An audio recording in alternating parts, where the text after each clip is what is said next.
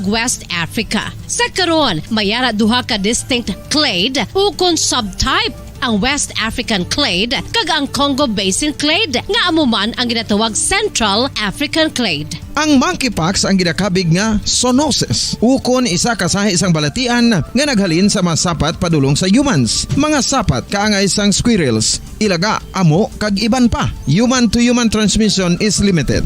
Monkeypox is transmitted to humans through close contact with an infected person or animal or with material contaminated with the virus. Base pa sa key facts ng World Health Organization ukon WHO nga ang monkeypox virus mahimo ini matransmit ukon malaton sa iban pinaagi sa bodily fluids, lesions sa panit ukon internal mucosal surfaces kaangay sa mga naghalin sa baba ukon tutunlan sang pasyente, respiratory droplets kag mga contaminated objects ukon materials kaangay sang beddings. Samtang base naman sa fact sheet sang Mayo Clinic nga isa ka medical center sa Minnesota, USA nga kun matapikan ang isa ka tawo sang monkeypox virus, ang initial symptoms amo ang paghilanat, paglingin sang ulo, nagahinubag ang mga lymph nodes kag pagadasnan sang pagtinubo-tubo sang mga rashes sa lawas tub-tub nga magmangin flat patches ini. Amat-amat nga magaulbo o kon mangin nodules tub-tub nga magbinitog-bitog kag mangin pus-filled blisters. Ini nga nagalabot sa 5 tub-tub 7 ka adlaw. The rash heals by scabbing over. Makabig na nga infectious ang isa ka pasyente sa pagsugod pagid lamang sang paghilanat sini. Samtang pamangkot, may bulong na bala ang monkeypox? Well, dugang pa sa fact sheet ng WHO nga ang vaccines nga ginusar sadto sa pag-eradicate sang smallpox sa bugos sa kalibutan amo man karon kag ginatublok sa mga tao batok sa monkeypox kag ang antiviral agent nga gin-develop para sa smallpox treatment nangin lisensyado naman para sa treatment sang monkeypox. Newer vaccines have been developed of which one has been approved for prevention of monkeypox.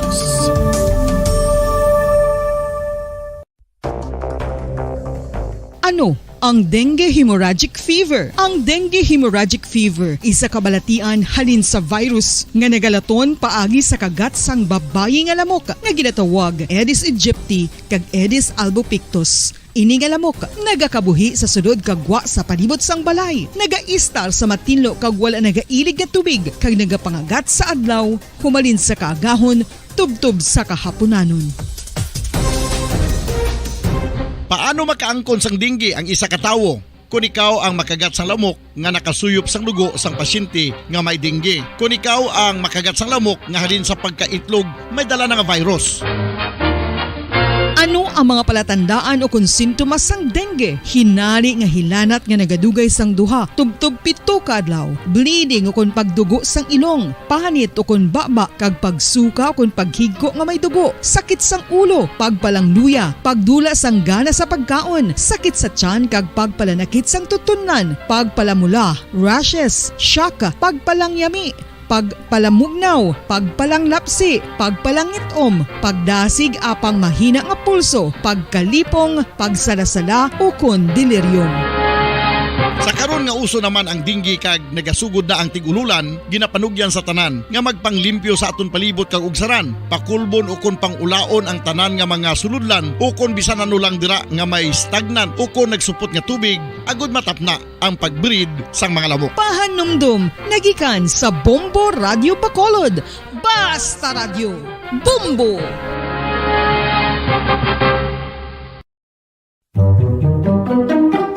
Magluwas sa baboy, baka kag manok, may isa ka karne nga sara nga mahimo alternatibo nga iserbe sa lamesa sa mga Pinoy kag ini ang rabbit meat o kon karne sang kuneho. Suno sa pagtuon, mas matinlo ini kag mas healthy kung ikumparar sa iban nga karne sang sapat. Ang rabbit meat ang sara nga lutuon sa pamaagi nga naanda na sang kadamaan kaangay sang adobo, lumpia Shanghai kag lechon. Apang ano bala ang mga benepisyo sini sa ikaayong lawas? prutas. Ini ang mayara sang mataas nga porsyento sang easily digestible protein kag nagaunod sang jutay nga fat kung ikumparar sa iban nga sahi sang karne. Nagaunod man ini sang jutay nga calorie value sa iban kag almost cholesterol-free ini. Gani, makabig siya nga heart patient friendly. Mas jutay man ang sodium content sa rabbit meat. Samtang, mas madamo naman ang calcium kag phosphorus content sini.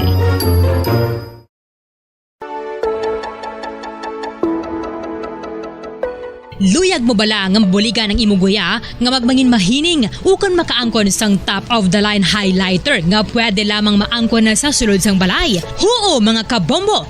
No fancy skincare products, no messy do-it-yourself masks, kag ini ang pinaagi lamang sa ice cubes nga madamo naman ang nagahimo sini kag nagahambal nga epektibo ang ini nga beauty regimen kag skincare tip. Suno sa mga dermatologist, makabuligid ang pagnusnos sang ice cube sa aton guya adlaw-adlaw. Ang ice makadulot sang pagpahugot sang aton panit sa guya bangod gina constrict sini ang mga blood vessels diri. Rason nga nagakipot man ang mga pores kag wrinkles sa aton guya. Nagapakupos pa ini sa mga inflammations kaangay sang eye bags kag pagpalangharok sang aton mga mata. Ang pag-rub sang ice cube sa aton guya makahatag sang soothing effect kung may nagatubo nga acne. Kag ang kabugnaw sang ice nagapapanas ang pagpalamula sang panit dulo sang dalalagko nga mga punggod nga nagatubo kalakip na ang sunburns kag rashes. Makabulig man ang pagnusnos ng ice cube sa aton guya sa pag-reduce sa mga aging signs kaangay sang fine lines kag wrinkles ukon pagkurinot sang panit. Ini bangod nga ang coldness sang ice nagabulig sa pagpahugot sa mga pores sa aton panit, making your skin look firmer and younger. Apa ang importante nga pahanumdum, kung mag-rub o kung magnusnos ang ice cube sa guya, dapat inanay lang kag in circular motion for best results. Makaisa man lang ka best kada adlaw, dapat nga mag-apply sang ice cube sa guya. Gani, ano pa ang ginahulat mo? It's time for Ice Ice Baby!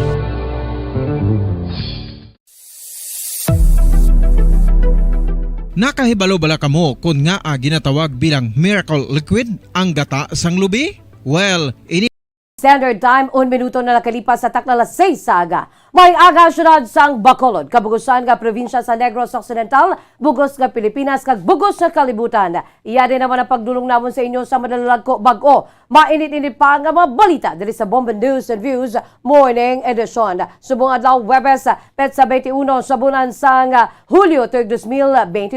Mga kabombo, una kita sa aton sining mga headlines sa balita lokal. Former Mayor Miguel Antonio Peña sa Panupandan nagbalik naman bilang alkalde matapos nag-resign si newly elected Mayor Lorenzo Antonio Suatenco. Resolusyon nga nagaduso sang approval sang redistricting sang Bacolod sa duwa ka legislative district lusot na sa sangguniang panlungsod. Samtang mga health officer sa Negros Occidental sa pulon ni Governor Lacson angot sa nagasaka nga kaso sa dengue. Babayi nga nurse sa Valencia, Negros Oriental na sa puwan nga patay makaligad sang pila ka adlaw nga ini ang na-missing. Balita national, masobra 1 ka milyon nga 4Ps beneficiaries makakasna sa listahan sa bulan sa Oktubre. 5 ka mga empleyado sa DSWD ginreprimand ni Secretary Erwin Tulfo bangod sa hindi pagsabat sa hotline calls. Mga empleyado naman sa gobyerno nagaprotesta sa right-sizing sa Marcos administration. Balita international, patay bangod sa heatwave sa Spain, naglapaw na sa 500. Mga pumuluy sang Sri Lanka dismayado sa pagkapili sang Prime Minister bilang bago nga presidente sang pungsod. Samtang balita sa negosyo naman, President Ferdinand Bongbong Marcos Jr. nagmando sa DA nga makig-angot sa customs agud nga matap na ang agricultural smuggling. Sa balita sa inampa ang women's football team sang Pilipinas nag-courtesy call kay President Bongbong Marcos. Balita naman sa entertainment, duha ka bulig sang aktres nga si Rufa Gutierrez ang ginaligar ginpalin nga wala ginbayaran, nag-file na sang reklamo. Sa balita espesyal, Japan nagapanguna sa listahan sang best kag worst passport sa bilog nga kalibutan. Amoy aton si mga headlines kag karon lito na kita sa mga detalye na sa aton nagapauna nga mga balita upod sa inyo sining mga tagbalita. Bombo, Zodi, Foro, kag Bombo Jazz de Jesus Madrigal. Detalye sa ato nagapaunang nga mga balita lokal. Liwat nga nagpungko bilang alkalde sang Banwa sang Pulupandan si Vice Mayor Miguel Antonio Peña sumugod kahapon kasunod sa sini nga pag-take oath sa tubang ni Negros Occidental Governor Eugenio Jose Bong Lacson sa provincial capital. Ini matapos na nag-resign si elected Mayor Lorenzo Antonio Suatenco bago sa isyo sa ikang lawas. Kaupod ni Peña nga nagsumpa si number 1 Councilor Anthony Gerard Suatenco nga mo naman ang nagtalos bilang vice-alkalde. Naibulaan nga si Mayor-elect Suatenco kag Mayor Miguel Peña ang magpakaisa bangod ang iloy ni Suatenco. Ang utod sa kamay ni Miguel nga si Anay Pulupandan Mayor Magdaleno Magzi Peña. Samtang magpakaisa naman si Councilor Anthony Gerard Suatenco kag Mayor-elect Lorenzo Antonio Suatenco. Pasado na sa sangguniang panlungsod ang resolusyon nga ginfile ni Councilor Al Victor Espino nga nagaduso sang approval sang redistricting sang Bacolod City sa duha ka legislative district. Suno kay Espino na pasarang nasambit nga resolusyon unanimously kag wala sang objection sa SP. Sunod diri resolusyon kag endorsement na lamang sang SP ang ginahulat ni Bacolod City Lone District Congressman Greg Gasataya kag sang Kongreso agad nga mapasarang hagna nga una nga ginintroduce ang kongresista sa tuig 2016. Ini ang ginaduso bangod sa nagasaka nga numero sang populasyon sa syudad kung sa diin santo sa census ang 2015 yara na sa 561,875 ang populasyon sa Bacolod noon kag masobra duha ka pilo na sa 250,000 population sang isa ka syudad. Kung maaprobahan ang hagna mangin kabahin sang first legislative district ang Barangay 1, Tubtub 31, 33, 41, Alangilan, Banago, Bata, Estepania, Granada, Mandalagan, Montevista, Villamonte, kag Vista Alegre. Samtang malakip naman sa second legislative district ang Barangay 32, 34, Tubtub 40, Alihis, Kabug, Felisa, Handumanan, Mansilingan, Pahanukoy, Punta Taytay, Singkang, Sumag, Takuling, kag Barangay Tangub. Kung matigayan ng redistricting sang Bacolod, isa sa gihapon ang mangin alkalde kag vice-alkalde samtang duha naman ang mangin kongresista kag 16 ang iga-elect nga konsehal kung sa diin tag 8 sa kada distrito nga maga-take effect sa masunod nga national elections. Nagapati si Espino nga kinahanglan ni sang syudad hindi bangod sa politika kundi bang agod nga makabulig sa ekonomiya. I feel that this is a necessary move, not for a political purpose, but for an economic one. Nagapati ako nga this will help prime the economy of Bacolod City if we have 2 districts diri sa syudad. 2 sets of councilor. Ang sa pagbalo ko is 8. So 8 per district. So there will be a total of 16 councilors. Ang kabans pagpayag ni Bacolod City Councilor Al Victor Espino. Samtang sa pulo naman ni Negros Occidental Governor Eugenio Jose Bong Lacson, ang may health officer sa Banwa kag syudad sa probinsya sa Biyernes, agon may baluan ng ilang mga plano, programa, kag tikang natuloy sa nagasaka kaso sa dengue sa Negros. Sunod sa kay Lacson, nag-request ni isang Zoom meeting sa tanan nga city kag municipal health officers agon checkeron ang ilang mga preparasyon sa pagsaka na kag nagasaka nga kaso sa dengue sa probinsya. Sa data nagikan sa Department of Health Western Visayas, humalin Hulyo 3 to Hulyo 9, nagka-record sa 506 nga mga kaso sa dengue ang probinsya sang Negros Occidental. Kag humalin naman Enero 1 to Hulyo 9, yara nasa 2,096 ang kaso sa dengue sa probinsya. Ini naman ang 823% nga mas mataas kung ikumpara sa tuig 2021 nga nagka-record lamang sang 227 ka mga dengue cases sa kaangay nga period. Napulo naman ka mga persona ang nagtaliliwan sa Negros bangon sa dengue. Sa Region 6, yara nasa 500 o kung sabahin sang Region 6, Region 6, yara na sa 5,837 ang kaso sa nasabit kabalatian kung sa din 34 ang nagkalamatay. Sunod sa gobernador, wala ini nagdeklarar sa state of calamity. Bangod, may yara man sa budget ng probinsya agon nga ma-address ang kaso sa dengue. I'm requesting for a Zoom meeting with all health officers, city and municipal, because I'd like to ask from them what are they doing as far as preparing for possible dengue cases. No? So I will know. I hope to find out on Friday. Ang kamay naman sa pagpag ni Negros Occidental Governor Eugenio Jose Bong Lacson.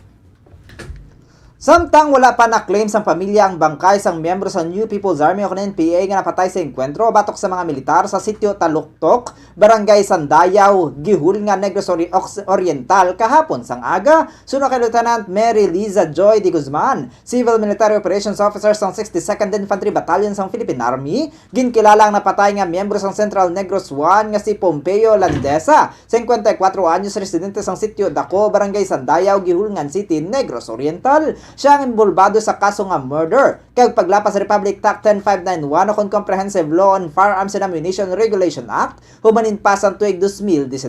Suno kay Di Guzman apisar nga malapit lamang nga encounter site sa puluyan ni Landesa. Wala sa gihapon sa may nagpakilala nga pamilya agod i-claim ang iya nga bangkay. Ang nag-claim sini sa bukid amo ang City Disaster Risk Reduction and Management Office o kung CDRRMO sang gihulngan kaupo ng katapos ang Philippine National Police kag Philippine Army sa karon yara sa ospital ang bangkay sini. Samtang ginapangita pa sa karon sang tropas ang 4 ka kaupdanan sini nga mga rebelde nga nagkapalagyo pagkatapos ang enkwentro. Na-recover sa encounter site ang isa ka KJ-9 nga loaded sang isa ka magazine, isa ka Magnum 357 nga loaded sang 3 ka ammunitions, isa ka hand grenade kay mga subversibo nga mga dokumento.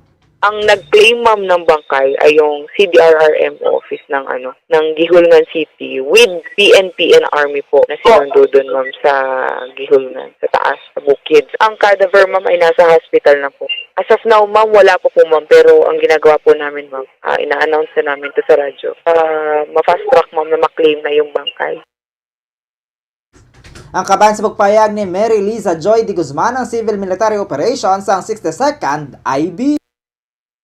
Samtang dugang balita nagapanawagan ng commander sa 303rd Infantry Brigade sa Philippine Army sa labilin nga mga miyembro sa New People's Army kung NPA nga kung magabalik na sa sabak sang gobyerno agon nga makapangabuhi sang matarong. Ginahangkat ni Brigadier General Inocencio Pasaporte ang magkatapos sa NPA nga mag-avail sa Enhanced Comprehensive Local Integration Program o kung ang ICLIP kag sang suporta sa probinsya agon sila ang makapangabuhi na sang matawhay. Sunod diri mas maayo kung sila ang magbalik na sa insakto nga dalan agon nga hilway nga makapangabuhi naman kaupo na ila sini nga pamilya. Ginakasubo sini nga may napatay sa NPA apang sunod sa iya magapadayon sila sa pagtrabaho kag paglapas sa armado o kung sa paglagas sa bahin sa mga armadong grupo bangod nga naga-intimidate ang nagapanghadlok ang mga ini sa komunidad. Sunod sa iya nga apisar nga madamo na sang na-neutralize nga mga rebelde sa nagliligan nga mga enkwentro kag mga nagbalik naman sa sabak sang gobyerno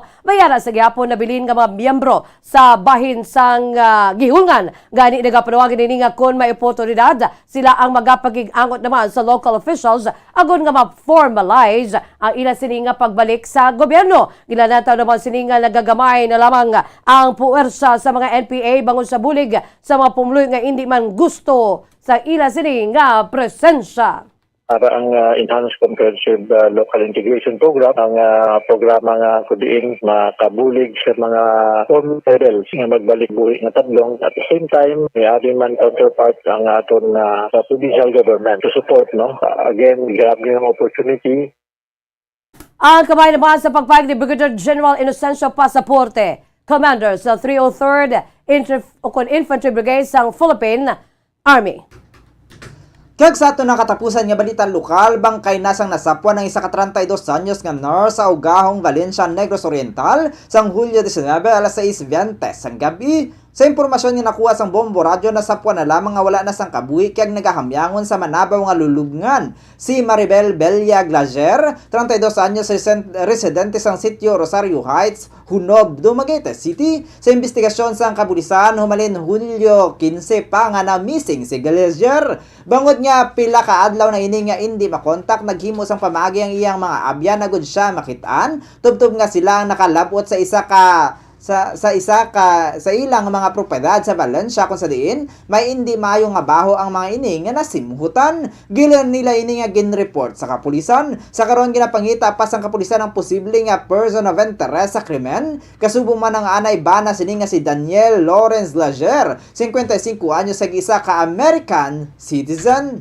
Philippine Standard Time, 15 minutos na nakalipas sa takna nga lasesa nga mga kabombo. Aboy ato mga kaundan sa ato nagapuna nga mga balita lokal. Sabay naman sa mga detalye sa ato nagapuna nga balita national. Subuman balita international kay iban pa nga mga balita aton panumbalikan pagkatapos gilamang sini. Ano ang masami nga rason sa pagsakit sang aton tiyan? Ang pagsakit sang aton tiyan, ang bangod sa sahi sang pagkaon nga aton masami ginakaon. Suno sa oncologist nga si Dr. Isaac David Ampil II, ang masami nga pagsakit sang tiyan ang bangod sa hyperacidity. Suno diri, ang pagsaka sang acid ang nagatuga sang pagsakit sang tiyan. Ini ang ginatumod nga sinisikmura o kung stomach ache. Ang usual nga ginatunaan sini amo ang pagkaon sa mga pagkaon nga mataas sa acid content, kaangay sang citrus fruits, kaglabaw sa tanan, ang spicy food. Ang iban nga sources amo ang alcohol, coffee, kag masami ang pagpagutom. Ang stomach pain, ang bangod man kung kaisa sa ulcer kung sa diin ginadigest sang acids ang lining sang stomach.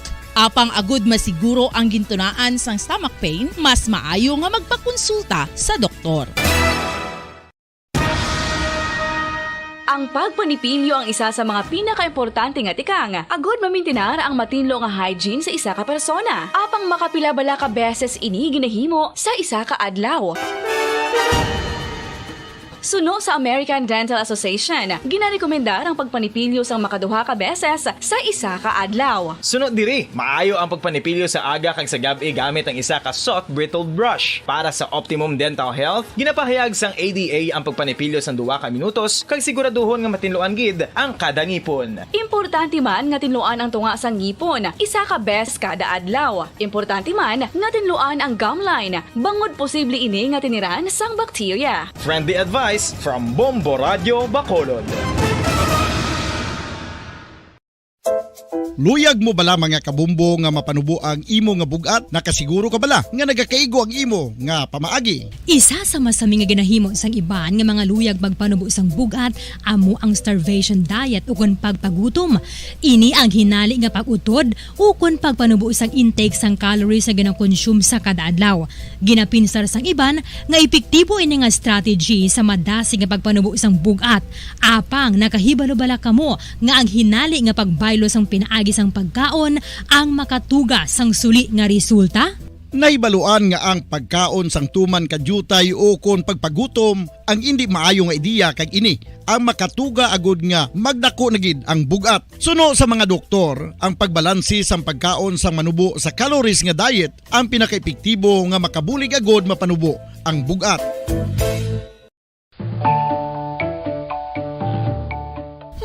Kabumbo, paborito mo man bala ang tambo? Aton hibaluon kung paano ang nutrisyon nga aton makuha sa paborito naton nga tambo. Ang tambo o kon ang bamboo shoot ang manggaranon sa dietary fiber. Philippine Standard Time, 19 minutos na ang nakalipas sa taklala 6 sa mga kabombo. Kagkaroon, lito na kita sa mga detalye na. Sa ito nagapuna ng mga balita national. Ginkonfirma ni Social Welfare Secretary Erwin Tulfo nga 1.3 milyones ka mga ineligible beneficiaries ang pagasapulon gikan sa Patawid Pamilyang Pilipino Program o kuno 4Ps kapag abuslan sa panibagong indigent family ngaya sa waitlist. Ang proseso sa house-to-house assessment sa mga 4Ps beneficiaries ay nag-umpisa sa Hulyo kay nalauman nga matapos sa Setyembre o Oktubre. Payag pa ni Tulfo nga mga hindi kwalifikado nga mga pamilya nga mapalos sa listahan ang mauntat lamang sa pagbaton sa financial assistance sa tion nga sila ang formal na nga ginpahibalo. Sa briefing, gipayag sa Tiglikom nga ginapalos nila ang mga hindi kwalifikado agud nga mahatag ang slot sa iban pa nga wala nakabaton sa bisan ano apang haluson isa ka best na lamang sa isa ka adlaw makakaon. Santo naman sa ahensya 600,000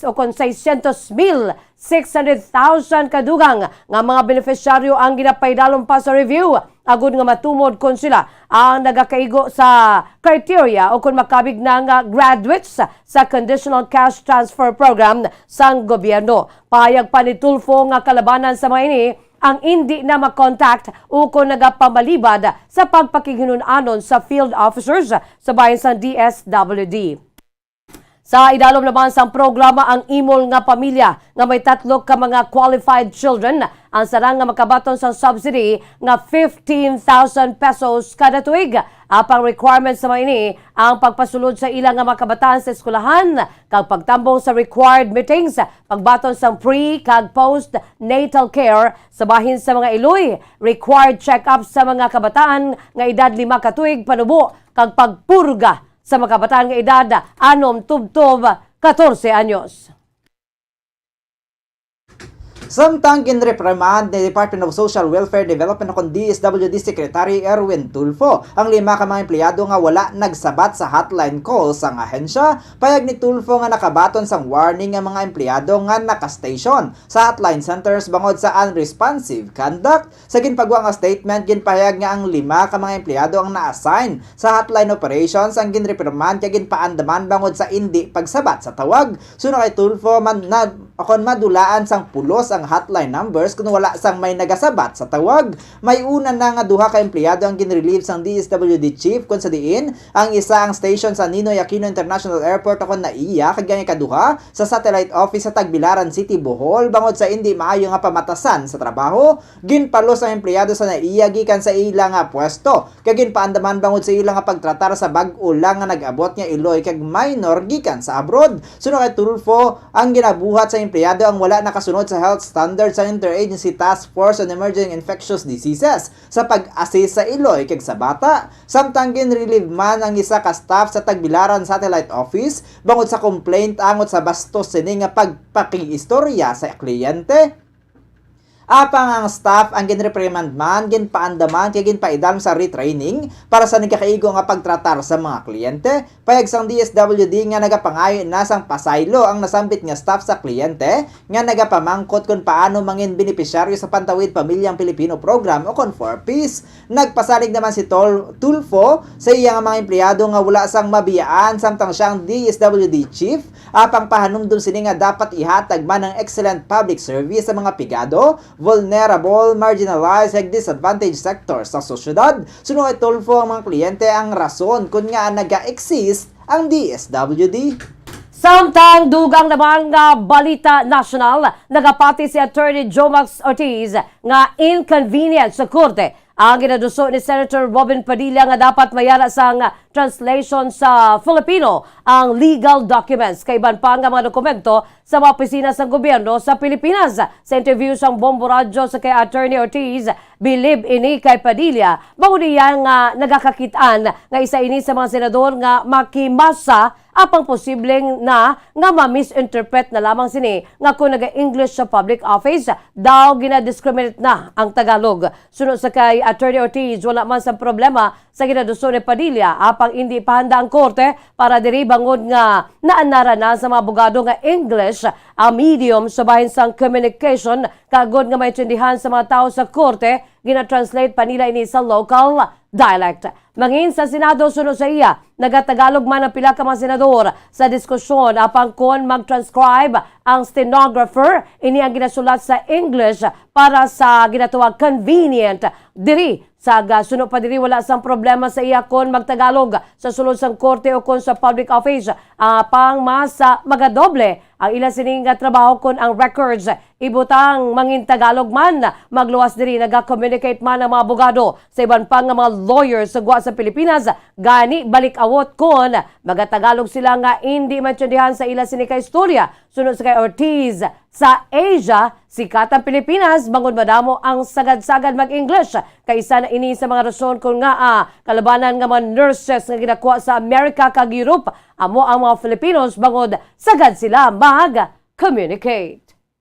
Si okay man na, pero kung ako patanawon sina, hindi pa ta ready. At sa subong ang atong nga korte hindi pa na ready. Because we also communicate with lawyers outside sang Philippines, no? And we communicate in English. We do not communicate in Tagalog. Di na ikablik awot, hindi sa kabalo mag-Tagalog. Applicable lang ini dire Bongbong Pons, dire sa lokal naton. Kag there is nothing wrong. For example, ara ka sa sanggunian bayan sa Bacolod, o ara ka sa sanggunian Panlalawigan. Tinagalog ka, pwede na siya.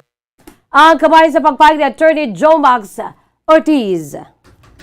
Samtang ginhingyo sang grupo sa mga government workers nga hindi sila himuon nga sacrificial lamb sa pangalan sang pagtipid sa tunga sang plano sang Marcos administration nga right sizing, nagtipon sa Quezon City ang mga representante sa mga unyon kay giban pa nga mga asosasyon sa mga empleyado sang gobyerno agud nga ipabutyag ang ilang mga pagpamatok sa posibilidad sang pagpalo sang pila nila kakaupdanan sa trabaho sa tion nga madayon ang plano nga right sizing sunod sa Confederation for Unity, Recognition and Advancement of Government Employees sa CONCOURAGE. May mga nabato na sila nga reports ng mga non-regular workers nga wala na ginrenew ang kontrata, apektado man ang mga job order o contract of service workers sa mga talatapan sang gobyerno, gani nagapanawagan ng mga ini nga sila ang irregular na. Suno kay CONCOURAGE National President Santiago Dasmariñas Jr., ang pagtipid ang hindi sakripisyo. Gani hindi dapat himuon nga sacrificial lamb ang mga government workers. Nagapati ini nga may iban pa nga mga pamaagi ang gobyerno agad nga makatipid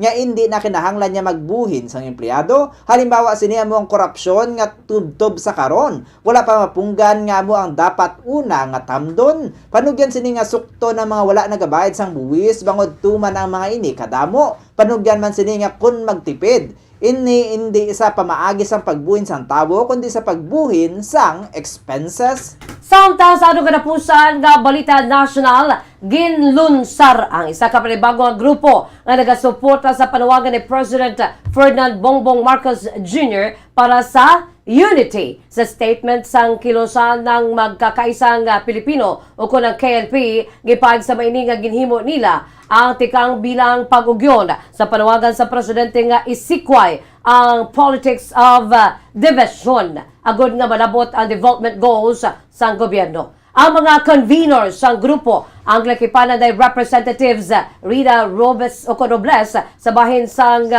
San Jose City del Monte, Divina Grace Yu sang Zamboanga del Sur, Luisa Loren Cuaresma sa Nueva Vizcaya, Richard Gomez sang Leyte, Johnny Pimentel sang Surigao del Sur, Toby Chanco sa Navotas kag Rosana Ria Vergara sang Nueva Ecija. Kalkipman sa mga conveners si Bacolod City Mayor Alfredo Albi Benitez, sunod sa Interior and Local Government Secretary Benhur Abalos, nagserbe nga keynote speaker sa event nga ang ila sini nga paghugpong among ila nga sabat sa clarion call sang presidente para sa pag-isa kon unity. Gilayo naman nga gitukod ang KNP agud nga ma-formalize sa matikang sa pag-solidify sa ila nga platform para sa cohesive, inclusive kag unified action sa pag-iprobar sa bayan sa national economy kasubong man ang sustainable development. Sa manunduman nga unity ang naging mayor nga panawagan sa mga rally ni Marcos sa tion sang eleksyon, samtang ginapanindugan naman sini nga ang pagdaog niya bilang presidente ang pagpakita na sang pagsikway sa mga Pilipino sa ginatuwang politics of division. Philippine Standard Time, 28 minutos na nakalipas sa takna alas 6 sa mga kabombo. Kag karon dito kita sa madetali na sa ato nagapauna nga mga balita international. Una kita sa pungsod Spain. Gimpahayag ni Prime Minister Pedro Sanchez nga masobra 500 ka mga tawo na ang nagkalamatay bukod sa 10-day heat wave sa Spain. Isa sa pinakamalala nga init nga na-record sa pungsod. Gincite man ni Sanchez ang figures gikan sa Carlos the Third Health Institute na nag-estimate sa numero sabay sa heat-related deaths santo sa numero sa excess deaths kundi paanggid sa average sa nakaligan na tuig.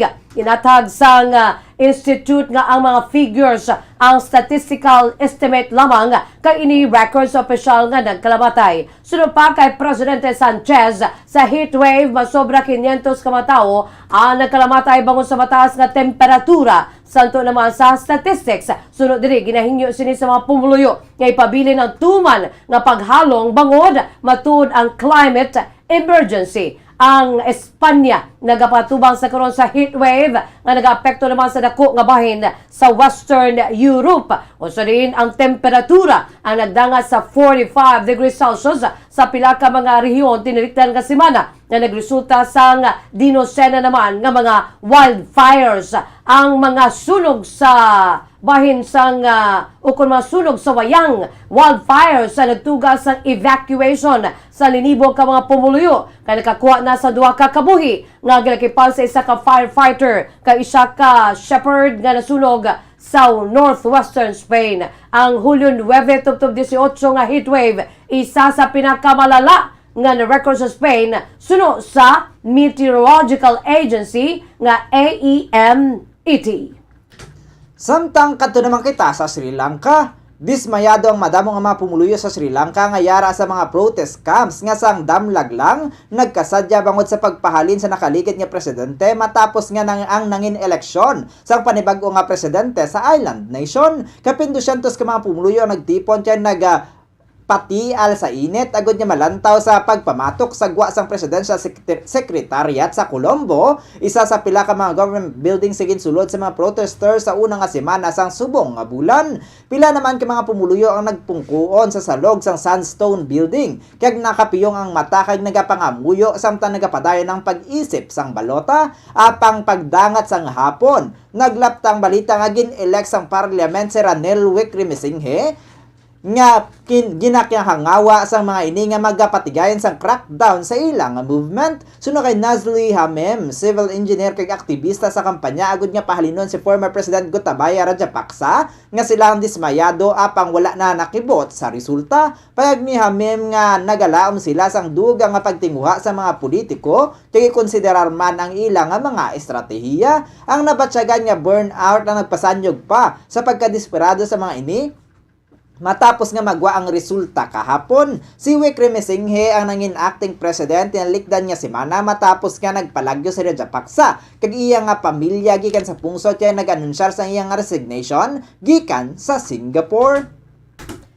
Samtang sa katapusan nga balita international, sa Pakistan naman, naglapaw na sa 50 ang death toll ukon nagkalamatay gikan sa nagkulob nga barko nga nagasakay sa wedding party sa Pakistan sang Lunes. Usa ring gipayag na sang opisyal nga wala na sila nagalaom nga makakita sang dugang pa nga mga survivors. Nibuloan nga ang overcrowded vessel ang ginasakyan sa kapinsen ka mga pasahero sa ini ang nagkulob sang Lunes bangod sa malain nga panahon kag pagbaskog sa mga balod sa Indus River sa Sadikabad, Central Punjab Province. 26 pa lamang kamalawas nga kalabanan mga kababainhan kagabataan ang nagkala-recover sa karon apang kaangay man nga numero ang nagapabilin nga missing kag ginapatian patay na sa mga opisyales sa among nga lugar. Sunod sa kay ka-chief ni Sarah Hill, ang spokesman sa District Administration, mas sobra 48 oras na humalin sa naglunta ng insidente. Gani nagapati ang maining nga wala na sang tsansa pa nga sila ang makakita pa sang mga survivors. Pahayag ni Hill nga kalabanan sa mga survivors ang mga lalaki nga nahimo makalangoy padulong naman sa takas. Nibuloan nga wala ginapanugyan sa mga babay nga magtuon sa paglangoy sa Pakistan bangod mayala sila sa ginatawag konserbatibo modesty codes nga ginapatuman na sa behavior nga sarang mapakita sa publiko. Samtang sa ito naman nga balita sa negosyo, ginmando ni President Ferdinand Bongbong Marcos Jr. sa agriculture officials nga magkoordinar sa Bureau of Customs sa BOC ka legislative branch agud nga matap na ang vegetable smuggling kag illegal importations ang iban pa nga mga agricultural products. Si Presidente Marcos nga mo man ang pinuno sa Department of Agriculture kon DA ang nagpanaog sa direktiba sa pagginpatigayon nga meeting sang ahensya sa ilang main office sa Quezon City. Sa statement sang DA ginpayag sa mga ini nga angot sa issue sang vegetable smuggling kag illegal importation sang iban pa nga mga agricultural products. Ginmando man sang presidente nga dapat tadlungon akon ang System of Importation sang pungsod pinaagi sa pagkoordinar sa Bureau of Customs, House of Representatives kag sa Senado payag sang presidente niya kinahanglan nila gilayon sang plano agud niya masiguro nga ang food supply kag presyo sa mga pagkaon ang masarangan sang ordinaryo nga Pilipino humalin sa subong nga tubtob sa katapusan sang tuig. Tinalikdan nga semana gid payag sang BOC nga nagakoordinar sila sa DA sa pagpalo sa mga smuggled items sa merkado. Suno kay Customs spokesperson Vincent Philip Marunilla, nagdeploy ang duha ka ahensya sa mga personnel sa mga wet markets para pangitaon ng mga illegal imported agricultural products. Humalin sa 2016, ang BOC ang nakafile na sang 103 ka mga criminal complaints batok sa mga importers kag brokers para sa illegal nga shipping sa mga agricultural products pasulod diri sa pungsod Pilipinas. Samtang sa ato naman nga foreign exchange rate, ang US dollar may baylo nga 56 pesos and 33 centavos. Ang Hong Kong dollar may baylo nga 7 pesos and 17 centavos. Ang Singaporean dollar may baylo nga 40 pesos and 47 centavos. Ang Saudi Arabian rial may baylo nga 15 pesos. Samtang ang euro ang may baylo nga 57 pesos and 63 centavos. Samtang sa average naman nga presyo sa produktong petrolyo gikan sa Caltex, Shell kag sa Petron stations, ang unleaded nagabalor 70 pesos and 85 centavos, tubtob 71 pesos and 35 centavos. Ang premium nagabalor 71 pesos and 60 centavos, tubtob 75 pesos and 34 centavos. Samtang ang diesel nagabalor sa 78 pesos and 23 centavos, tubtob 78 pesos and 92 centavos.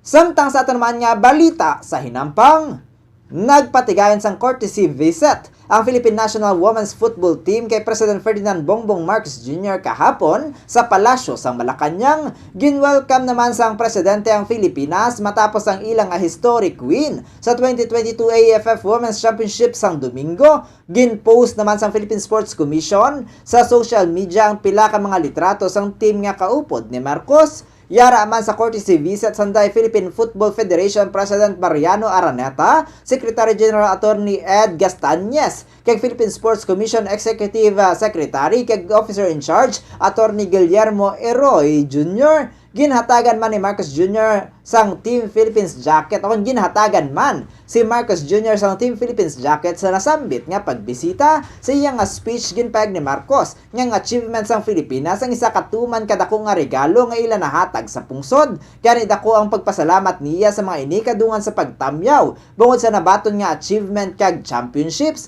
Ginpahayag man sang Chief Executive nga dapat mas pasanyugon pa sang gobyerno ang pagsuporta sa mga atleta. Inibangod na buhina ng government support sang nadula ang sports sa mga eskwelahan sang ang Department of Education, Culture and Sports o DEX.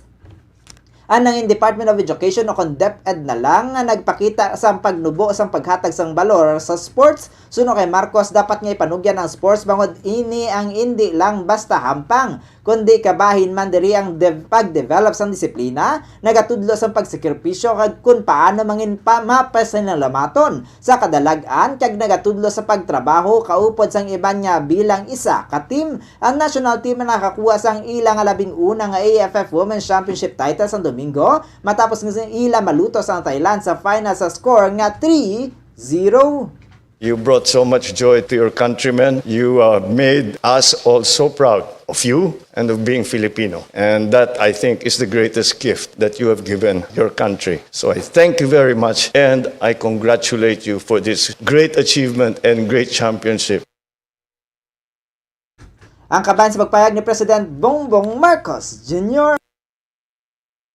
Samtang liton kita sa aton sininga showbiz news, nag-file na sang formal complaint ang duha ka ginaligar ginpahalin apang wala gin bayaran nga mga kabulig sa balay sa aktras nga si Rufa Gutierrez. Santos kay former Comelec Commissioner kag P3PW WD Representative Rowena Gonzon ang duha ka may sukon mga kasambahay nga residente sa Kabangkalan City, Negros Occidental ang nagpadulong sa National Labor Relations Commission agud nga mag-file sang complaint para sa back wages kag damages.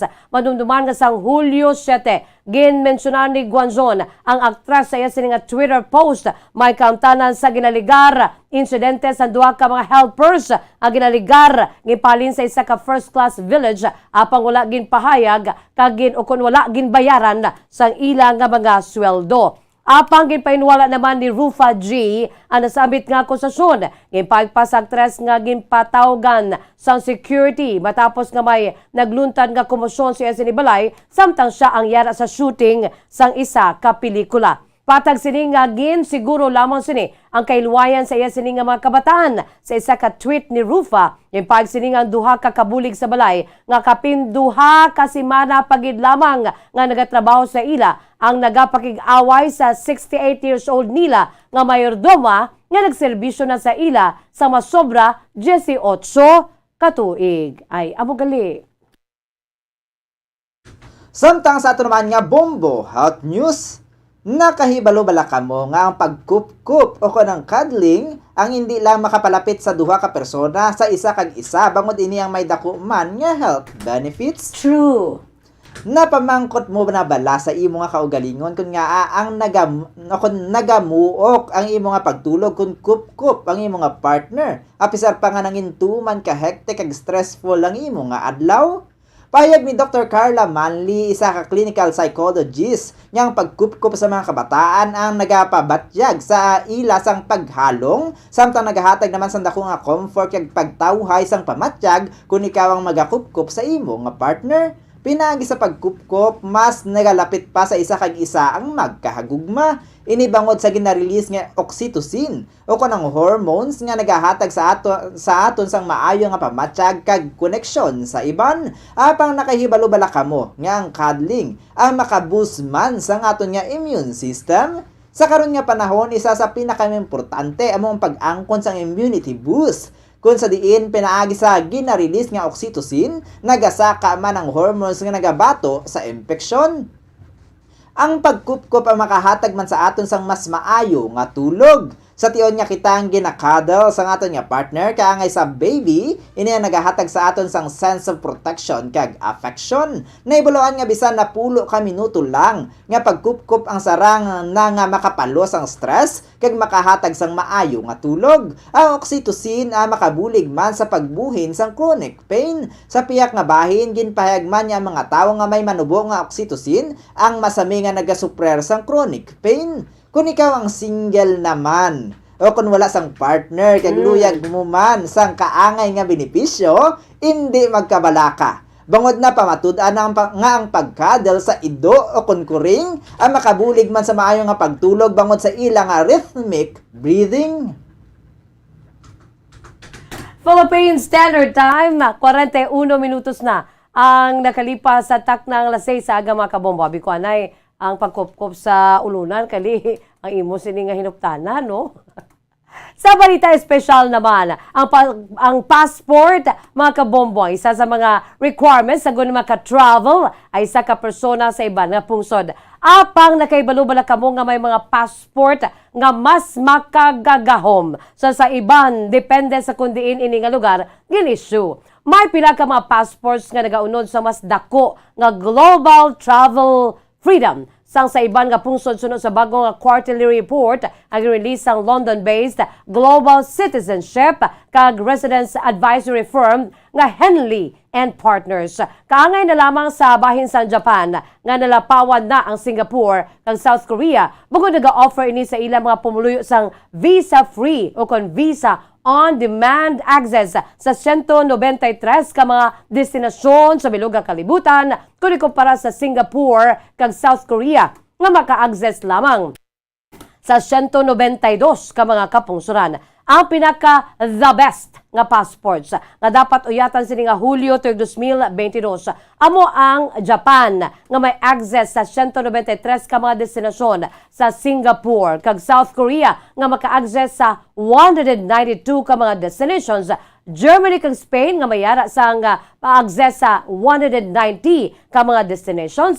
Finland, Italy kag Luxembourg nga maka-access sa 189 ka mga destinasyon. Pangalima ang Austria, Denmark, Netherlands kag Sweden nga may 188 ka mga kapusuran nga sarang mapadulungan France, Ireland, Portugal, kag United Kingdom nga may 187 ka mga destinasyon. Subahin naman sang Belgium, New Zealand, Norway, Switzerland kag Estados Unidos nga may 186 ka mga destinasyon. Sa Australia, Canada, Czech Republic, Greece kag Malta nga may access sa 800 or 185 185 ka mga lugar. Sa Hungary nga may 183 destinations kag subong man sa Lithuania, Poland, Slovakia nga may 172 ka mga destinasyon. Ang pinaka hindi naman ideal nga mga pasaporte sini nga bulan amo ang North Korea nga sarang lamang maka-access sa 40 ka mga destinations.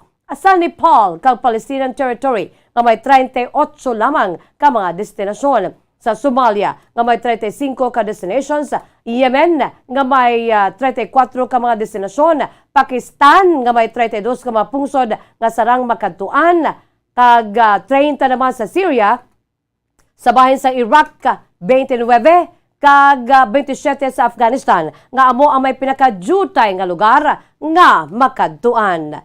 Sa bahay naman sa aton sa weather update, mga kabombo, ang easterlies ang makaapekto sa eastern section sa pungsod, ang Calabarzon, Bicol Region, Eastern Visayas, Oriental Mindoro, Marinduque, Romblon kag Aurora ang maka-eksperyensya sa magalumon nga kalangitan nga may lapnago na pagulan kag pagpanaguob. Tuga naman sang easterlies ang Metro Manila. Ang nabilin nga bahin sang pungsod ang maka-eksperyensya sa magulugal umon tubtob sa magalumon nga kalangitan nga may lapta-lapta nga pagulan kag pagpanaguob dala ang easterlies kag localized thunderstorms. Ang bilog nga pungsod ang makabatsyag naman sa mahinay tubtob sa makasarangan nga huyop sang hangin padulong sa nasilangan tubtob sa magatnan na sidlangan. Ang baybayo na mangin makanay tubtob sa makasarangan nga pagbalod. Sabay naman sa temperatura, ang Metro Manila yara sa 26 to 32 degrees Celsius. Ang antal sa temperatura may 45% nga tsansa nga magaulan. Ang hangin yara sa kabasugon nga 0 km per hour with partly cloudy. Samtang sa La Union, 27 to 32 degrees Celsius ang antad sa temperatura, 84% ang tsansa sang pagulan, ang hangin na makabasgon nga 1.6 km per hour with broken clouds. Samtang sa Cebu naman, 25 to 31 degrees Celsius ang antad sa temperatura, 80% ang tsansang magaulan, ang hangin may kabasugon nga 0.6 kilometers per hour, broken clouds. Sa General Santos City, 23 to 32 degrees Celsius ang antad sa temperatura, 89% ang tsansa sa pagulan, ang hangin mabasgon nga 1 km per hour with scattered clouds. Dili naman sa syudad sa Bacolod, 24 to 31 degrees Celsius ang antad sa temperatura, 84%, 84% ang tsansa nga magaulan diri sa aton. Ang hangin yara sa kabasugon nga 0.7 kilometers per hour with the broken clouds. Ang adlaw nagbutlak las 5:35 sa mga aga kag magatumod magatulod las 6:14 karon sa gabi. Philippine Standard Time, 46 minutos na ang nakalipas sa takna nga 6 sa mga kabombo. Amuyad to ang pagdulong namon sa inyo sa madalalako bag-o. Mainit-init pa ang mga balita diri sa Bomba News and Views Morning Edition. Subong nga adlaw Huwebes, petsa 21 sa bulan sang Hulyo tuig 2022. Kag standby na kamo sa masunod nga programa, ang Bombo Report 2nd Edition. Upo naman sa kay Bombo Erlin Bayonita. Kag sa gihapon, ini ang inyong mga tagbalita. Bombo Zaldi Foro II kag Bombo Jazz de Jesus Madrigal. Para sa pambansang radyo ng Pilipinas, consistent overall, number 1 sa Bacolod, Basta Radyo Bombo! Sabay naman sa aton siningan news analysis, agin padala sa aton maukon nga tagpalamati pagabason na Bombo Daniel Lacciones, ang aton siningan news analysis may tigulo uniforme. May ginatubang gid nga mga kabudlayan.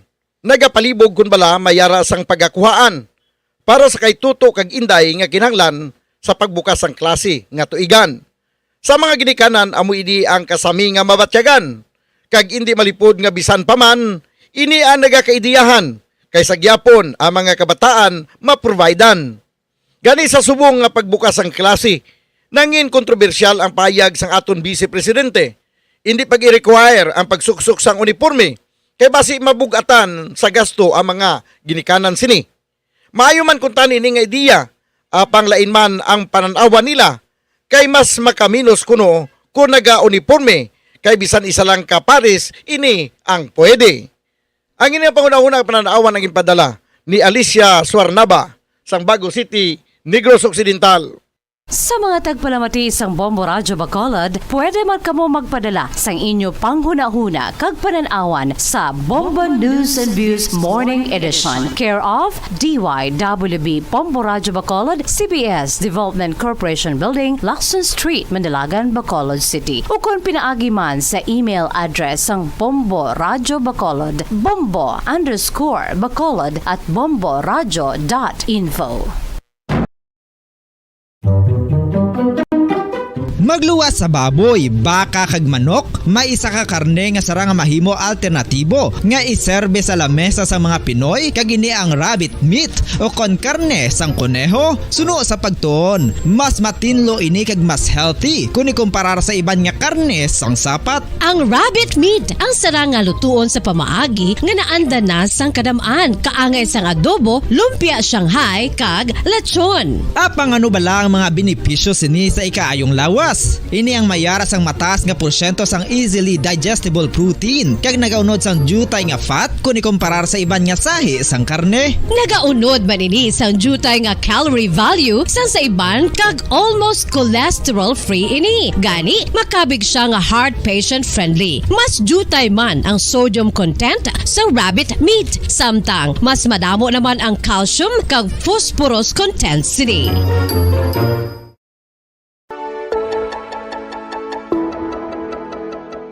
Luyag mo bala nga mabuligan ng imuguya nga magmangin mahining ukon makaangkon sang top of the line highlighter nga pwede lamang maangkon na sa sulod sang balay. Huo mga kabombo!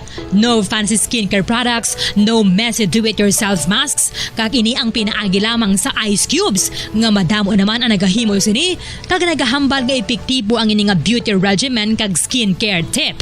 Suno sa mga dermatologist, makabuligid ang pagnusnos sang ice cube sa aton guya adlaw-adlaw. Ang ice makadulot sang pagpahugot sang aton panit sa guya bangod gina constrict sini ang mga blood vessels diri. Rason nga nagakipot man ang mga pores kag wrinkles sa aton guya. Nagapakupos pa ini sa mga inflammations kaangay sang eye bags kag pagpalangharok sang aton mga mata. Ang pag-rub sang ice cube sa aton guya makahatag sang soothing effect kung may nagatubo nga acne. Kag ang kabugnaw sang ice nagapapana sang pagpalamula sang panit dulo sang dalalagko nga mga punggod nga nagatubo kalakip na ang sunburns kag rashes. Makabulig man ang pagnusnos ng ice cube sa aton guya sa pag-reduce sa mga aging signs kaangay sang fine lines kag wrinkles ukon pagkurinot sang panit. Ini bangod nga ang coldness sang ice nagabulig sa pagpahugot sa mga pores sa aton panit, making your skin look firmer and younger. Apa ang importante nga pahanumdum, kung mag-rub o kung magnusnos sang ice cube sa guya, dapat inanay lang kag in circular motion for best results. Makaisa man lang ka best kada adlaw dapat nga mag-apply sang ice cube sa guya. Gani, ano pa ang ginahulat mo? It's time for Ice Ice Baby!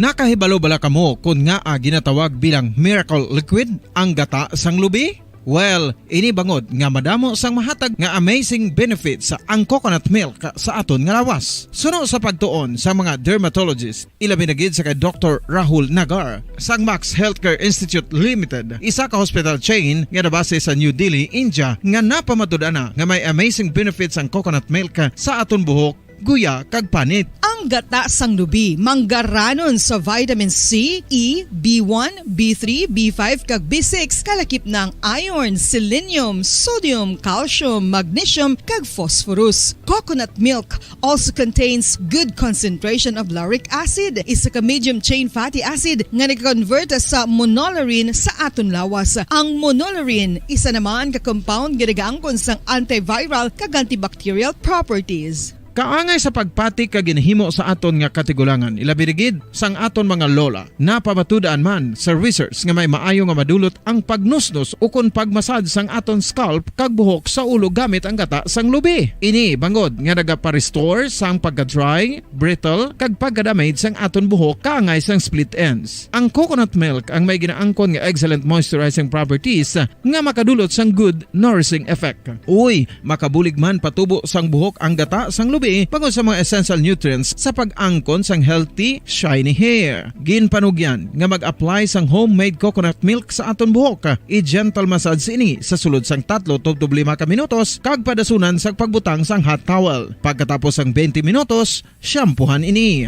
Samtang maayo man nga makeup remover kag facial scrub ang coconut milk upod sa olive oil. Hindi lamang nga ginatinluan sini ang aton guya, gina-nourish man sini ang aton skin deeply. Apang, importante nga pahanumdum. Rub it gently. Maayo man nga cleanser ang gata sang lubi, bangod may antibacterial properties ini, makabulig sa pagtapna sang pagtubo sang punggod kag acne sa aton guya. The fats in coconut milk do not clog pores, thereby preventing acne. Samtang ang gata sang lubi epektibo man sa paghatag sang alibyo sa sunburns bangod sang ginaangkon nga anti-inflammatory properties sini. Ang coconut milk napamatud-an nga makapaayo man sa mga skin ailments bangod sang excellent moisturizing effect sini sa dry skin conditions kaangay sang eczema, dermatitis kag psoriasis. Ang natural fatty acid sa gata sang lubi ang makabulig sa dry kag irritated skin, kalakip na nga ginakakas sini ang mga harmful bacteria sa aton panit.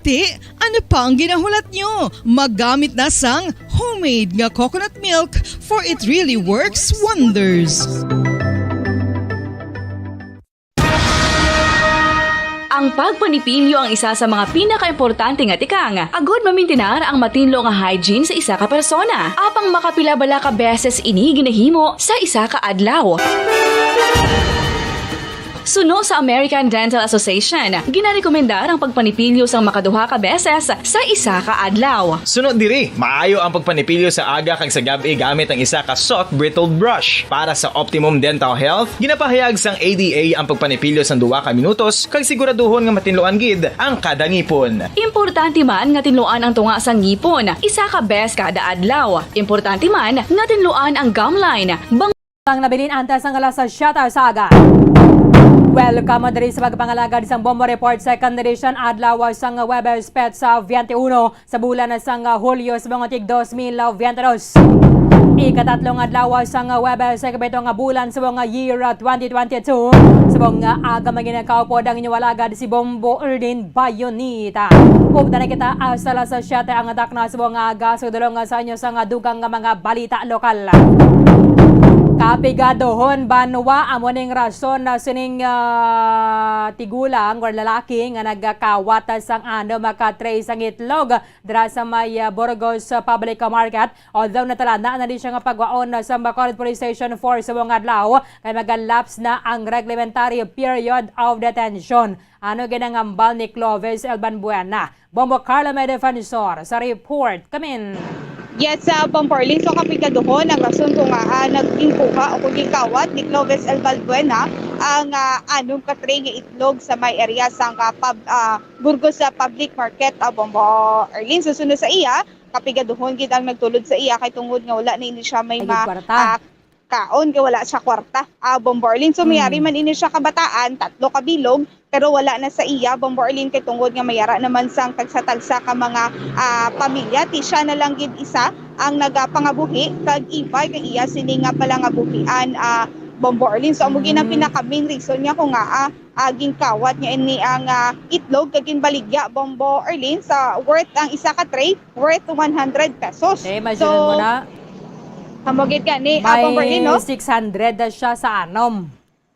Yes, may 600 sa anom ka tray, Bomporlin. Kag dati sunod man to kagaina kay nanay, kilala niyo ang ginanhan niya, no? Baligyan. Ang gintagaan, ginbaligyaan. Pero sunod sa iya, sa sinilang gid nga adlaw nga nakuha ta siya sang pahayag, Bomporlin, hindi niya kilala ang iya sini nga baligyan kag ang ginhatag niya nga status sa aton sini nga kapulisan, single ini siya. So nakibot man ang aton sini nga kapulisan nga nabatian nga mayara sa galisang kabataan, Bomporlin. Kag At isuno kay nanay, ti 150 lang kuno ang nakuha niya, pero tag 100 per tray gali ang iya sini nga baligya, Bombardier. Sige, be, matianta siya, be, mo, Carl.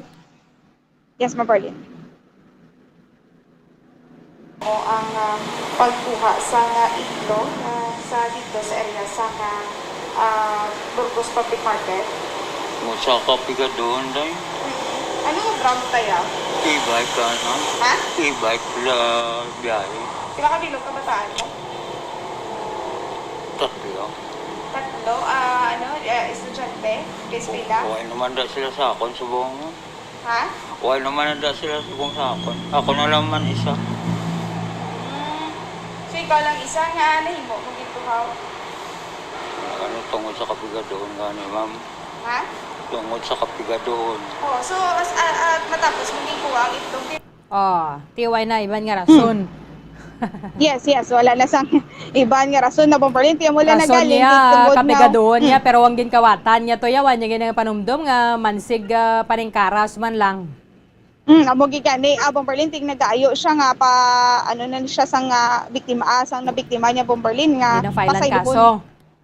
Hindi na pag-filean kaso maluoy man kuno sa iya Bombardier no. Di Kawatan niya to ay gid siya naluoy. Amo gid Bombardier nagapangayo man sa nga pasensya pero hindi gid dapat Bombardier no kay sig kapareho niya man nagapangita sang palangitanan na Bombardier. Kawatan gini siya be Bombucar no, mila na gid ang mga record adya dira sa Maya Burgos. Yes, Bombardier no, ang iban ti kay tungod nga at siguro sa lantaw, kung lantaon man gid Bombardier magagmay-gagmay man lang iya sini ginakuha pero kawatan ginakawat gid sa gihapon sala man sa gihapon ang iya sini nga ginahimo may nagpadulong na diri sa area sa Police Station 4 mga bangko ang iya sini nga ginapangkawat Bombardier ti amo pa ni ang paggalantawon kung magpa-file man sila sa kaso against sa suspetsado Bombardier. Mo Carla, thank you gid.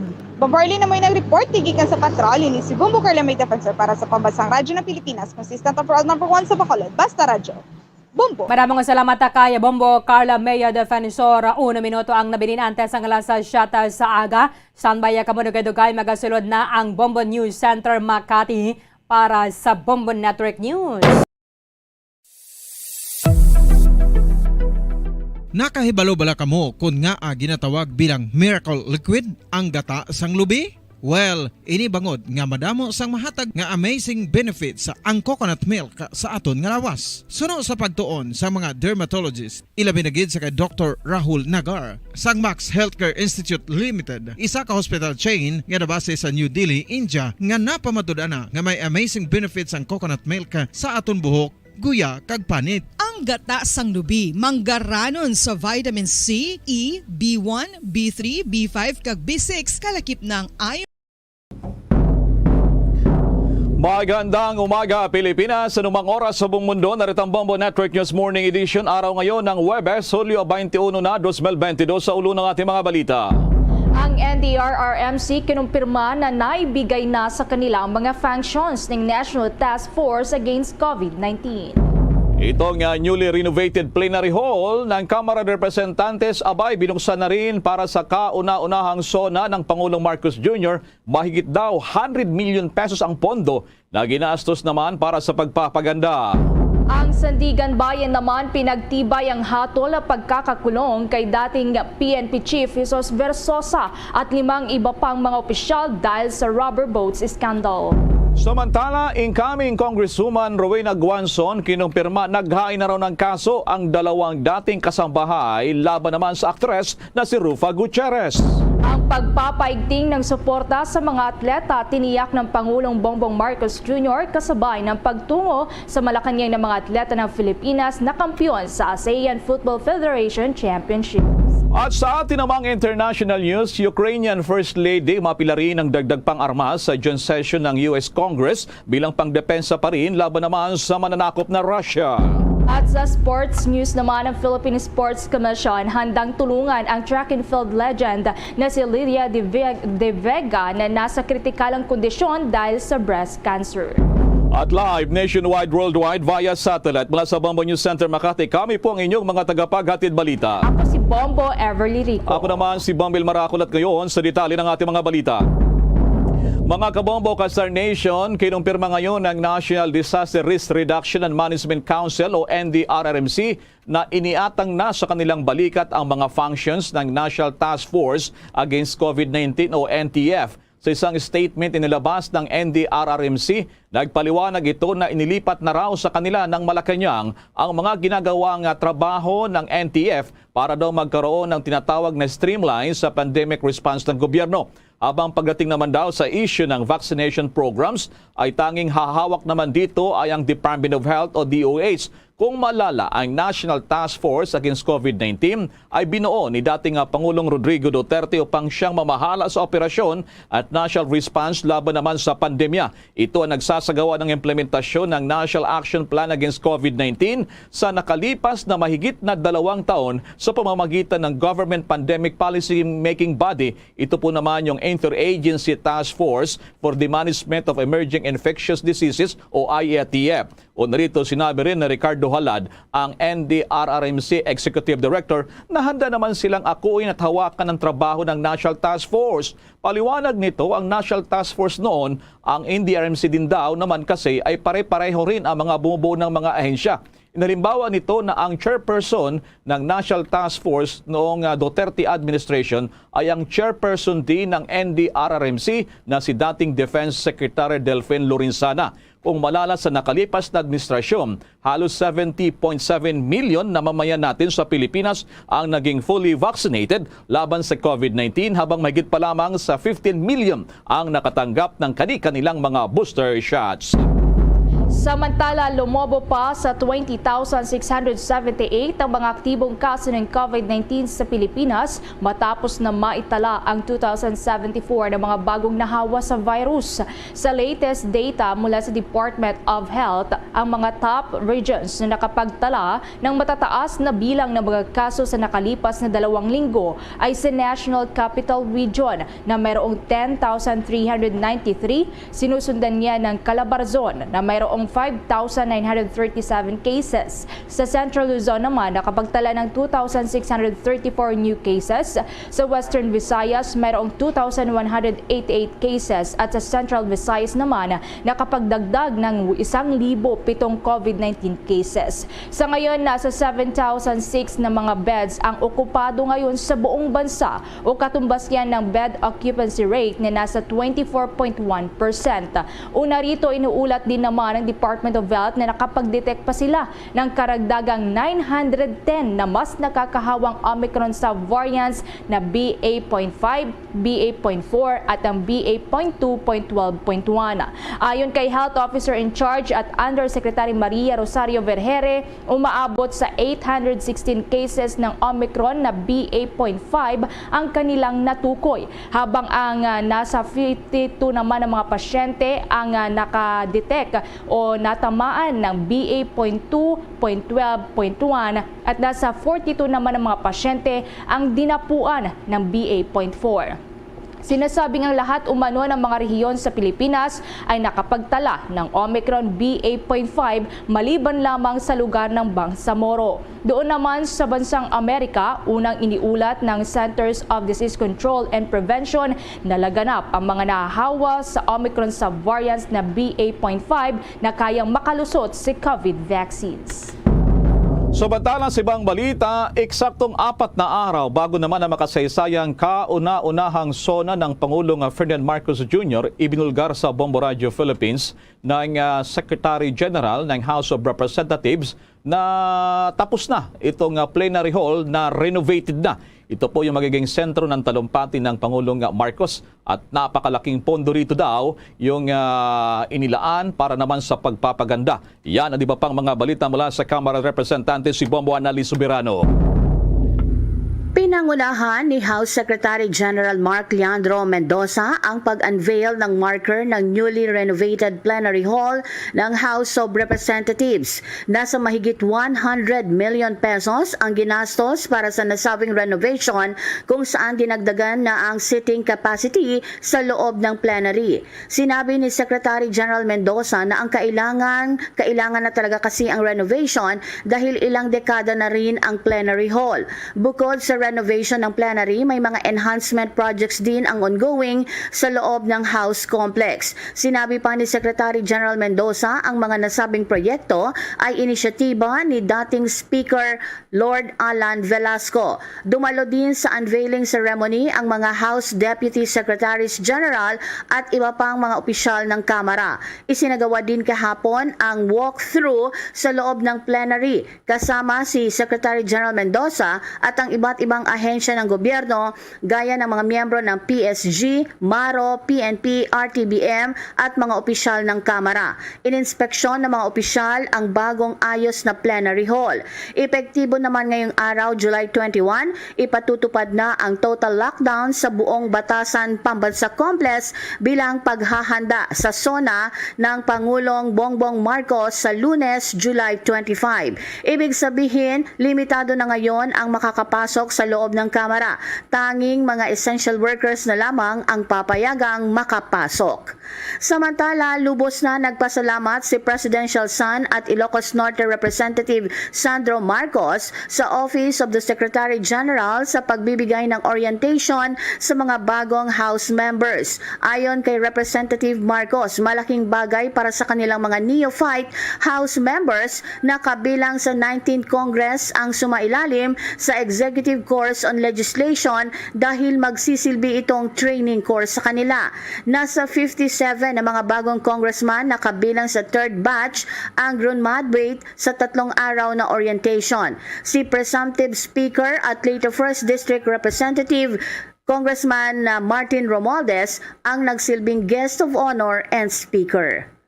Pakinggan natin ang pahayag ni Representative Sandro Marcos. The more a congressman knows about the rules, the more the congressman knows about the procedures of each committee, the faster a bill gets passed, the faster hearings happen. So I think these classes are a conscious effort by the Secretariat to provide an impetus towards us as lawmakers to hopefully come to grips as quickly as possible with the large amount of information that we will be processing in the next few weeks. And I know that Congress as a body, as an institution, has a lot to do over the next few years. So to the Secretariat po, maraming salamat. Mula Kamara, Bombo Anali Montaño Soberano nag-uulat para sa Pambansang Radyo ng Pilipinas. Basta Radio, Bombo! Samantala muna mga kabombo ka Star Nation, matindi, record-breaking nangyari ngayon at tindi ng init, heatwave nangyari dyan sa Amerika, lalo na sa Europa at United Kingdom. Kaugnay ng balitang yan, mula rito sa Pilipinas, tutungo tayo ng United Kingdom kasama ang ating Bombo International News Correspondent, Mr. Ramil Isogon. Sir Ramil, kasama niyo si Bombo Elmar, aking co-anchor si Bombo Everly. By the way, anong oras pala ngayon dyan sa UK, Sir Ramil? Yes, ngayon, it's about midnight, no, mga alas 12 ng gabi dito, Bombo Elmar at saka Bombo Everly. Pasensya ka na dyan, hindi ka muna namin pinatulog. Almost midnight dito sa Pilipinas ngayon dito. Ang oras ngayon dito ay just minutos pa lamang ang nakalipas ng alas 7 ng umaga. As we speak ngayon, Sir Ramil, anong latest data ngayon? Ang tindi ng init, umaabot na ngayon sa oras na to dyan sa United Kingdom, Sir Ramil? Yes, sa update report, may kaugnayan sa heatwave dito sa UK. Umabot na ngayon sa 60 pamamahay ang totally destroyed by grass or wildfires na naganap ito sa may East London at umabot sa iba't ibang bahagi ng UK. Naganap ito kahapon at least 22 wildfires matapos na naka-eksperyensya ng pinaka-hottest temperature on record. The temperature umabot sa 40.3 degrees centigrade o 104.5 Fahrenheit na naitala sa may Lincolnshire village sa may Connings Bay, kung saan beating the previous record na 38.7 degrees centigrade o 101.66 Fahrenheit na na-record noong July 25, 2019 sa may Cambridge. Ipinahayag Bombo Elmar at saka Bombo Everly ng London Fire Brigades na it's the busiest day since the Second World War, kung saan nakatanggap sila ng at least mga 2,670 calls compared with the 350 on normal day. Sa ngayon na Bombo Elmar, ipinahayag na itong heat wave na may major incidents ay naganap ito sa may London area, sa may Upminster at saka sa may Winnington, sa may East London. At nag-scatter ito sa may Leicestershire, South Yorkshire, sa Hertfordshire, sa Suffolk at saka Norfolk, kung saan 16 na mga firefighters were injured at saka 2 na-admit sa hospital, Bombo Elmar. Grabe, talagang dulot na ito na tinatawag na climate change. Sir Ramil, ang aking co-anchor, si Bombo Everly, baka may follow-up question din dyan. Go ahead, Bombo Everly, your question to United Kingdom, UK. Go ahead. Yes, Mr. Ramil, grabe tuloy-tuloy pa rin pala yung nararanasan po dyan na wildfire. Dito po sa Europa, nasa 1,100 na po yung mga nasawi dahil sa heat wave. At meron din pong report na 500 katao na yung nasawi doon sa may Spain. Diyan po ba sa UK, papaano po naapektuhan dyan yung mga mamamayan dito po sa tinatawag na all-time na temperature record, Mr. Ramil? Yes, bago itong dumatong 2 araw na sunod-sunod na pinaka-highest na matawag natin na temperature dito sa UK, nagsagawa ang aming gobyerno na tinatawag na Cobra Emergency Meeting. Ito isang national emergency meeting kung saan para mag-prepare sa ganitong klaseng sobrang init o heat wave. So dahil dito mayroong mga isinagawang mga masasabi nating guidance kung saan ang sa train mayroong mga disruption at saka cancellation. So ang advice nila, kung hindi essential yung pag-travel, dapat hindi na mag-travel, and then it's better to work at home na lang. Sa lahat na mga school, mayroong mga closure at sa mga shops dito kahapon at noong nakaraang araw. So yan, at least yan na minimize yung impact ng itong pinakahatis na temperature dito sa UK, Bombo Everly. Sir Ramil, balik sa akin yung question, talagang matatawag na shocking itong temperature dyan, at binabanggit mo marami yung work from home. Kayo po, Sir Ramil, matagal ka na po dyan sa UK. Ngayon labang ka nakaranas ng ganito? Katindi ng init ng panahon, Sir Ramil? Yes, since dumating ako dito noong 2001, so almost 21 years na, ito lang ang na-experiensyahan kong sobrang init dito sa UK. Kasi kung sa atin, ikumpara mo dyan sa Pilipinas na parang 30 plus, parang normal lang sa atin. Ang problema dito, Bombo Elmar, dito sa UK, ay yung design na mga houses dito, yung mga building. Hindi suited sa ganitong klaseng init na kung saan makapal yung mga building at saka yung mga windows, double glazing at saka yung mga door masyadong makapal. At mostly, yung mga bahay dito ay walang air conditioning. So that's why last couple of days na run out na itong tinatawag na electric fan sa atin dyan at saka supply ng mga portable air conditioning dito dahil sa ganitong katinding init na nagaganap dito sa UK. Grabe nagkakaubusan pala ng mga electric fan at iba pa. Yan saan ang tanong ko, dilan sa Pilipinas, pag 38 ka, 39, talagang matindi na yan. Diyan sa mga Pilipino, anong mga namonitor mo dyan sa ating mga kababayan dyan? Alam ko, sanay tayo sa init dahil dito. Pero dyan, nandiyan na sila sa UK, katulad sa inyo.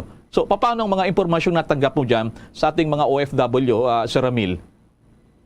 Yes, sa amin, ang ginagawa namin dito usually, nasa labas kami, at nasa mga shed areas kami, at saka medyo nakapag-prepare yung mga ibang Pilipino. Usually, hindi kami iniinda itong klaseng mga 30 plus na temperature. Pero yung 40 talagang medyo masakit na at saka merong iba na sumasakit yung ulo, mga exhaustion. Pero sa mga Pilipino, usually normal ito sa amin at hindi pa ako nakatanggap ng ini-report na may malaking na hospital man o nag-suffer ng sobrang exhaustion na Bombo Elmar. Okay, one just last point, Sir Ramil. Hanggang kailan magtatagal ba itong summer dyan sa UK? At anong susunod na na season ng panahon dyan? Usually, mga anong month papasok na itong taglamig, Sir Ramil? Yes, with regards sa yung tanong about sa kung tatagal itong sobrang init. Sa ngayon, dito sa amin, kanina Wednesday, ay bumaba ito Bombo Elmar ng 24 degrees centigrade na medyo from 40 bumaba ito sa ngayon, so hindi masyadong mainit. With regards sa changing ng climate, sa ngayon ay summer kami, unti-unti itong papunta o mag-change to autumn season. Ibig sabihin na bababa ang temperature hanggang sa next na uli na winter by I think in December yun mag-start na ang winter season kung saan maka-experience na kami ng sobrang taglamig na kung minsan aabot sa below 0 degrees sa Bombo Elmar. Naku, so at least sana nga ay wala pang dumami pa yung mga nasasawi diyan at apektado. Magpamaypay ka muna, Sir Ramil. Maraming salamat sa mga impormasyong ibinigay mo sa amin dito na hindi nakakarating diyan sa UK. Maraming salamat ang ating Bombo International News Correspondent Ramil Isogon sa UK. Maraming salamat po, Sir Ramil. God bless.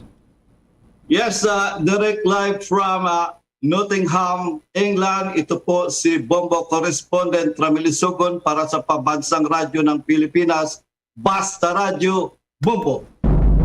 Nottingham, dyan yung legend nitong si diyan sa lugar na nung mga nababasa natin na noon pa. So talagang maraming salamat. Diyan po naman sa United Kingdom sa ating Bombo International News Correspondent.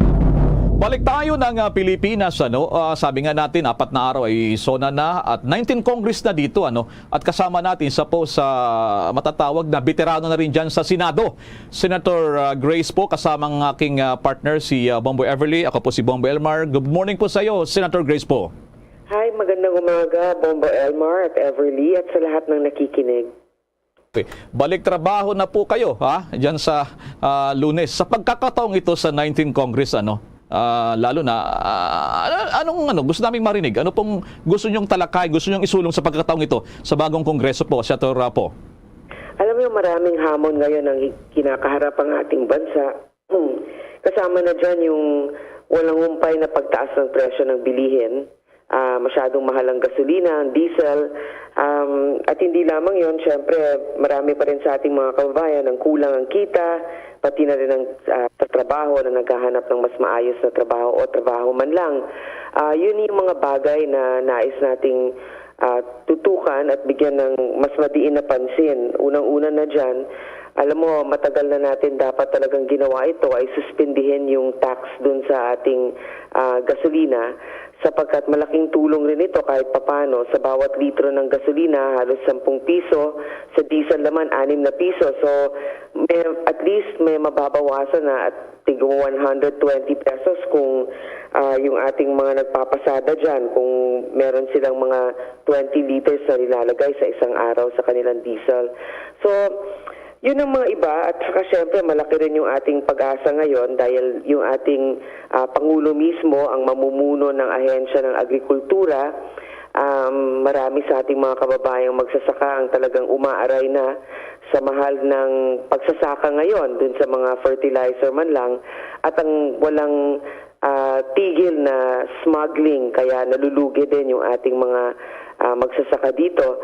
So sana yung mga bagay na yan mabuhusan ng pagtutok at pondo ang sektor ng agrikultura, pagtatanim at pangingisda.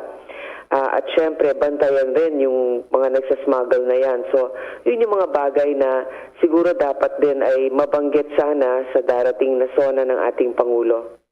I'm just curious, Senator Grace, kung anong committee pong hawakan nyo ngayon sa pagpasok ng 18th Congress? Pares din ba dito sa 18th Congress na nakalipas, Senator? Yung aking pangunahan ay, syempre lahat yan ay magiging formal pag nagbukas ang sesyon sa Lunes. Pero sa ngayon, ang tinitingnan natin yung Committee on Public Services, yun po ay nagbibigay ng prangkisa sa iba't ibang industriya sa ating bansa. Kasama na dyan yung sa kuryente, sa tubig. Yan din ay problema din sa atin, no? Yung minsan ang kawalan ng serbisyo ng kuryente, palagi nagba-brown out na, pero mataas pa rin ang singil. Lalo-lalo na sa mga probinsya, marami dyan patuloy pa rin ang brownout. Alam ko sa Bicol nangyayari yan at sa iba't ibang parte ng Pilipinas. Kaya nga sa Iloilo, isa sa mga prangkisang binigay natin ay nagtagumpay sapagkat mas mababang presyo ng kuryente doon, mas maayos ang serbisyo, walang brownout. Sana ganun din sa buong Pilipinas. Kaya sisikapin natin yan sa committee natin. Pati na rin yung tubig. Marami ngayon na nagrereklamo na kulang ang daloy ng tubig kahit umuulan. Ang sinasabi ng mga providers, kulang pa rin daw ang tubig. So, dapat maghanap tayo ng mga bagong pagkukunan ng tubig dahil hindi po excuse na hindi mabibigyan ng tubig ang ating mga kababayan. Okay, ang aking co-anchor partner, Bombo Everly, baka may follow-up question ka kay Senator Grace po. Go ahead. Yes, in relation po, Senator, dun sa katanungan po ni Bombo Elmar, sa Senado po as a whole, kamusta naman po yung hatian ng committee chairmanship po sa Senado, Senator po? Opo, Bombo Everly, I think naging maayos naman. Marami naman sa atin sa Senado ang maayos ang samahan, may respeto naman sa isa't isa at sa liderato. Ang naging gabay dyan ay kung ikaw ay nandyan ng nauna, syempre meron kang prioridad sa committee mo dahil kamada mo na rin yan, alam mo na ang mga gagawin, hindi ka na kailangan magrepaso masyado. No?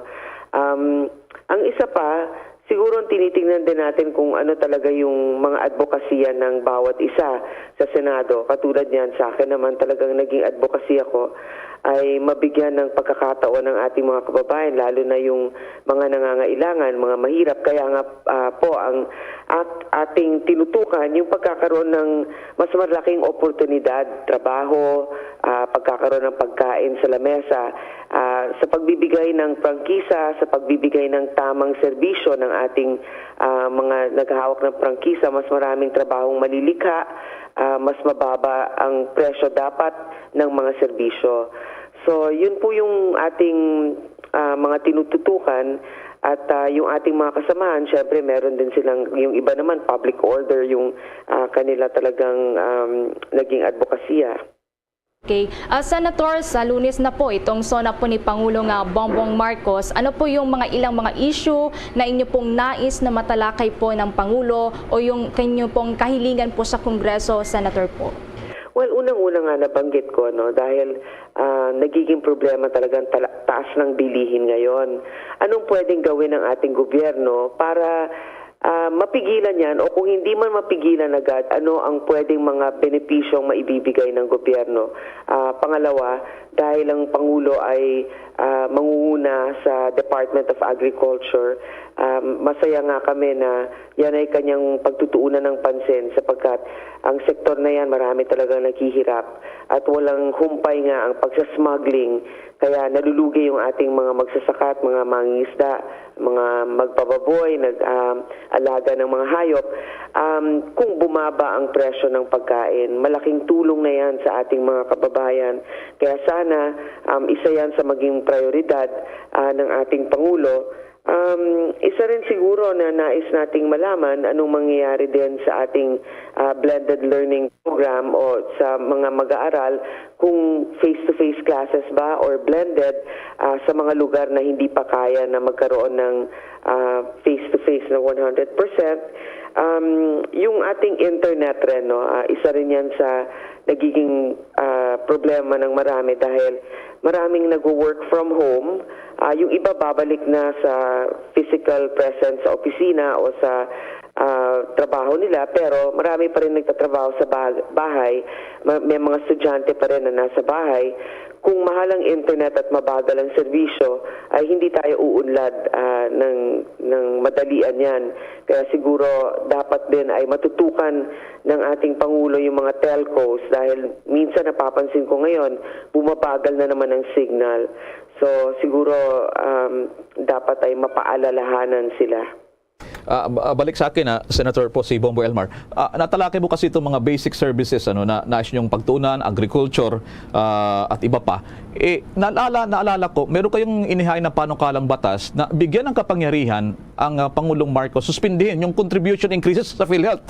Medyo contentious issues ito. In fact, yung mga OFW baangal din. Bakit wala bang kapangyarihan ang Pangulo ng Bansa suspindihin yung contribution increase sa PhilHealth, Madam Senator?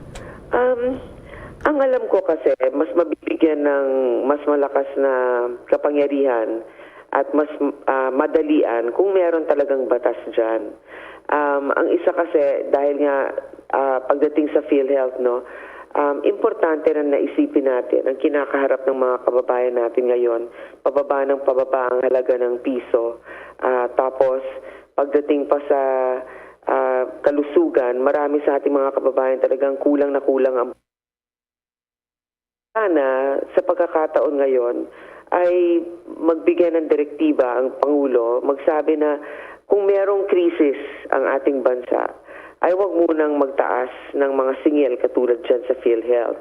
Hindi lamang sa panahon ngayon, kung merong pagkakataon na magkaroon na naman ng pandemya o kaya magkaroon na naman ng krisis sa mundo, katulad nitong gera sa Ukraine, ay dapat mabilis na makakapag-aksyon ang ating presidente tungkol dyan. Yun po yung, at kaya po may panukala tayong ganon.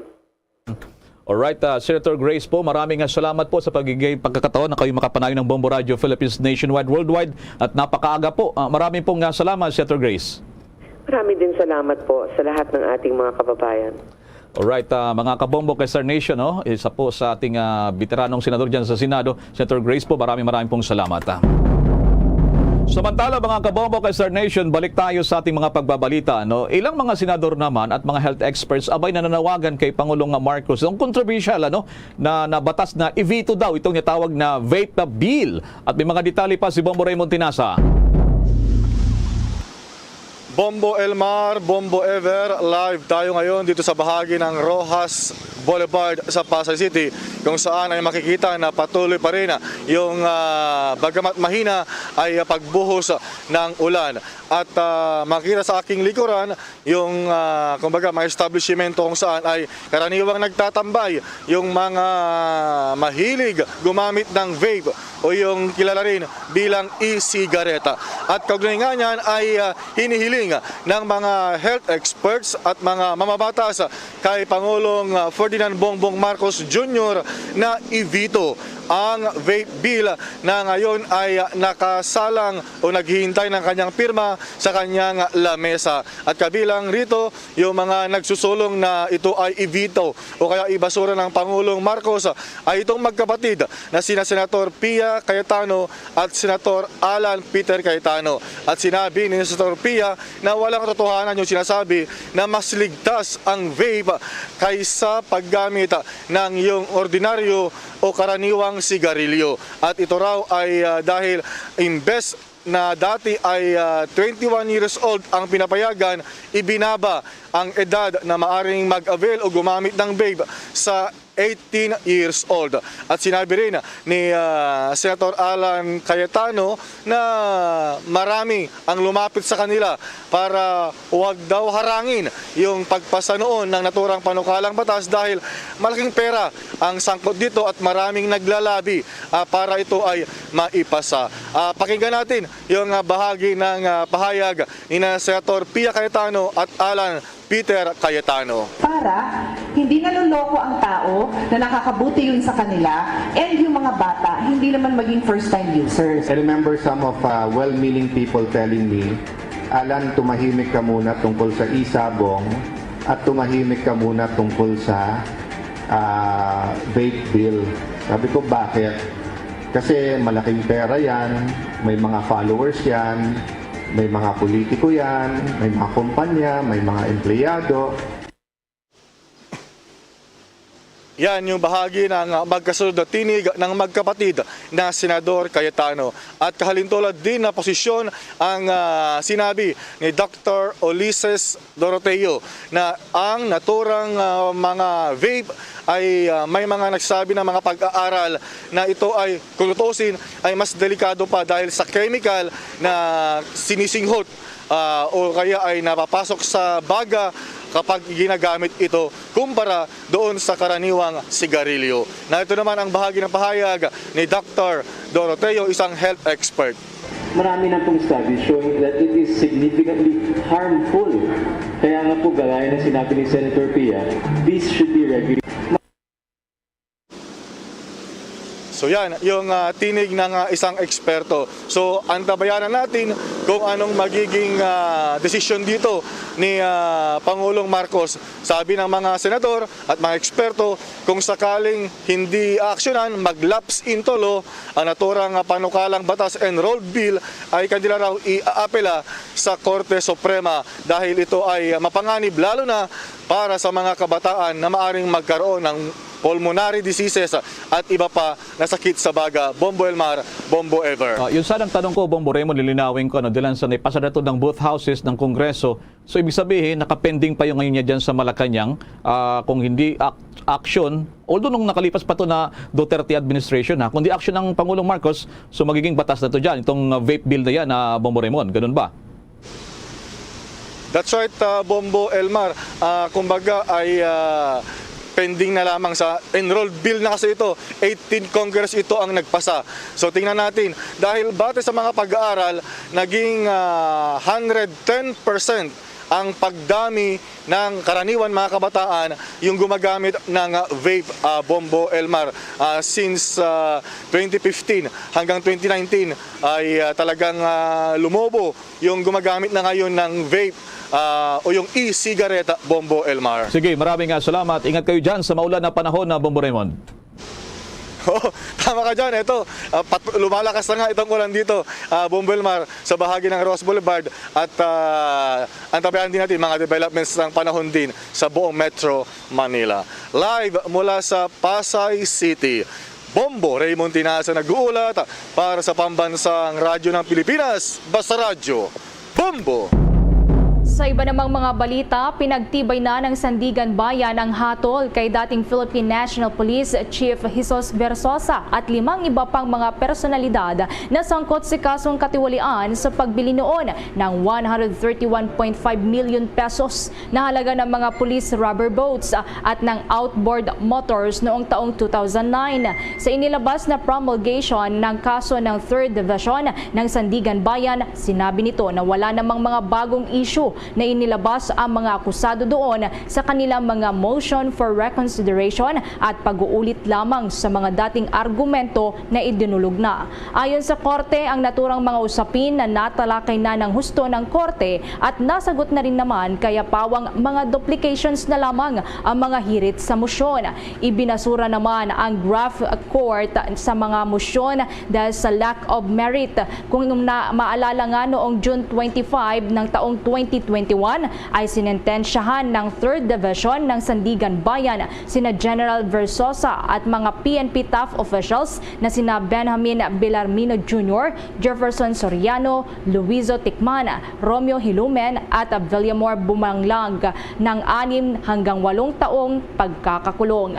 Ang dating police director na si Ronald Roderos naman na miyembro ng PNP National Headquarters ng Bids and Awards Committee ay inabsuelto bunsod daw ng kabiguan ng prosekusyon na madiin ito sa kaso dahil sa kakulangan ng ebidensya. Nag-ugat naman ang controversial na kaso sa pagbili ng PNP ng umaabot sa 75 na police rubber boats at nasa 93 na mga outboard motors mula sa kumpanyang Enviro Air sa sa Pilipinas at sa Bay Industrial Philippines Corporation sa kabila umano na hindi naman pumasa ang mga suppliers sa eligibility tests. Ang naturang mga nabiling mga items mula sa tatlong mga suppliers ay nabigo rin daw na masunod ang mga specifications na itinakda ng National Police Commission, kaya pawang hindi mga functionally compatible ang mga ito.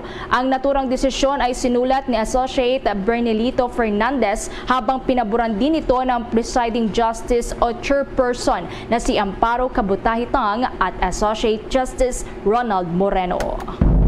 Samantala sa ibang balita naman, kinumpirma ni incoming P3PW First Nominee at dating COMELEC Commissioner Rowena Guanzon na naghain na ng kaso ang dalawang dating kasambahay. Laban naman sa aktres na si Rufa Gutierrez. Sinasabing ang reklamo may kaugnayan pa rin sa hindi umano pagbabayad sa kanila ng mga back wages at damages. Bilang patunay, pinakita pa ni Congresswoman Guanzon yung screenshot ng dokumento mula sa National Labor Relations Commission o NLRC na nag-iimbita kay Ms. Rufa Gutierrez para sa isang mediation conference darating na Hulyo 27. O narito itinanggi ng aktres na sinibak niyang naturang mga kasambahay matapos na ibulgar ni Guanzon na tinanggal ang mga ito sa first-class village na tinitirhan ni Rufa na hindi binabayaran ng sweldo. Gita man ng aktres at abogado nito na kusa raw na umalis ang mga ito sa kanyang pamamahay. Sa ngayon, inaantay pa ang kasagutan ni Gutierrez sa bagong kautusan naman ng National Labor Relations Commission. Samantala kagabi abay, umeksena naman ang mga kampiyon na atletang Pinay doon sa Malacanang at personal na tinanggap ng Pangulong Marcos matapos magkampiyon sa buong Asya. At ano pa kaya ang mga bagong kautusan ng Pangulong Marcos lalo sa issue ng smuggling sa agriculture sector? May mga detalye pa rito si Bombo Dennis Hamito. Naging makabuluhan ang pagkikita at pakikipagpulong ng Pangulong Bongbong Marcos Jr. dito sa ating mga bagong kampiyon. Bawat isa ay tinuturing siyempre na kampiyon sapagkat yung kanilang kupunan, itong Pilipinas na binubuo ng mga manlalaro na yung karamihan dito, Bombo Elmar, ay lahing Pilipino at yung kanilang magulang, yung halimbawa, kasi hindi naman uubra na foreigner talaga yung gagamiting manlalaro ng Pilipinas. So, dugong Pinoy pa rin itong nananalaytay dito sa mga players ng Pilipinas. Sila yung nagsilbing kinatawan ng ating bansa doon sa ASEAN Football Federation Championship na nitong nakalipas na linggo ay sinagawa at talagang namayagpag. Sila ay nagkampiyon at tinambakan yung kanilang katunggali, Bombo Elmar. At dito ay nagbigay ng actually madamdamin yung mensahe dito ng Pangulong Ferdinand Bongbong Marcos Jr. dahil sabi niya, ito yung kauna-unahan na pagkakataong nakakuha ng ganyang karangalan ang ating bansa sa pamamagitan pa mismo ng mga kababaihan nating players. Naritong ilang bahagi ng mensahe ng Pangulong Ferdinand Bongbong Marcos Jr. You know that you played your hearts out and you did that because you kept remembering that you are representing the Philippines. This is the first time that we have won this championship. It is the years and years of sacrifice that you put in, the amount of training. I can only imagine how hard it was to train during the pandemic. Sport means more than just playing games. It means developing discipline, learning how to sacrifice, learning to be gracious in victory, learning to work with other people as a team. You brought so much joy to your countrymen. You made us all so proud of you and of being Filipino. And that, I think, is the greatest gift that you have given your country. So I thank you very much and I congratulate you for this great achievement and great championship. Itong ganitong klaseng achievement, walang downside ito. It is all up. It is all good. So enjoy it.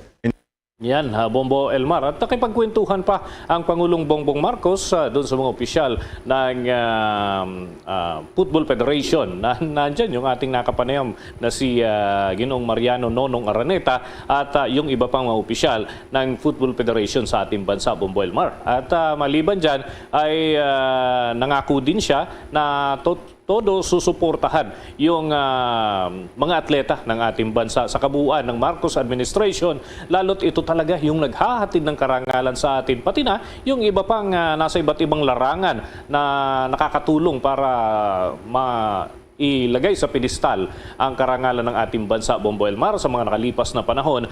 Sabi niya, ito yung kanilang tututukan at bibigyan ng bubuhusan ng suporta sa panahon ng kanyang panunungkulan. Samantala, bilang nagsisilbing kalihim ng Department of Agriculture naman, Bombo Elmar, ay nagbigay ng mga direktiba ang Pangulong Bongbong Marcos sa Bureau of Customs. Ito ay may kinalaman dun sa mga kaso ng agri-smuggling. Ito yung pagpupuslit ng iba't ibang klase ng mga produkto galing sa ibang bansa na hindi dinideklara ng tama at sa halip ay nagiging kalaban pa ng ating mga magsasaka sa pagbuhos ng iba't ibang produktong pang-agrikultura na dapat ay bawal dahil may sarili naman tayong produkto na maaari nating mabili, Bombo Elmar at Bombo Ever. So inaasahan na dahil dito sa mga direktiba na ito ay mas mapapalakas pa yung pagkakaroon ng sunod-sunod na apprehension sa mga ginagawa ng Bureau of Customs sapagkat sa nakalipas ng mga pagkakataon yung mga sibuyas na haharang dyan. Meron ding iba't ibang produkto pang-agrikultura na nasasabat ang mga port operators at mga opisyal ng Bureau of Customs at iyan ay kasama doon sa kanilang report na naihain na nitong mga nakalipas na araw. So inaasahan, Bombo Elmar, na magkakaroon ng mas mahigpit na mga patakaran hinggil dyan. At may mga susunod pang pag-uusap hinggil dito, lalo't nakapagtalaga ng mga bagong opisyal na dyan sa Bureau of Customs, Bombo Elmar. Sige, maraming salamat Bombo Dennis sa mga updates dyan sa Malacanang, Bombo Dennis. Para sa Bombo Network News, Bombo Dennis Hamilton nag-uulat para sa Pambansang Radyo ng Pilipinas, Basta Radio, Bombo! Samantala, mula rito sa Pilipinas, madako naman tayo dyan sa bansang Sri Lanka. Talagang matindi ang nangyayari dyan sa Sri Lanka at kasama ang ating Bombo International News Correspondent, si Miss Cristina Sorongon. Ma'am Cristina, si Bombo Elmar ito, aking partner si Bombo Everly. Magandang umaga po dyan sa Sri Lanka. Kahit hindi magandang sitwasyon, ay babatiin pa rin namin kayo na magandang umaga po, Ma'am Cristina. Magandang umaga po sa inyong lahat dyan. Okay po naman kami dito sa Sri Lanka. So, magandang umaga sa inyong lahat kahit hindi na maganda talaga dito.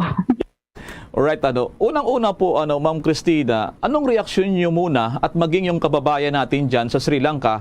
Dilan sa kahapon, nag-utos na po ang gobyerno ng Pilipinas pagpatupad ng deployment ba na ng mga bagong workers papunta dyan sa inyong lugar dyan sa bansang Sri Lanka, Miss Cristina? Talagang nalungkot yung mga Pilipino na yun ang sabi nila na nag-ano na daw ng alert level 2 yung Pilipinas. Nila expect nila dito na na magpa-repatriate na sila. Pero yun yung news na daw sila, hindi na daw sila mag-ano ng mga dito mga deployment ganun. Pero pero may ako narinig na news na sinabi rin nila na daw na before end of July kailangan na nila mga Pilipino dito i-repatriate. That's right, ma'am. Pero sa kabila niyan, hindi raw mandatory, sabi ng DFA, yung repatriation dyan sa inyo. At voluntary lamang. In fact, sinasabi, mayroon pa lamang 100 nagparehistro dyan. So far, ano pong nakakarating na impormasyon sa inyo dyan mula sa konsulada ng Pilipinas? Sa Colombo ang tawag dyan, yung sentro, dyan sa Sri Lanka. Miss Cristina, ma'am? Actually, nung last yesterday, sabi ng president ng PLA dito, yung Philippine Ladies Association, sabi niya na na tinawag pwede na repatriate ng mga Pilipino. Yun naman na rin yung tanggap ko na balita. Sabi na na mag-ready na daw before end of this July. Pwede na daw i-repatriate yung mga Pilipino. Okay, aking co-partner, ako ang si Bombo Ever, your question doon sa Sri Lanka. Go ahead, Bombo Ever. Okay, Miss Cristina, kayo po ba, kung kayo po yung tatanungin, papayag rin po ba kayo na makabalik na po dito sa Pilipinas o nagpalista na rin po ba kayo, Miss Cristina? Opo, at least actually nakalista na po kami. May mga listahan na yan sila nung last month pa. Kasi pumunta yung dito yung embassy ng Pilipinas galing sa Dhaka sa Bangladesh. Wala kami kasing embassy dito, consulate lang. So pumunta na sila dito, nagkuha na sila ng listahan 1 month ago. Sinabi nila na okay, after 10 days mag-ready na kayo. Ready yung mga documents niyo, mga pangailangan. So yun, nag-ready na kami. Halos lahat ready na mga Pilipino dito. May nagbaback out na rin dahil sa mga gastusin, ganun.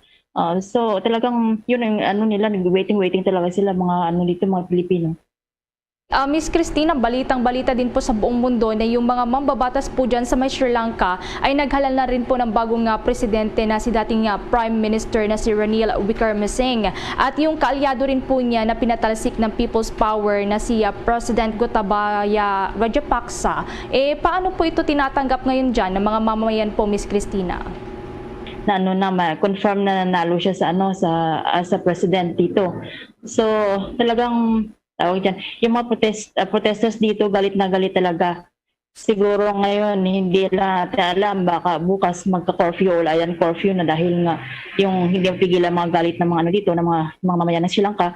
At saka talagang hindi talaga sila sangayon sa napiling presidente dito dahil nga magkaibigan sila, magkasangkot sila sa mga korupsyon na nagaganap daw na sa presidente. So kaya malaking problema ngayon dito. Hindi natin alam, baka nga magka-curfew o mag-worse pang sitwasyon. So sa ngayon po ba, Miss Christina, nagpapatuloy pa rin po yung protesta dyan? At ito pong bagong presidente, yung bahay pala niya ay nasunog din kamakailan ng mga protester. Hindi po ba, Ma'am Christina? Parang ganun nga, kasi nga, diba, ayaw na ng mga protesters dito. Yun nga, protest sila na ayaw talaga nila. Sinabi nila na hindi pwedeng magupo siya as a president in at least in a second o na minute, ganun. Pero kung ganun mangyari, talaga malaking gulo. Subukas, tingnan namin kung anong mangyari talaga dito. Baka curfew na magiging worse pa talaga yung sitwasyon sa expected na magiging okay dahil may elect na new president. O yun ang sitwasyon dito ngayon.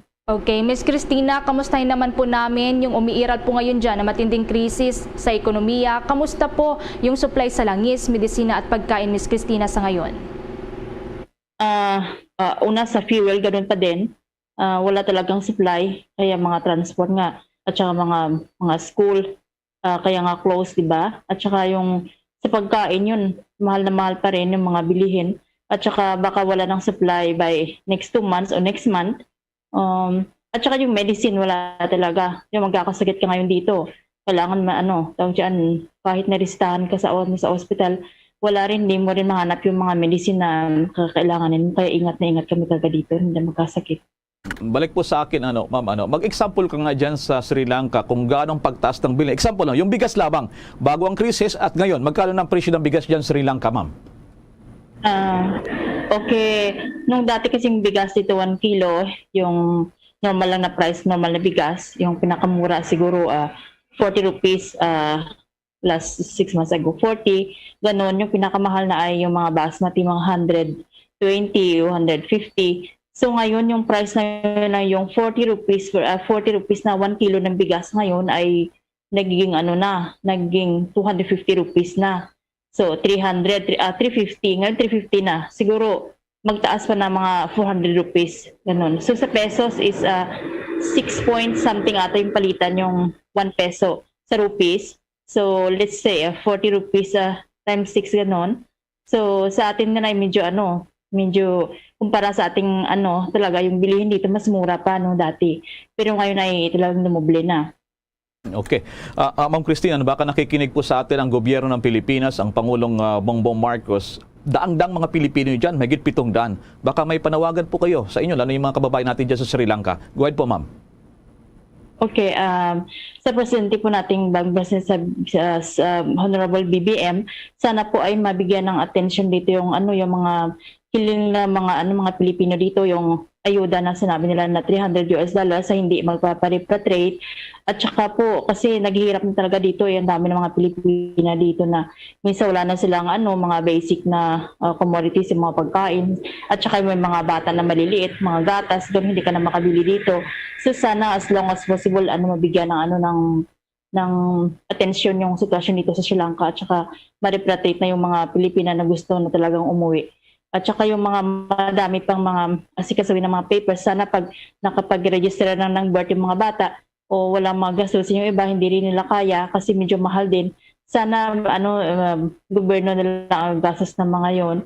Magbabayad ka pa rin dito, 12,000 rupees, gano'n. Yung bibili ng mga pagkain dito. So parang mabigat rin sa kanila yung mga proseso. Sana po ay pabigyan ng attention ng mga yon at saka pagdating nila dyan yung worry nila na wala nga sila, wala nga talaga, wala silang mga financial na on-hand talaga walang pera. So sana po ay pabigyan ng attention din na bigyan sila ng mga financial na assistance, lalo-lalo na may madala sila mga maliit na bata. Yun yung mga hiling ng mga Pilipino dito. Thank you po. Sige po, maraming salamat po sa pagkataong makapanayan po kayo kahit madaling araw ngayon sa Sri Lanka. Ang ating Bombo International News Correspondent Christina Sorongan. Ingat po kayo dyan sa ating mga kabayan at God bless po.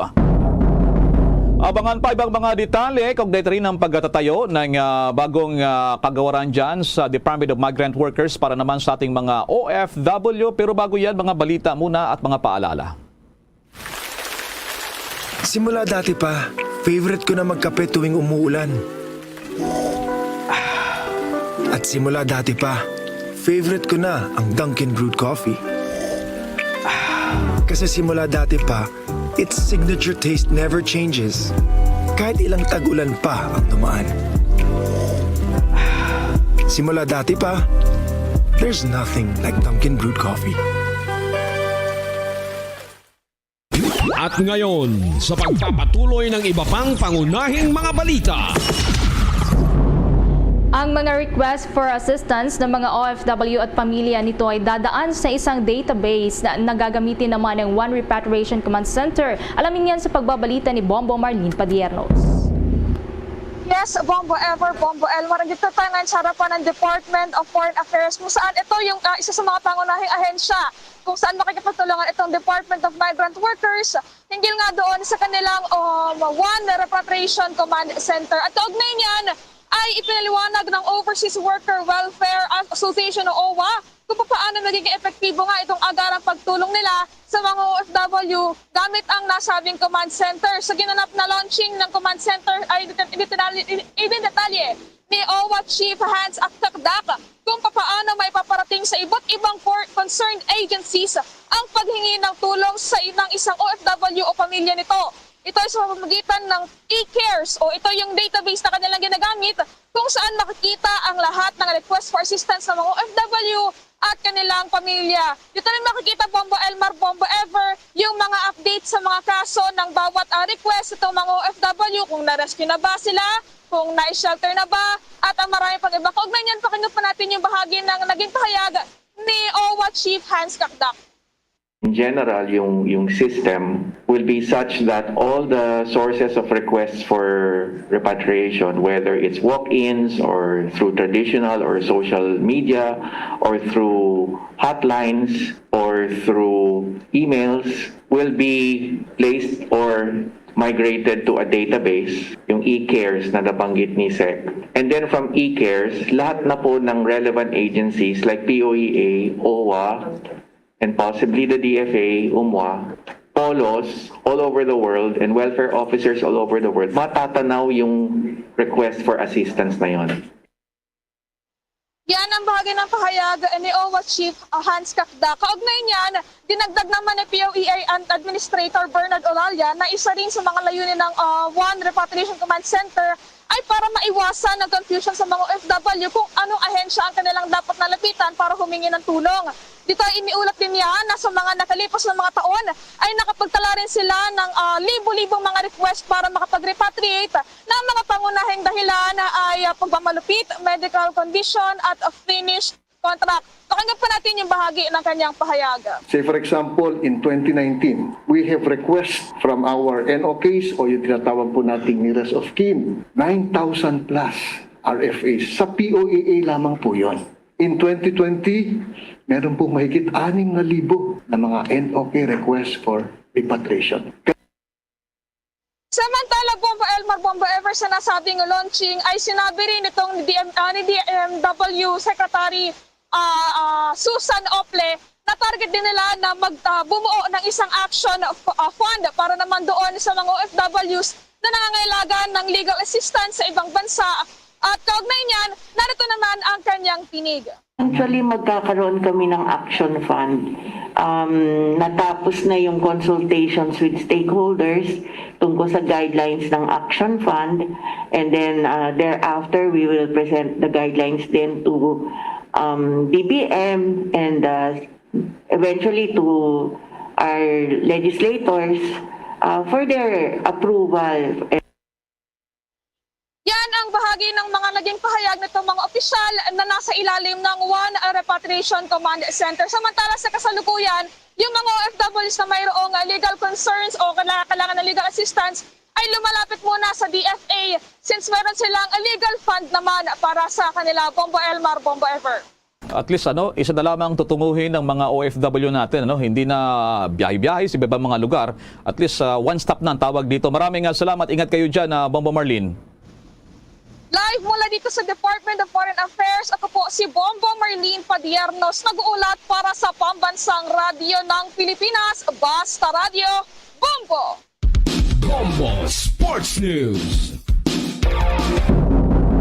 Nagbigay na rin ng reaksyon ang Philippine Sports Commission o PSC at sinasabi nila na handa nilang tulungan itong si track and field legend na si Lydia De Vega na napaulat na nasa umano'y critical na kondisyon dahil sa kanyang dinaranas na breast cancer. Ayon kay Philippine Sports Commission Officer in Charge Guillermo Iroy, nakipag-ugnayan na sila sa anak nitong si Lydia De Vega na si Stephanie Mercado, kung saan nga ay kanyang ibinulgar yung kalagayan nitong si Lydia.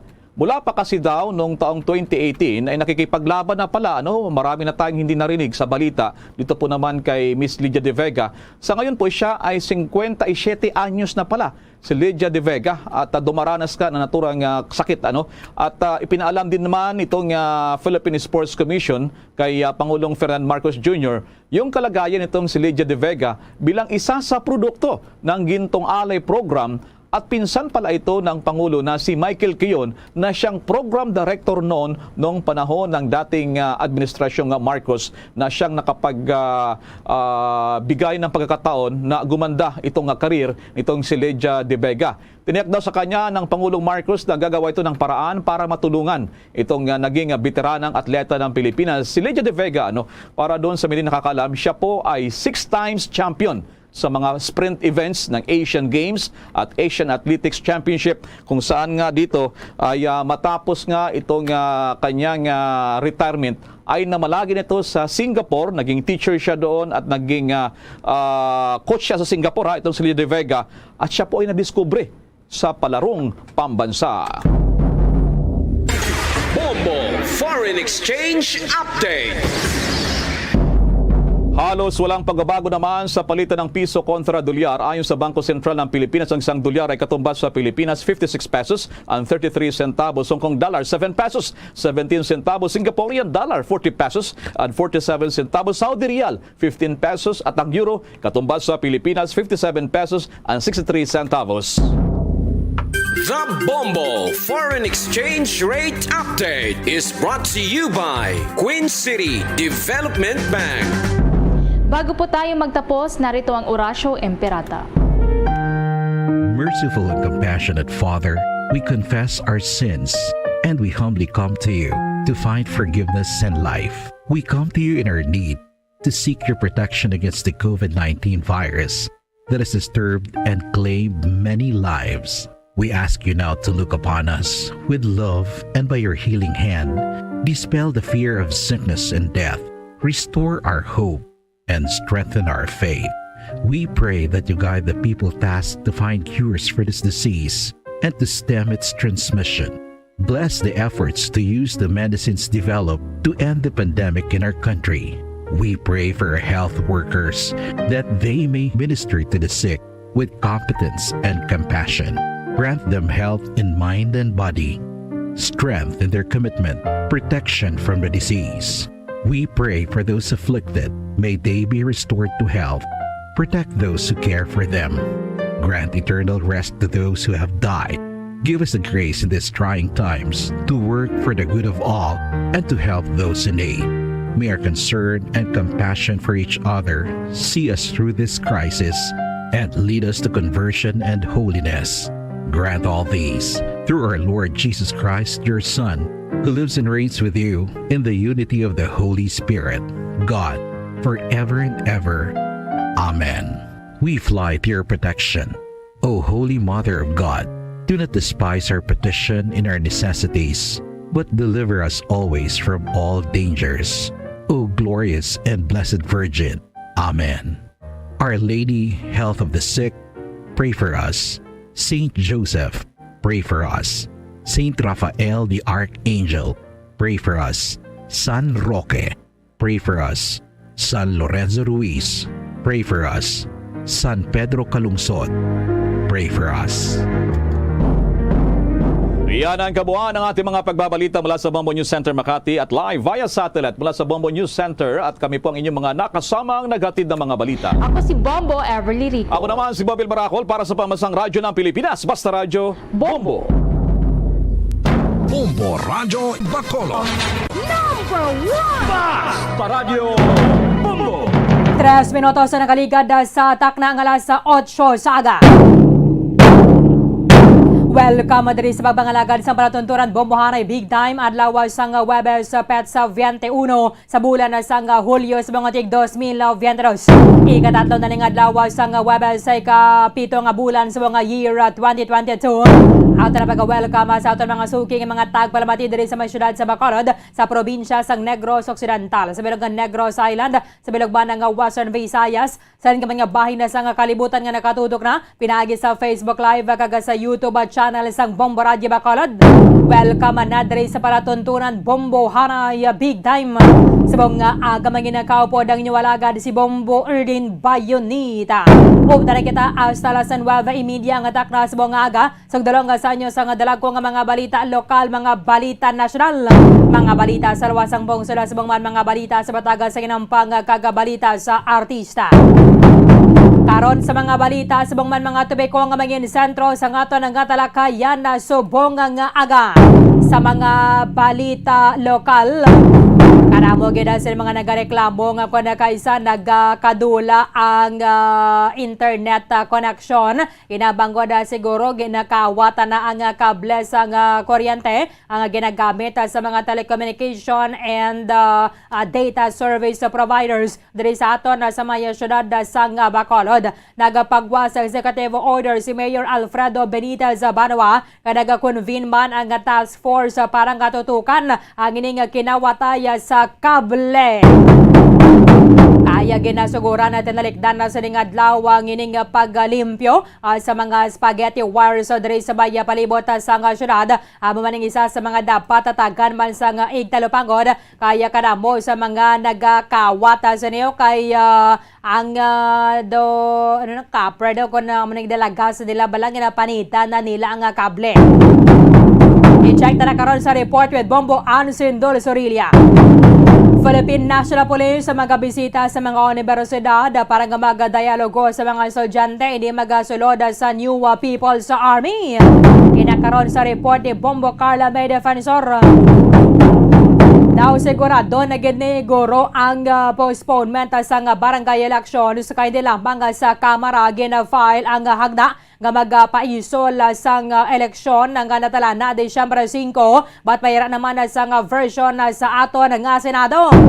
May mga grupo nga nagabantaya diri sa Piniliaya Banwa nagapanawagan na dadayunon na lang kaya makapila na kabesas nga gina-postpone o kung gina-isol ang Piniliaya. Ang ginakaupo dato na karon na Banwa si Kontra Daya Convener Professor Danilo Araw.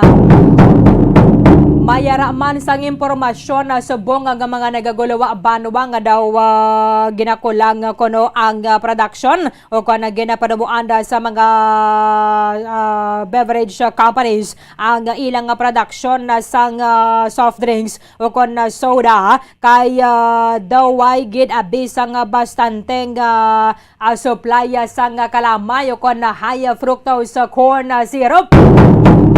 Amo ni naglikad isa sa mga ginagamit na nailay. So, ibaloon na nato na karon kung ano gini siya kamatuod o rason lang ini parang hindi na walway na base niya sa rason ang ining Sugar Regulatory Administration nga hindi kita mag-import sa kalamay.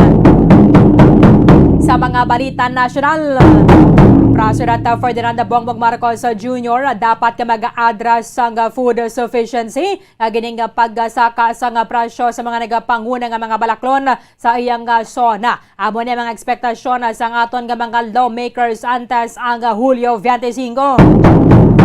Antes ang ining pag-deliver sa zona ni President Bongbong Marcos ginpaidalom sa renovation ang batas ang pambansa. Nga din ni magpatigayon sa joint session ang aton sa Kamara kagasubong man ang Senado. Ang report diri Banwa nagadangat sa masobra 100 million pesos ang ginagastong pondo para sa renovation sang batasang pambansa complex.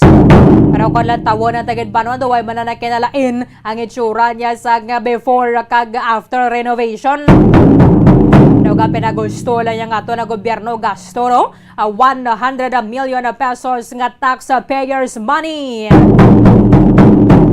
Ang Ibon Foundation na Banwa nagapagwa sa ilang suma kung example, bitulo nga on equally sa mga Pilipino. Ang ato na sining utang 12.5 trillion na pesos. Tag sa ka-Pilipino, mayara sang balayran nga masobra 112,000 pesos. Kada pamilya naman Banwa, mayara sang masobra 474,000 nga debt. Kung ang ato na 12.5 trillion na pesos nga outstanding nga debt ang i-divide equally sang 26.3 million ka mga pamilya.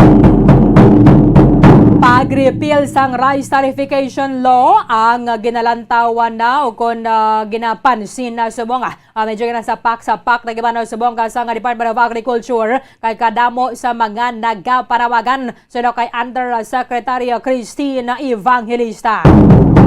Sa balita international, ang mga US official sa subong base sa intelligence sa nagapati nga ginahidso na sa Russia ang groundwork para nga ma-annex na nila ang Ukrainian territory. Kadungan sila nga nagapadayon nga inawaya dito sa Ukraine. Kagiban pa ang mga impormasyon kag mga balita Banwa nga posible magaluntad samtang nga nagapangalagad kita diri sa palatuntunan na Bombo Hanay Big Time. 9 minutos sa nakaligad sa alas 8 sa aga Philippine Standard Time. Kadungan na sining ganaduso sa mga mamalida Banwa nga iisol naman ang piniliayang ganatalana konta ni Disyembre 5.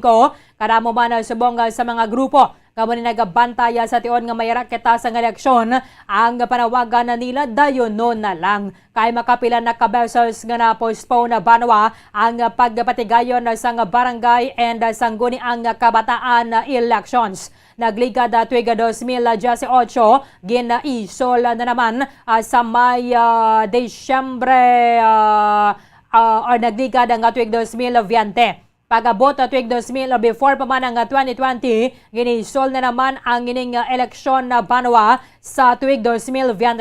Nga muna ni ang na-schedule Disyembre 5 o galing kay waay nagidiban nga nadumduman nga mga hagnaang aton nga mga lawmakers. Nag-file na naman sa panibagong legislative measure nga nagatuyo nga i-postpone ang barangay kagaw subong man nakasangguni ang kabataan elections. Mayroon sang version nga iduso ini or iisol sa tuig 2023 bulan nagyapon na sang Disyembre. Sa version naman niya sang Kamara, ang ilang gusto, iisol ang barangay and sangguni ang kabataan elections sa Oktubre tuig 2023. Napulo sining bulan pagkaligad. Sining schedule ang Disyembre 5 base man sa unang ginaprobahan ng Akta Republika na ginapirmahan ni former President Rodrigo Duterte. Te ang pila sini ka mga grupo nagpanawagan ng total na preparahan na Gimanesang Commission on Elections. Imagine ninyo banwa amo na ka eager ang aton sa mga kotoran nga magboto, magpakigbahin na diri sa barangay and sangguni ang kabataan na elections nga gabi pa lang, halin gabi hasta magkagahon ang pila nila sa mga registration centers ng Commission on Elections. Kaangay na gid lamang diri sa aton sa mga syudad sa Bacolod. Imagine ninyo ang atubangan subong sang Robinson's Place daw campsite na mo.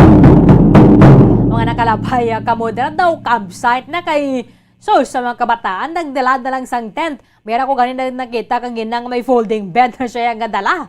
Kag amo maningin plastar dira sa may atubang sang mall sa paghinga mo nila banwa nga makalagas pa diri sa registration. Kaya hasta na lamang sa Sabado, Hulyo 23 ang pagparehistro. Hindi mo ba imagine ang kabudlay kapag olo antos na gina-eksperyensya na dira yang para lang yang makaparehistro. In fairness, nula yun nagyaman niyang attitude sa buong no? Ang pagpilang ganing ang iban sos tagalas dos. Una-una pa lang ito balang pagbukas ang resumption sang voters registration. Kada mo na sa mga nagapila, alas 2 pa lang dira sa may dalan sa Nuwan. Pero kung lang tawon ninyo sa buong dira sa may Mandalaga ng mall, ang mga kabataan na dira nagadala na lang sang tent kang mga folding bed. Hindi mo na lang panumdum na lang ginapinsar na lang nila nga nagka-camping sila mo. Ayara sila sa campsite kag at least nakakuha naman kiti mga kilala mo nga mga upod. Nasa kabilang linya banwa yung convener ng Kontradaya, isa din sa mga election watchdogs dito sa Pilipinas, Professor Danilo Araw. Professor, live po tayo sa Bombo Radio Bacolod. Kasama po ninyo si Bombo Erlin. Magandang umaga po. Magandang umaga sa iyo, Erlin, at salamat po sa muling pag-imbita. Sir, meron na pong dalawang version na dito sa bill na yung kanilang isinusulong ay yung postponement ng barangay and SK elections. So, naunang file doon sa Kamara at then ngayon na dito po sa Senado. Ano po yung reaction ninyo dito, Professor? Una sa lahat, kailangang matuloy yung SK and barangay elections dahil yung huling election po ay noon pang 2018. Actually, dapat noong 2016, nagkaroon tayo ng SK and barangay elections pero na-postpone ito at yung pinakahuli nga yung 2018. At kung ipopostpone pa natin ito, ilang taon na yung term of office ng mga nakaupo noong 2018. So aabot yan ng mga 5 taon kung sa susunod na taon tayo mag-hold ng election. Kung mangyayari pa ito. Pero baka mamaya ma-postpone na naman for whatever reason. Ilang taon ba yung termino ng SK at barangay? Ayon po sa ating alituntunin, nagsimula po yung barangay election 2007 at every 3 years po yung dapat na na election. So ibig sabihin yung term of office lang nila 3 taon. Hindi po katanggap-tanggap yung further postponement dahil lang sa ang binanggit ni Senator Estrada, masyado raw polarizing yung nakaraang halalan.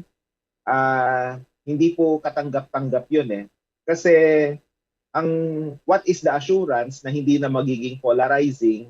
Yung halimbawa lang, kung totoo yun, yung atmosphere natin by 2023, halimbawa lang. So kumbaga, kailangan natin ng resolve among ourselves na ituloy yung halalan po. Oo. Kaso lang sir, yung reason po nila dito ay pwede pa pong magamit yung 8 billion pesos na pondo para doon na sa ating halalan na sa December 5 para sa economic programs and health services ng Marcos administration. Okay, magandang punto yan. Buti nabanggit po ninyo kasi doon sa mga nakaraang panukalang batas, yun din yung sinasabi na dapat makatipid yung pamahalaan at magamit ng wasto yung ating pondo. Pero alam mo kung nangangailangan tayo ng pondo, may mapagkukunan tayo ng 203 billion pesos. At sigurado ko, alam mo early, kung ano yung tinutukoy natin dito, basta't bayaran lang halimbawa ng mga Marcos, yung estate tax, sobra-sobra pa dun sa 8 billion yung ating makukuha. Kumbaga, the long and short of it is, hindi kailangan isakripisyo yung halalan na mangyayari dapat sa Disyembre para lang matugunan yung pangangailangan sa pondo. May ibang pang paraan para makuha ito at yung isang paraan nga, meron tayong instant 203 billion kung mangyayari yung gusto natin. Opo.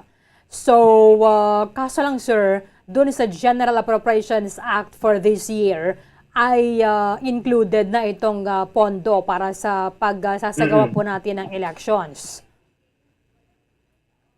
Tama po. Ang nasabi nyo ay included na, di ba? May appropriation na talaga. At dapat lang na magkaroon ng karampatang appropriation. At ito yung dahilan, Erlyn, kaya ngayon pa lang naghahanda na yung COMELEC. At sa ngayon, ongoing yung registration para sa mga boboto sa halalan. At sa aking pagkakaalam, parang umabot na yata yung 1 milyon sa yung mga nagparehistro. So mainam na ginagawa pa rin ito at ang framework ng COMELEC matutuloy yung halalan. At yung ipupush din siyempre ng kontradaya at gayon din yung ilang mga concerned citizens natin yung pagpapatuloy po ng ating halalan po. Sir, yung election po natin is the very essence of democracy.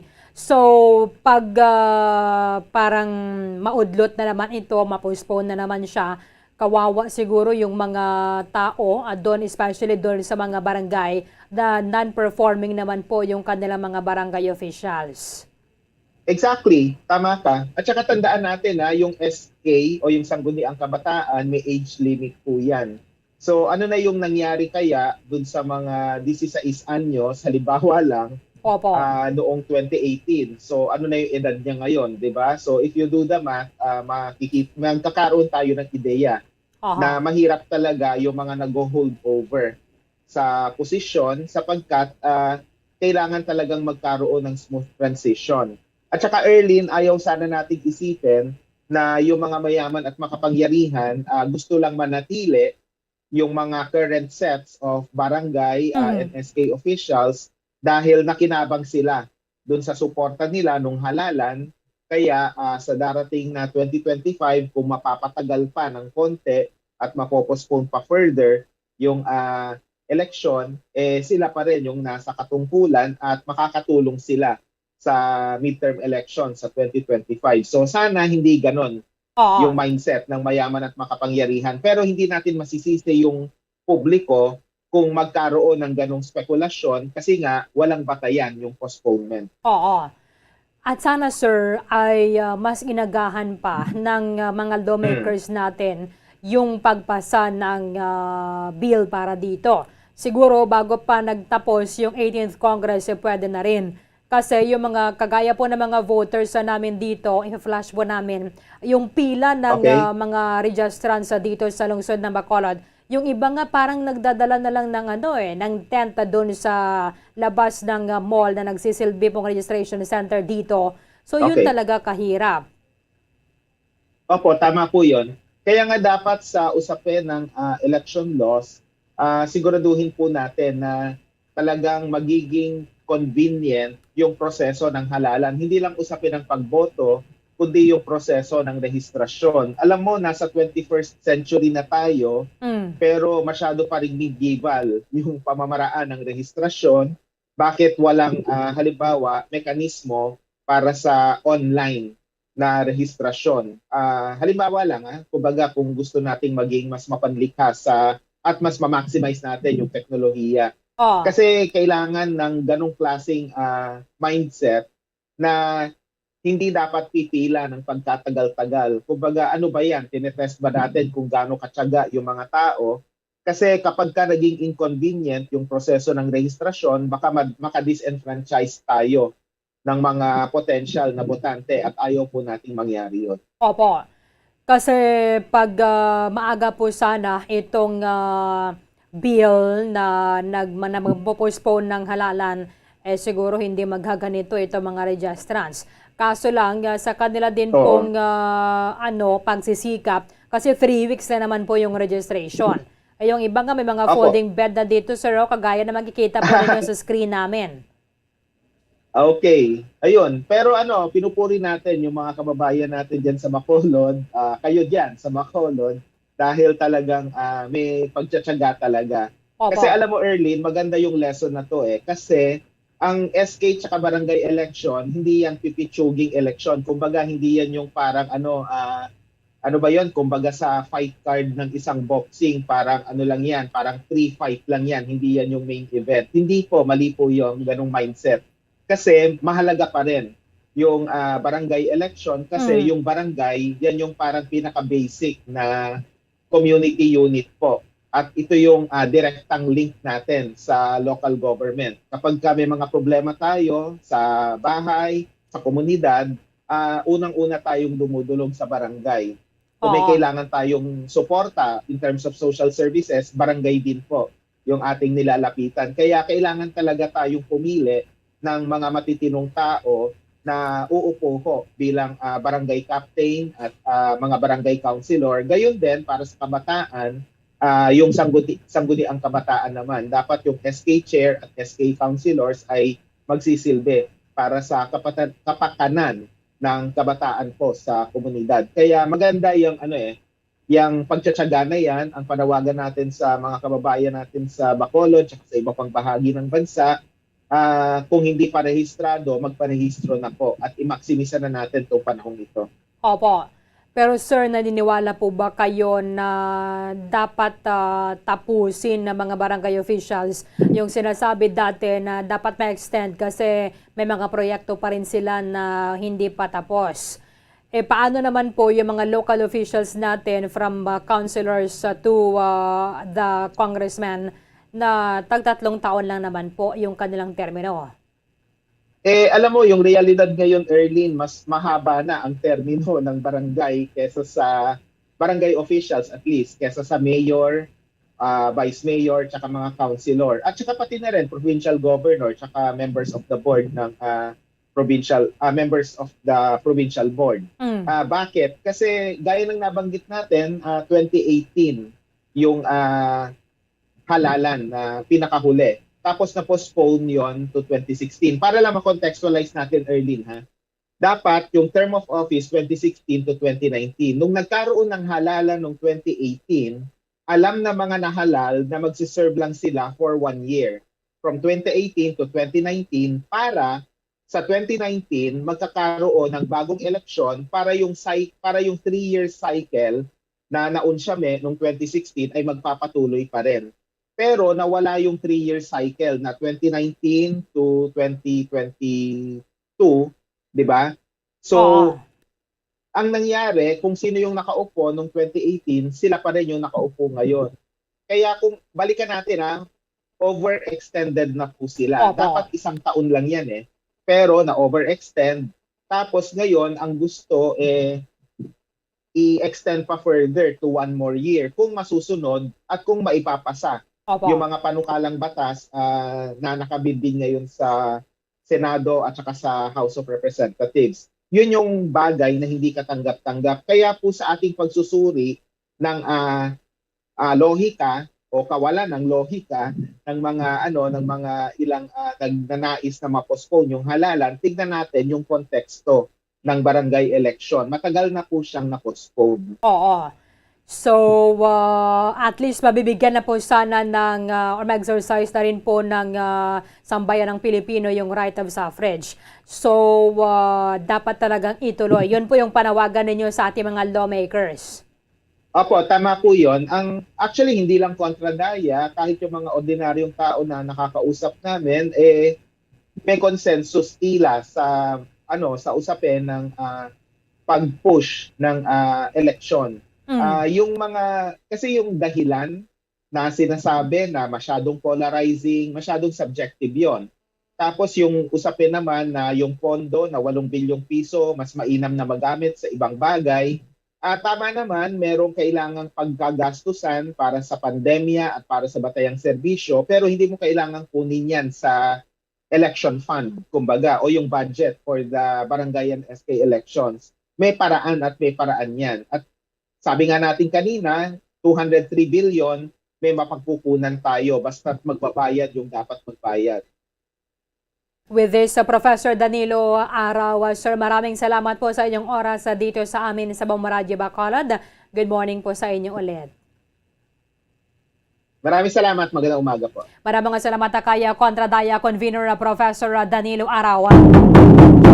Kaya subong ginahulat na lang niya ito ng pag-sugod agid formally sa 19th Congress sa July 25 antas sa ng State of the Nation address ni President Bongbong Marcos nga maaprobahan ni ang proposed measure nga mag-aisol sang barangay and sanggunang kabataan elections sa masunod nga tuig. Sa version sang Kamara Banwa nga gina-file sa isa ka lawmaker from Davao, ang iyatong gusto iisol ang piniliay sa barangay Oktubre 2023. Sa version naman na diri nga gina-file ni Senator Jinggoy Estrada, siya ang nagaduso nga iisol ang eleksyon from Disyembre 5 as padulong sa unang Lunes sang Disyembre 2023. Kag mag-assume sila sa office sa 12 noon sang January 1, 2024. Sa intent of the bill, siling din ni Estrada, ang 8 billion pesos nga budget para sining pagbatigayon sa Manila ay pwede pang magamit para nga mapondohan ang economic programs and health services para mapaganhagan ang epekto sa pandemic sa tanan ng mga Pilipino, ilabi na ato mga greatly affected. So naman lang nga biyang ini greatly affected at tanan nagkikita ng mga Pilipino. Pagkatapos ang sining medyo nagtahaw-tahaw na managawang virus. Subong why naman sa may nakaluwa sa pagasaka sa nga presyo sa mga nagapangunang mga balaklon. Ang 8 billion pesos suno kay Estrada pwede nga magamit, ma-address naton ang current COVID-19 surge sa pungsod. So ang 8 billion pesos siling niya, marami na yung mararating yun. Mararating nyo yun, especially now, meron na naman tayong surge ng COVID-19. Siguro, pwede nila gamitin sa ibang paraan yon. The barangay and SK elections can wait naman. Meaning, amo niya ang list sa mga priorities sang sining kongresista or sining lawmaker. Kaya ti sila niya makahulat malanag-yapon ang mga opisyal sa barangay ang COVID ang ngani kinang lanatagan naton sa igtalopangon. Walang tawon na naton kaya gamay man lang sang sining mga nagkalamatay wala kag ani mga nagkalamatay sila ang ining may mga pre-existing medical conditions. But silingon may mga balatian na sila nga daan nga mas naglala pagida sang natapikan na sila sang virus. Subong ang problema nato naman yung pagsaka na naman sang kaso sang dengue. Ang pagsaka sang kaso sang dengue amo gina subong ang kaladlukan. O kung ang dapat nga tagan sang atensyon sang gobyerno kay kulang tawon nato ng COVID naman kapangabuhi kita. Nga ari ning virus, hindi ba na pwede yung mentras tanto mangin ulipon na lang kita sa coronavirus. Siling ni Estrada, sa explanatory notes sang hagna, ang bago lang natapos nga national and local elections, ang nagtugas sang dako nga divisiveness sa mga botante. Anong connect? Anong connect?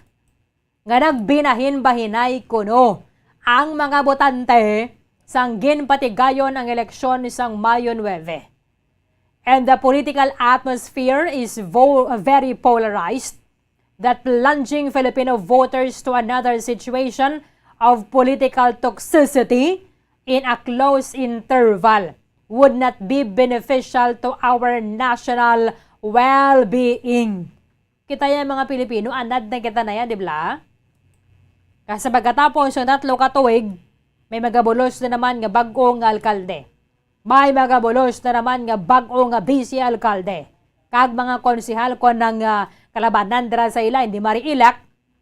O kung natak-an ng mga pumuluyo sa ila, timangita na naman kita sang nagakaangay sa muna yang nga pwesto. Magluwas sa kay Estrada. Senator Cheese Escudero nag-file man sa muning hagna nga mag-postpone sang barangay and sang guniang kabataan elections.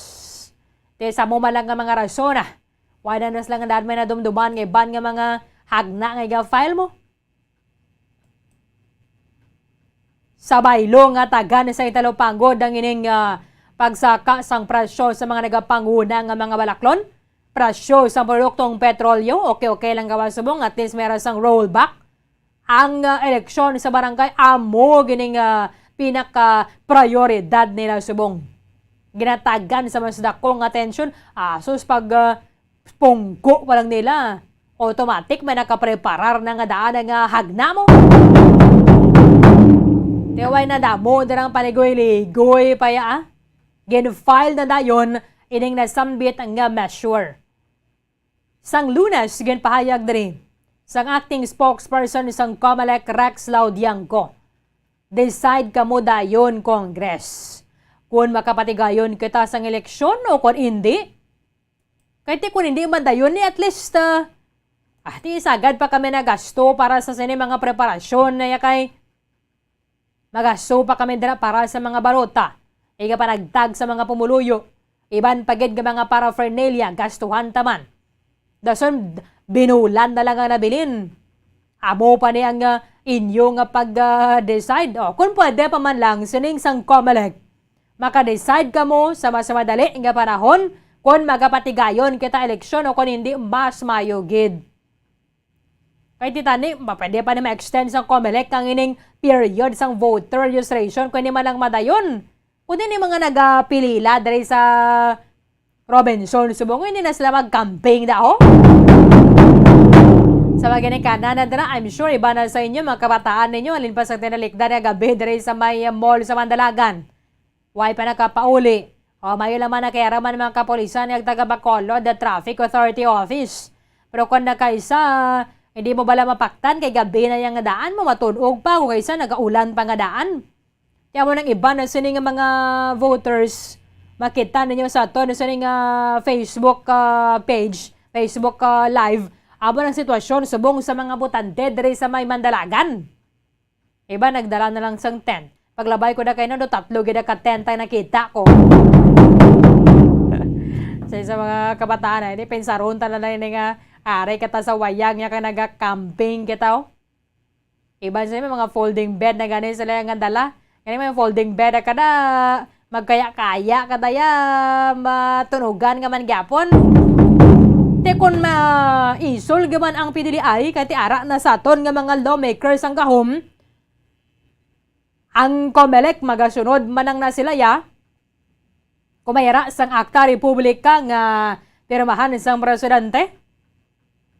And then ma-extend ang election, it's either December 2023 or ada naman nga mga petsa na dara madesisyonan isang Kamara kag sang Senado. Diba si pamalang makonsiderar isang COMELEC at i-extend tala nanay ang voter registration. Imbes nga July 23, himuon tabing hasta pagid sa bulan sang Desyembre lantawon ta galing basi kun kinakangawan ta rin sa Bacolod basi kun damo pagid la mahakot ta rin sa mga kabanwanan. No? Kulbahan man ka man na. Iba sa mga barangay officials mo, medyo kulbahan no. Nagdamo na ganda mga init taga Bacolod daw. Abo na yung mga nagatuluhaw nga mga impormasyon. Ginatunghol man lang na din sa aton sa mga pumuluyo, alin man mismo sa mga kabarangayan. Iban ganun ko ng mga barangay officials, may mga kota, ganun ko no sila. Pero tema ka mo kapisa, no? Kaya inigin na yung malipod, kaya nga, nagligad to ganun man interview kita dari, alin sa inubaan, tumagid siya ya. Alin sa inubaan, sa ka lang ninagabot, isang Domingo. Nagpila lang ko di dayon, masaylo doon sa tinga barangay ito. Kasi maglapaw ka mo sa numero sa populasyon sa Bacolod, Pila lang kita dari, 600,000 plus.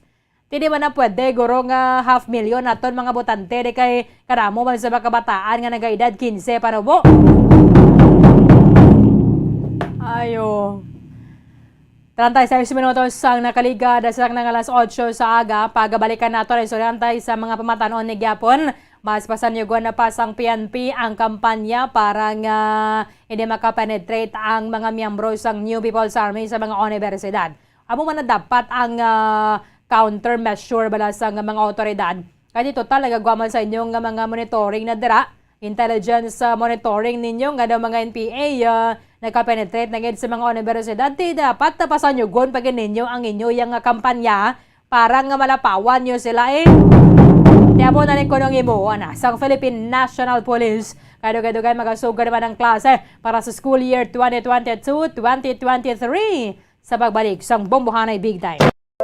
Luyag mo bala mga kabumbo nga mapanubo ang imo nga bugat? Nakasiguro ka bala nga nagakaigo ang imo nga pamaagi? Isa sa masami nga ginahimo sang iban nga mga luyag magpanubo sang bugat amo ang starvation diet ukon pagpagutom. Ini ang hinali nga pag-utod ukon pagpanubo sang intake sang calories sa ginakonsume sa kada adlaw. Ginapinsar sang iban nga epektibo ini nga strategy sa madasig nga pagpanubo sang bugat. Apang nakahibalo bala kamo nga ang hinali nga pagbaylo sang pinaagi sang pagkaon ang makatuga sang suli nga resulta? Naibaluan nga ang pagkaon sang tuman kadyutay o kon pagpagutom ang hindi maayo nga ideya kag ini ang makatuga agud nga magdako na gid ang bugat. Suno sa mga doktor, ang pagbalansi sang pagkaon sang manubo sa calories nga diet ang pinakaepektibo nga makabulig agud mapanubo ang bugat. Ang pagpanipilyo ang isa sa mga pinaka-importante nga tikang. Agod mamintinar ang matinlo nga hygiene sa isa ka persona. Apang makapila-bala ka beses ini ginahimo sa isa ka adlaw. Suno sa American Dental Association, ginarekomendar ang pagpanipilyo sang makaduha ka beses sa isa ka adlaw. Suno diri, maayo ang pagpanipilyo sa aga kag sa gabi gamit ang isa ka soft brittle brush. Para sa optimum dental health, ginapahayag sang ADA ang pagpanipilyo sang 2 ka minutos kag siguraduhon nga matinluan gid ang kada ngipon. Importante man nga tinluan ang tunga sang ngipon, isa ka bes kada adlaw. Importante man nga tinluan ang gum line, bangod posible ini nga tiniran sang bakterya. Friendly advice from Bombo Radio Bacolod.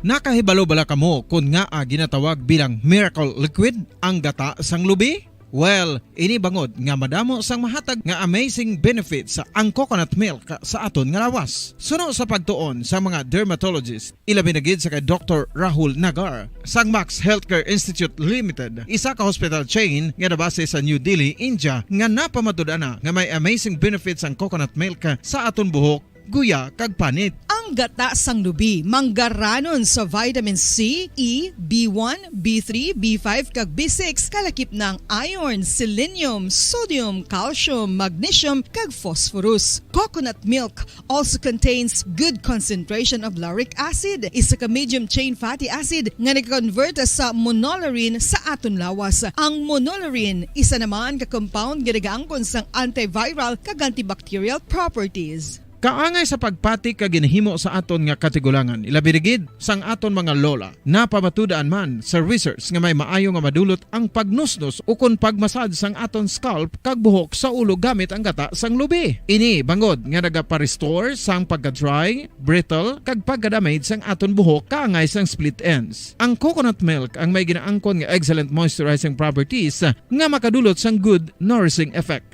Uy, makabulig man patubo sang buhok ang gata sang lubi pagod sa mga essential nutrients sa pag-angkon sang healthy, shiny hair. Ginpanugyan nga mag-apply sang homemade coconut milk sa aton buhok. I-gentle massage ini sa sulod sang 3 to 5 ka minutos kag padasunan sa pagbutang sang hot towel. Pagkatapos sang 20 minutos, shampoohan ini.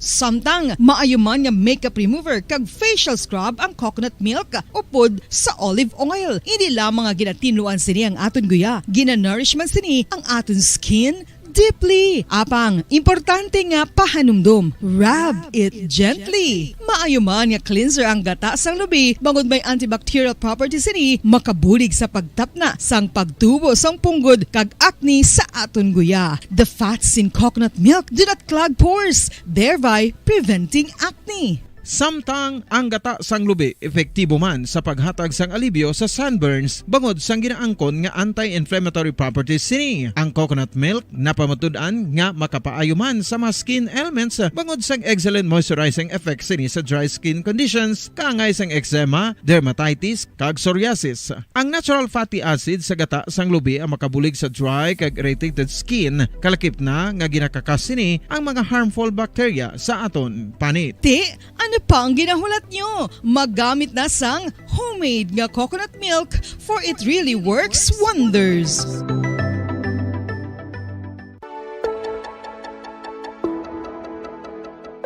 Luyag mo bala nga mabuligan ang imuguya nga magmangin mahining ukon makaangkon sang top of the line highlighter nga pwede lamang maangkon na sa sulod sang balay. Huo mga kabombo! No fancy skincare products, no messy do-it-yourself masks, kag ini ang pinaagi lamang sa ice cubes nga madamo naman ang nagahimo sini kag nagahambal nga epektibo ang ini nga beauty regimen kag skincare tip. Suno sa mga dermatologist, makabuligid ang pagnusnos sang ice cube sa aton guya adlaw-adlaw. Ang ice makadulot sang pagpahugot sang aton panit sa guya bangod gina-constrict sini ang mga blood vessels diri. Rason nga nagakipot man ang mga pores kag wrinkles sa aton guya. Nagapakupos pa ini sa mga inflammations kaangay sang eye bags kag pagpalangharok sang aton mga mata. Ang pag-rub sang ice cube sa aton guya makahatag sang soothing effect kung may nagatubo nga acne. Kag ang kabugnaw sang ice nagapapana sang pagpalamula sang panit dulo sang dalalagko nga mga punggod nga nagatubo kalakip na ang sunburns kag rashes. Makabulig man ang pagnusnos ng ice cube sa aton guya sa pag-reduce sa mga aging signs kaangay sang fine lines kag wrinkles ukon pagkurinot sang panit. Inibangod nga ang coldness sang ice nagabulig sa pagpahugot sa mga pores sa aton panit, making your skin look firmer and younger. Apa ang importante nga pahanumdum, kung mag-rub o kung magnusnos ang ice cube sa guya, dapat inanay lang kag in circular motion for best results. Makaisa man lang ka best kada adlaw dapat nga mag-apply sang ice cube sa guya. Gani, ano pa ang ginahulat mo? It's time for Ice Ice Baby! Magluwas sa baboy, baka kag manok, may isa ka karne nga sara nga mahimo alternatibo nga iserbe sa lamesa sa mga Pinoy kag ini ang rabbit meat o kon karne sang kuneho. Suno sa pagtuon, mas matinlo ini kag mas healthy kung ikumparar sa iban nga karne sang sapat. Ang rabbit meat ang sara nga lutuon sa pamaagi nga naanda na sang kadamaan kaangay sang adobo, lumpia Shanghai kag lechon. Apang ano bala ang mga benepisyo sini sa ikaayong lawas? Ini ang mayara sang mataas nga porsyento sang easily digestible protein kag nagaunod sang jutay nga fat kung ikumparar sa iban nga sahi sang karne. Nagaunod man ini sang jutay nga calorie value sang sa iban kag almost cholesterol free ini. Gani makabig siya nga heart patient friendly. Mas jutay man ang sodium content sa rabbit meat, samtang mas madamo naman ang calcium kag phosphorus content sini. Mga carcinogenic foods o kung tigi nga mga pagkaon mangintunaan sang cancer. Nakahibalo bala kamo nga ang mga tigi o kung sunog nga parte sang pagkaon kaangay sang barbecue kag inasal makabig nga carcinogenic o kung mangintunaan sang pagtubo sang cancer sa aton lawas. Kung naghambal kita carcinogen o kung carcinogenic, amoy ni ang substance, radionuclide o kung radiation nga nagapapromote sang carcinogenesis o kung pagporma sang cancer. Madamo ang mga carcinogenic foods nga nangin paborito naton. Kaangay sa mga processed meat, overcooked foods, kag mga fried foods like french fries. Abaw! Ang paborito ta nga pork barbecue kag chicken inasal. Nga gina-request tagid nga well done ang pagluto o kung ginapatigi-tigi tagid. Makabig nga carcinogenic, processed meat, overcooked foods, and fried foods may increase risk of some types of cancer. Ang mga chemical nga ginausal sa processed kag cured meat, kaangay sang nitrates nga isa ka food preservatives para sa bacon, subong man sausages kag ham, mahimo makaproduce man sang carcinogens. Wala labot sa mga carcinogenic foods, mayara man nga ginatawag non-radioactive carcinogens nga mangintunaan man sang cancer. Kaangay sang paghaklo naton sang asbestos kag aso sang sigarilyo. Gani, likawan gid ang pagkaon sang batok o kung sunog nga pagkaon. Sa tuman ka kapoy, pag-abot sa balay, kung kaisa nagkakatulugan na lang ang isa ka persona. Apang sa babayi antes magdulog, may mga ritual pa nga dapat himuon kaya nga isang paghukas sang makeup. Ano ini ka importante? Ang pagkakas sang makeup kag pagpanghilam o sang guya antes magtulog ang maayo para sa panit bangod ginakakas sini ang mga cosmetics, impurities kag higko sa surface ng skin nga makatugas ang iritasyon o kung pagpadasig sang pagtigulang sini kung hindi mahimo. Ginabuhinan man sini ang risgo sa pagdevelop sang pimples, pagpula sang guya, blackheads kay iban pa nga size sang blemishes. Naga-promote man ini sang cellular renewal paagi sa paghukas sang dead skin. Importante ang paghukas ang makeup bangod ginapahanugutan sini ang panit nga makaginhawa. Ano ang masami nga rason sa pagsakit sang aton tiyan? Ang pagsakit sang aton tiyan, ang bangod sa sahi sang pagkaon nga aton masami ginakaon. Suno sa oncologist nga si Dr. Isaac David Ampil II, ang masami nga pagsakit sang tiyan ang bangod sa hyperacidity. Suno diri, ang pagsaka sang acid ang nagatuga sang pagsakit sang tiyan. Ini ang ginatumod nga sinisikmura o kung stomach ache. Ang usual nga ginatunaan sini amo ang pagkaon sa mga pagkaon nga mataas sa acid content, kaangay sang citrus fruits, kag labaw sa tanan ang spicy food. Ang iban nga sources amo ang alcohol, coffee, kag masami ang pagpagutom. Ang stomach pain ang bangod man kung kaisa sa ulcer kung sa diin ginadigest sang acids ang lining sang stomach. Apang agud masiguro ang gintunaan sang stomach pain, mas maayo nga magpakonsulta sa doktor. Mga kabombo, ilabilagid sa mga kababainhan. Kung ikaw magtulog, nagasuksok ka bala sang bra o kung wala. Madamo ang mababayi, ang wala nagasuksok sang bra kung sila ang magtulog. Magluwas nga ini ang komportable para sa ila, isa sa mga rason kung nga madamo ang wala nagasuksok sang bra kung magtulog, amo ang kahadlok nga makaangkon sang breast cancer. Kangawa nga hindi magdako kag mapunggan sini ang pagkupos sang dughan. Apang suli sa ginapatihan sang kadamaan, wala sang medical evidence nga nagapamatuod nga malain ang pagsuksok sang bra. Depende sa kadakuon sang dughan. Ang pagsuksok sang bra ang makalimit sang breast movement nga makabulig sa pagpamagan sang breast pain kag nagatuga pa sang mas komportable nga pagtulog. Bangod wala sang major benefits ang pagsuksok sang bra samtang nagakatulog, wala man ini sang major negative nga konsekwensya. Ang importante, matinlo kag masami ini nga ginalabhan agon nga malikawan ng mga skin issue tugas sang balhas kag bacteria.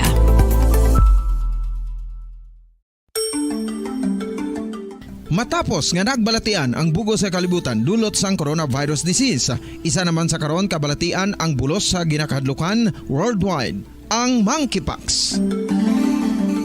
Ano ang ginatawag na monkeypox?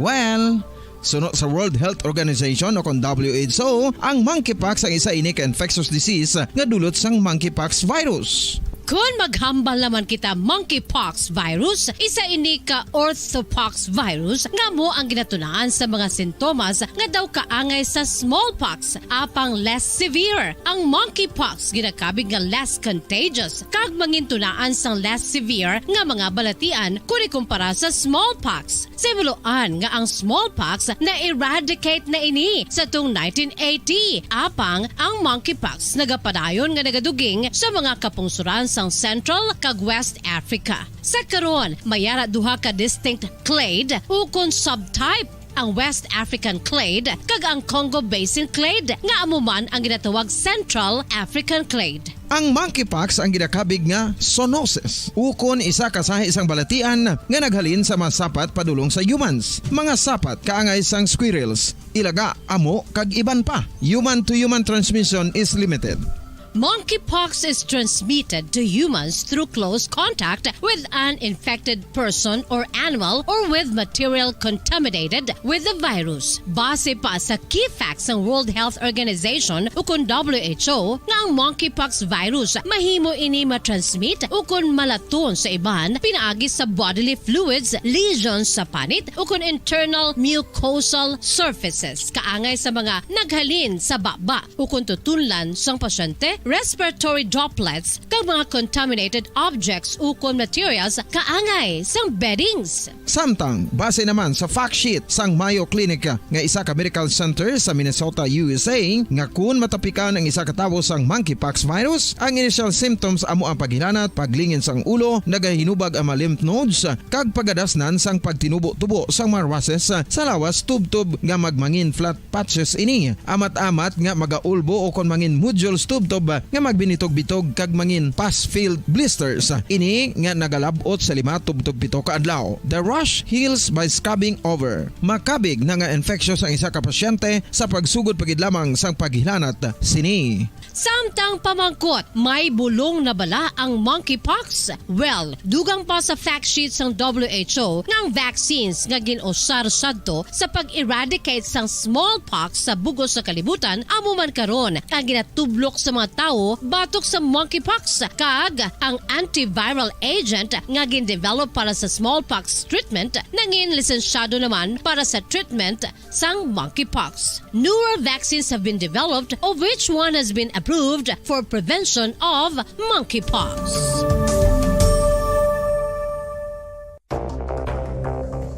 Ano ang dengue hemorrhagic fever? Ang dengue hemorrhagic fever isa kabalatian halin sa virus nga nagalaton paagi sa kagat sang babayi nga lamok nga ginatawag Aedes aegypti kag Aedes albopictus. Ini nga lamok nagakabuhi sa sudod kagwa sa palibot sang balay, nagaistar sa matinlo kag wala nagailig nga tubig kag nagapangagat sa adlaw, humalin sa kaagahon, tubtob sa kahaponanon. Paano makaangkon sang dengue ang isa ka tawo? Kung ikaw ang makagat sang lamok nga nakasuyop sang dugo sang pasyente nga may dengue. Kung ikaw ang makagat sang lamok nga halin sa pagkaitlog may dala nga virus. Ano ang mga palatandaan o kung sintomas sang dengue? Hinali nga hilanat nga nagadugay sang duha, tubtob 7 ka adlaw, bleeding o kung pagdugo sang ilong, panit o kung baba, kag pagsuka o kung paghigko nga may dugo, sakit sang ulo, pagpalangluya, pagdula sang gana sa pagkaon, sakit sa tiyan kag pagpalanakit sang tutunan, pagpalamula, rashes, shock, pagpalangyami, pagpalamugnaw, pagpalanglapsi, pagpalangitom, pagdasig apang mahina nga pulso, pagkalipong, pagsalasala o kon delirium. Sa karon nga uso naman ang dengue kag nagasugod na ang tigululan, ginapanugyan sa tanan nga magpanglimpyo sa aton palibot kag ugsaran, pakulbon o kon pangulaon ang tanan nga mga suludlan o kon bisan ano lang dira nga may stagnan o kon nagsupot nga tubig, agud matapna ang pagbreed sang mga lamok. Pahanumdum, nagikan sa Bombo Radio Bacolod. Basta Radio, Bombo! Makapila ka beses kung magpangapi sa isa kadlaw, maghinay-hinay lang sa pag-inom sang kape bagod may ara ini sang ini maayo nga epekto sa lawas. Apang paano bala mibuan kung masobrahan na kita sa kape?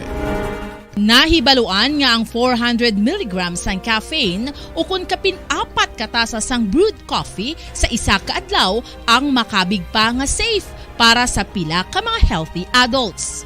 Apang, dapat naman ini nga hagan-haganon kung makabatyag na sa mga sintomas nga nagapahibalo nga nasubrahan ka na sa kape. Ini ang ginalakipan sang pagsakit sang ulo, hindi makatulog, anxiety, kag masami nga ginanerbiyos, kalakip na ang paglingin sang ulo, pagka-irritable, masami nga pagpangihi, pagpalangurog sang unod, kag pagdasig sang kuba-kuba sang dughan.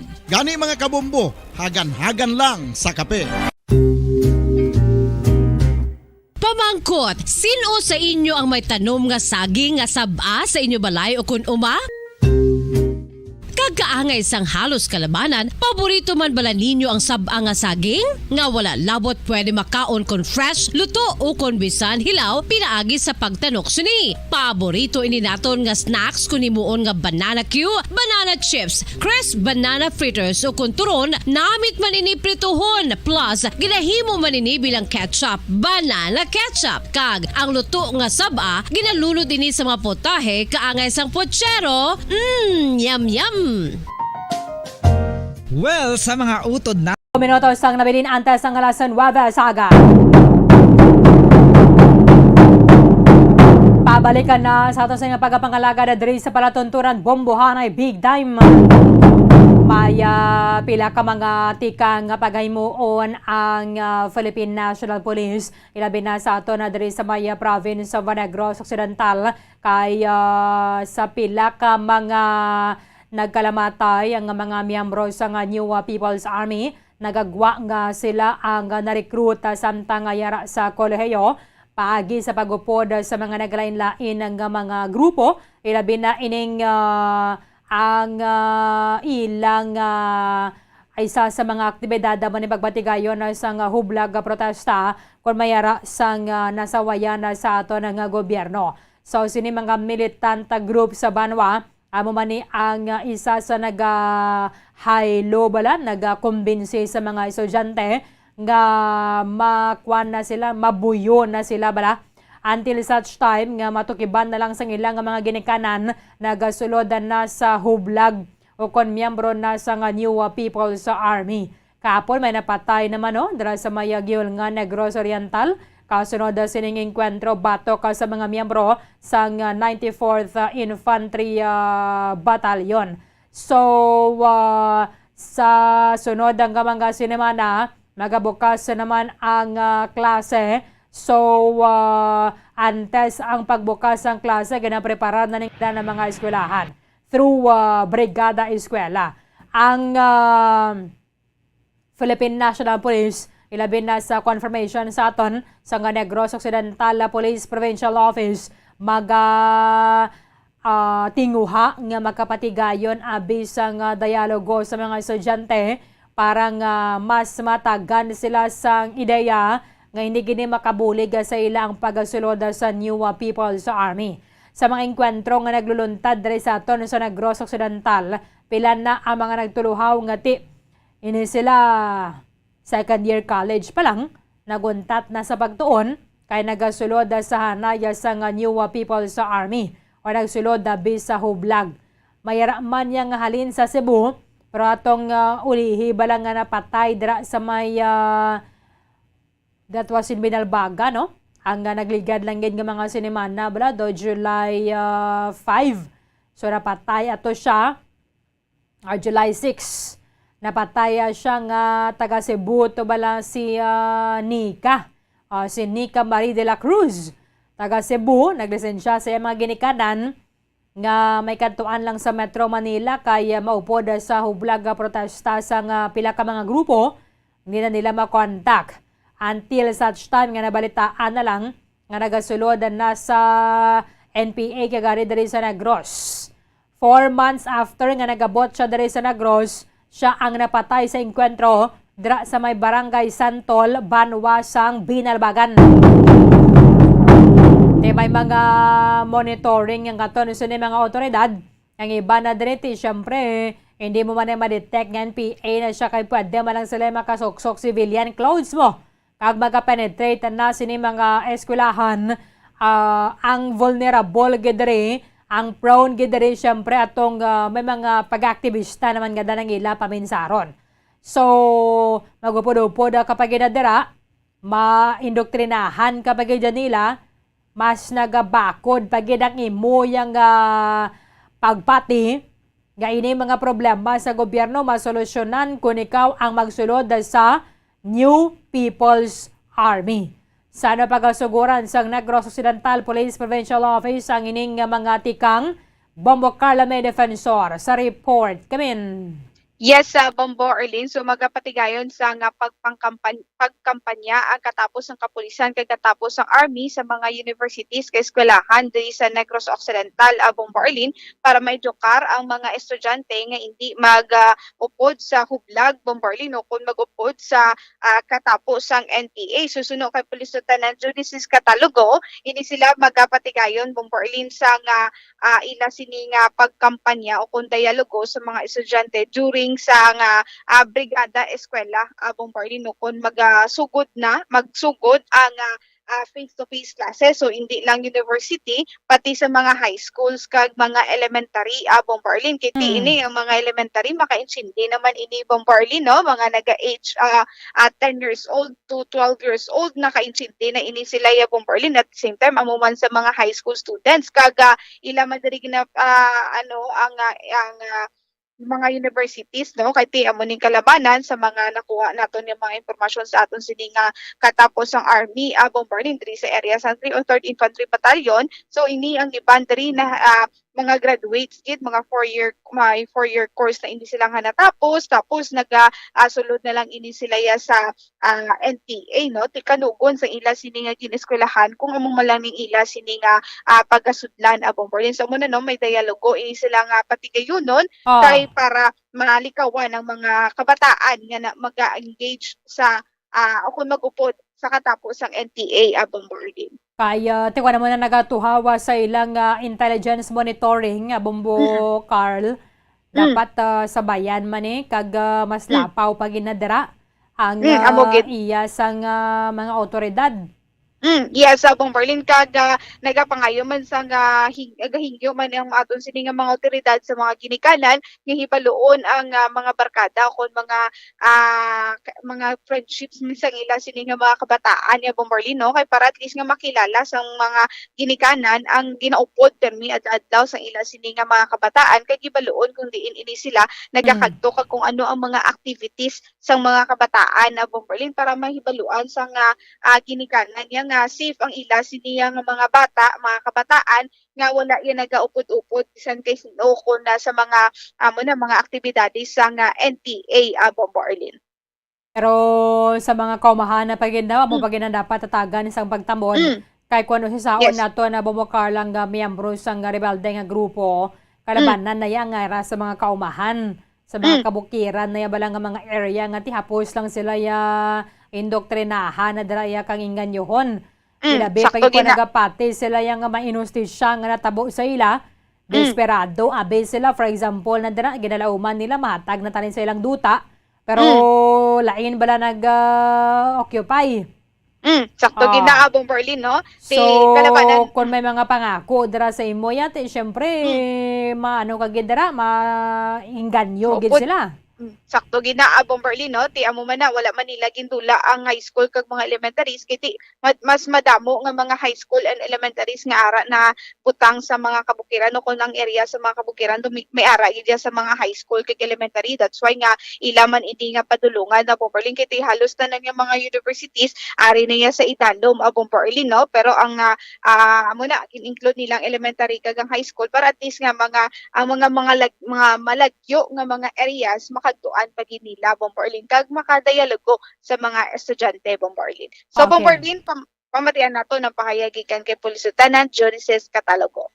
This still we work as a part and parcel function of the Philippines Police is to also to at least not only to fight in the actual battle of against the terrorist communist CPP NPA, but somehow we are planning together with the armed forces of the Philippines is to go down with the roots. Understandably, ang atong mga colleges and universities right now are being invaded, no? Gid katabo ang natawag nga recruitment sa mga CPP NPA. We are planning to collaborate with the armed forces of the Philippines, no? And we're planning to at least to have during the Brigada Eskwela and the opening of the classes, we will have this information campaign, dialogue with the possible colleges and universities around Negros Occidental. We are planning this kung magbalik ng face-to-face nga is pag modo sa pag-eskwela. Kaya understandably, mabalik na nga mga kabataan, mga estudyante natin in the school. Not only the colleges, but also we're going to also man nga ikatuan natin ng mga high schools and elementary because as earlier, when we are planning to inform our students na ang in joining this ginatawag natin lolis activities or lolis groups, eventually wala ni sila isang ginatawag natin na lugar sa aton eskwelahan because ang pinutuyo rin sa eskwelahan is to educate aton nga mga kabataan, mga estudyante to be a better citizen in the future. And somehow, kung mag-exist ini nga mga yung limuon, especially yung recruitment sa CPP NPA, ginapatalang nila ang atong mga kabataan. So, hopefully, that these universities and colleges around Negros Occidental will open their doors to us, no? Para ma-inform natin ang atong mga estudyante. Nga mag-iyaan sila as to nga hindi sila mga biktima sa recruitment sa CPP-NPA. Yes, sir. So sa subong, sir, may na-monitor ka mo nga mga universities diri sa Negros Occidental nga may sa insurgency o kung nag-exist ang pagpang-recruit? So far, subong we are getting to we are checking the list kung may ara manggid, but as to for now, no, kita pan Japan together with the armed forces of the Philippines, we still gathering information and possible evidence no, nga makita naton. Pero subong wala pa gyud maglabot mamasaton nga igdulungog nga somebody may ara, pero wala naton gina-discount, no, wala naton gina-discount nga hindi or wala, no, somehow kung may ga-exister, but if there is kung may ara manggid, this is timely ang amon nga mga possible nga mga plano together with the armed forces of the Philippines nga at least mapunduan na mag-edukar nato ng mga kabataan, and then hindi sila mabiktima, no, mapunggan nato ang pag-recruit sa CPP-NPA sa atong nga mga estudyante. Sa isa gani ka nabatian akon nga speech that ang responsibilities ang ginikanan, no, especially sa mga amay kagiloy, that giyaan ang ilang kabataan, no. Ang hindi naman lipod nga may mga nagakatabo nga insidente nga ang ilang kabataan wala sila kabalo kundi ina nagkaladto kag ano na mga grupo kung mga organisasyon nila gintrahan, so dapat ibaluon sa ginikanan kag tudluan nga mga bagay nga malain wala gid sa madulot nga maayo sa ila, no. And please also check kung sino mga friends and other friends of your sa mga kabataan, kay possibly, no, kung makilala naton ang mga sino mga kaupod o kung sino mga abyanan sa inyong mga kabataan, definitely mabalaan nyo man kung anong organisasyon niya ginaintrahan. Ang panunggihan ko sa mga kabataan ang kung ikaw ginasabdong kag ikaw ang ginapanugnayan sa imong ginikanan, nagapakita lang nga ikaw palangga sa imong ginikanan. Pero kung ikaw ginapabayan, maminsar ka na kung ano ang imong direksyon nga salon sa kabuhi mo. Pero as long ikaw ginasabdong kag gina-remind kung ano ang maging mayo nga tao, gapakita lang ang ginikanan nagapalangga sa imo. Okay. Bombarlin. So, Bombarlin naman ito, no, pangayagikan kay Police Lieutenant Judices Catalogo regarding sa ila sining nga patigayunon nga kampanya sa kontra insurhensiya, Bombarlin. Among importante gid mga ginaupdan bala nga mga barkada, so dapat sa mga ginikanan ay check agad nila kag usisaon gid. Yes. Mas maayo pa kay gani kun kilala mo gid balaya ang barkada sang imo bata. Kag may mga number ka bala nila, Bombo Carl? Amo gid sakto gid na. In case nga di mo makontak imo bata, may iban kaya dira nga alternative pala nga pwede mo matawagan. Sakto gid na, Bombarlin, no, so dapat amo ginaan nga paghimuon para at least nga ma-monitor sa gihapon nga, no, kung ano ang mga aktibidades nga ginahimo sa imo sining bata, Bombarlin, no, kung inyo sining kabataan. Kag sa mga estudyante maya pilion gid dapat kun ano mga organization nga mga ginasudlan bala. Yes, sakto gid na, Bombarlin, no, kay maka-impluwensya gid na sila.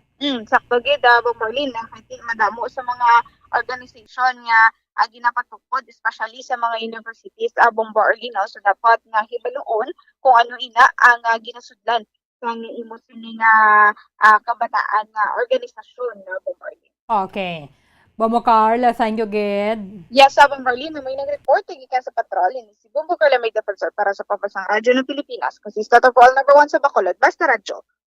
Maraming salamat kay Bombo Carl may defensor. So, maya ba kami mga symposia darang ginapatigayon ng mga otoridad naton kag pagbuli gaman lang, pabinagbina gaman lang ni sa mga estudyante. Kaya tekon na kaysa may mga grupo wala dara nga mga nag-recruit or nagainganyo sa imo ba lang nga magasulod ka sa ilayang organization.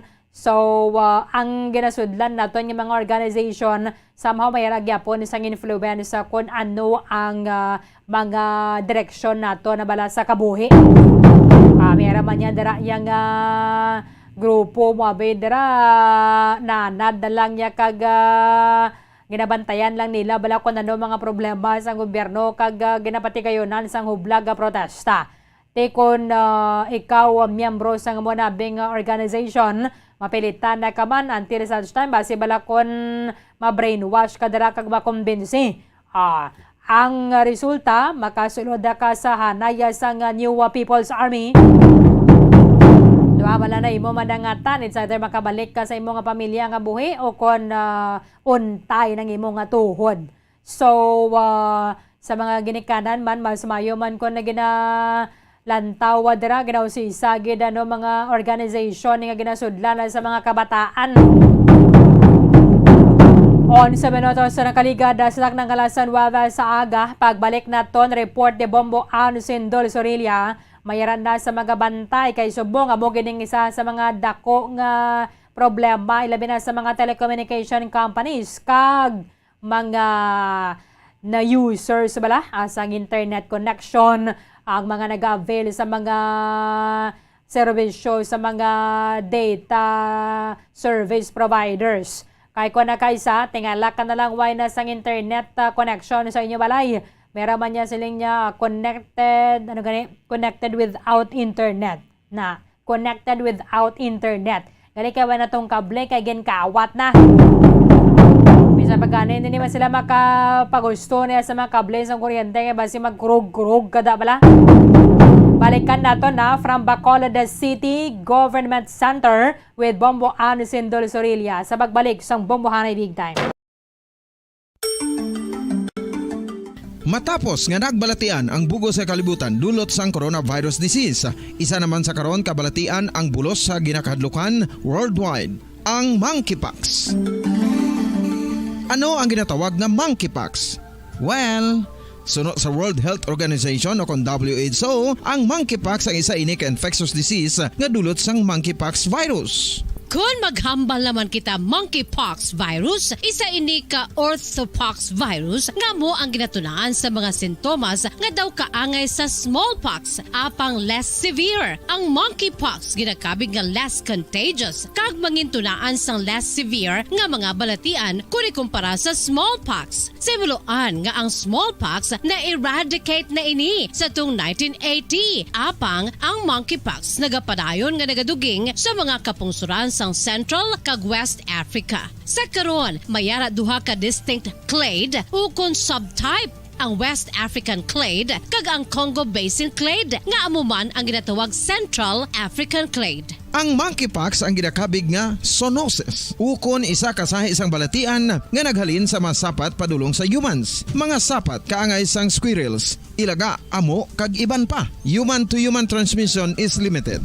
Monkeypox is transmitted to humans through close contact with an infected person or animal or with material contaminated with the virus. Base pa sa key facts ng World Health Organization ukon WHO nga ang monkeypox virus mahimo ini matransmit ukon malaton sa iban pinaagi sa bodily fluids, lesions sa panit ukon internal mucosal surfaces kaangay sa mga naghalin sa baba ukon tutunlan sang pasyente, respiratory droplets kag mga contaminated objects ukon materials kaangay sang beddings. Samtang base naman sa fact sheet sang Mayo Clinic nga isa ka medical center sa Minnesota, USA, nga kun matapikan ang isa ka tawo sang monkeypox virus, ang initial symptoms amo ang paghilanat, paglingin sang ulo, nagahinubag ang mga lymph nodes kag pagadasnan sang pagtinubo-tubo sang mga rashes sa lawas tubtob nga magmangin flat patches ini. Amat-amat nga magaulbo o kon mangin nodules tubtob nga magbinitog-bitog kag mangin pus-filled blisters. Ini nga nagalabot sa 5 tubtob 7 ka adlaw. The rash heals by scabbing over. Makabig na nga infectious ang isa ka pasyente sa pagsugod pagid lamang sang paghilanat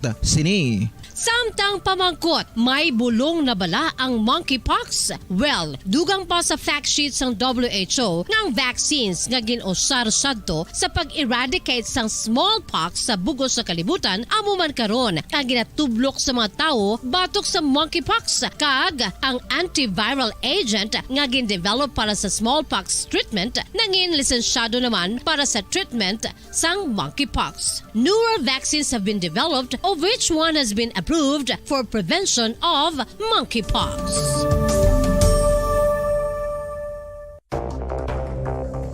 Ano ang dengue hemorrhagic fever? Ang dengue hemorrhagic fever isa ka balatian halin sa virus nga nagalaton paagi sa kagat sang babayi nga ginatawag Aedes aegypti kag Aedes albopictus. Ini nga lamok nagakabuhi sa sudod kagwa sa palibot sang balay. Nagaistar sa matinlo kag wala nagailig nga tubig kag nagapangagat sa adlaw humalin sa kaagahon tubtob sa kahaponanon. Paano makaangkon sang dinggi ang isa ka tawo? Kung ikaw ang makagat sang lamok nga nakasuyop sang dugo sang pasyente nga may dinggi. Kung ikaw ang makagat sang lamok nga halin sa pagkaitlog may dala nga virus.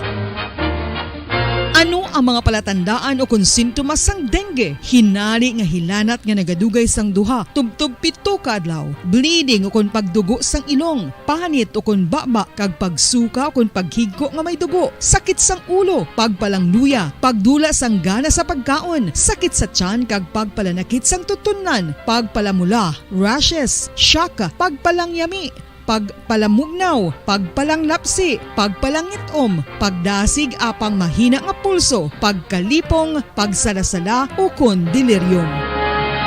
Sa karon nga uso naman ang dinggi kag nagasugod na ang tigululan, ginapanugyan sa tanan nga magpanglimpyo sa aton palibot kag ugsaran, pakulbon o kon pangulaon ang tanan nga mga suludlan o kon bisan ano lang dira nga may stagnan o kon nagsupot nga tubig, agud matapna ang pagbreed sang mga lamok. Pahanumdum, nagikan sa Bombo Radio Bacolod. Basta Radio, Bombo! Makapila ka beses kung magpangapi sa isa kadlaw, maghinay-hinay lang sa pag-inom sang kape bagod may ara ini sang hindi maayo nga epekto sa lawas. Apang paano bala mibruan kung masobrahan na kita sa At minuto sa nakaligad sa takna ng alas San Weather sa aga. Pabalikan na sa ating pagpangalaga na diri sa palatunturan Bombohanay Big Time. Sa hanggang tinalikdan na to, pila ka mga pumuloyo diri sa Maya Syudad sa Bacolod nagpanangata sang impormasyon na diri sa aton. In fact, may reklamo pag nagliga na diri sa Maya Bacolod Police Station 4. Pero I'm sure kuha naman nato nila. Himuan na bala, ginareprimanda tong ulihi, bala nagresponde sa kinawatay sang kable sang telco. Pero maiban pagid kita nga mga kauturan, ilabi na mga internet users bala, nga may mga ginapatakod kamo sa inyong mga balay, kag kada bulan ang pagbayad, kung kaysa tingala, kanando pinanda ni kadlaw nga do connected without internet ni nga ton yung wifi yaw. Panakalana ka man na binadara. Kay kadamo sang amo naman ning natripingan na nila daw na bala may ginapatawad. No? Why na may ginapatawad? Maski ano na lang nadira basta makwartahan kawaton. Kita ninyo nagliga adlaw to may nangawatan sang pila ka tray dra sa may pila ka tray sang itlog sa Burgos Market. May laman na gani kay nagbuligay ang mga vendors kag nakwa nila. Nadakpan na to dayon. Nadakpan ang ining nagapangawat sang itlog. Tikay na ginkatuan na to na dra sa may Bacolod Police Station 4. Siling ni Clovis Elban Buena bumwarol sa itlog. Inya sugo sang kapigadohon. No? Amo ginamasami, why na iba na yung ginasabat ang ini mga kawatan.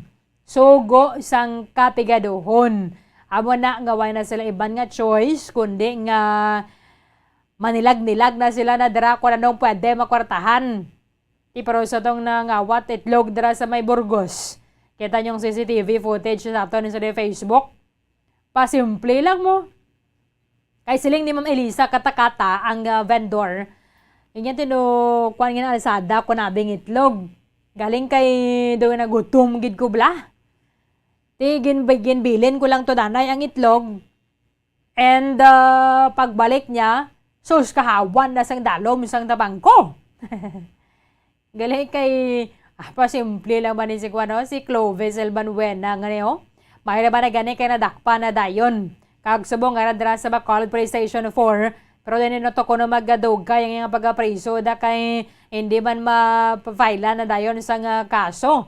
Dapat siguro sa aton nga mga police station sinang everyday guro may ragi kita ng case investigator bala. Kaya pero nabi duwa lang ang investigador. Pag day off sang isa ang mga kaso niya itong ginauyatan, hindi man mahatagan naman sa italopangod. Pagkasunod nga adlaw, umupa ng pagbalik niya sa duty, ay ba na din naglapse na mga reglementary period of detention na nila, hindi man gyapon masakaan kaso. Kutob sa mga kawatan nga ang sabat nila kung paano nabi kay kapigado, gid. No? Anad na kita na yan sa mga amo na mga sabat nila. Amo, ginang pinakapaborito, gid nila yung ay sabat. Sugo sang kapigaduhon kay tigiliwi nga daan subong. Sus ka mahal pagid sa mga nagapanguna nga mga balaklo, no? Especially Sudan, Lamas, ang kalambay ganin subong, perte man ang pagatimbuo kasang iyang presyo. And ang siyara sa may supermarket, sa groceries. Mabuhi, abi kita yang ini kita yang magbakal sa mga wants na bala.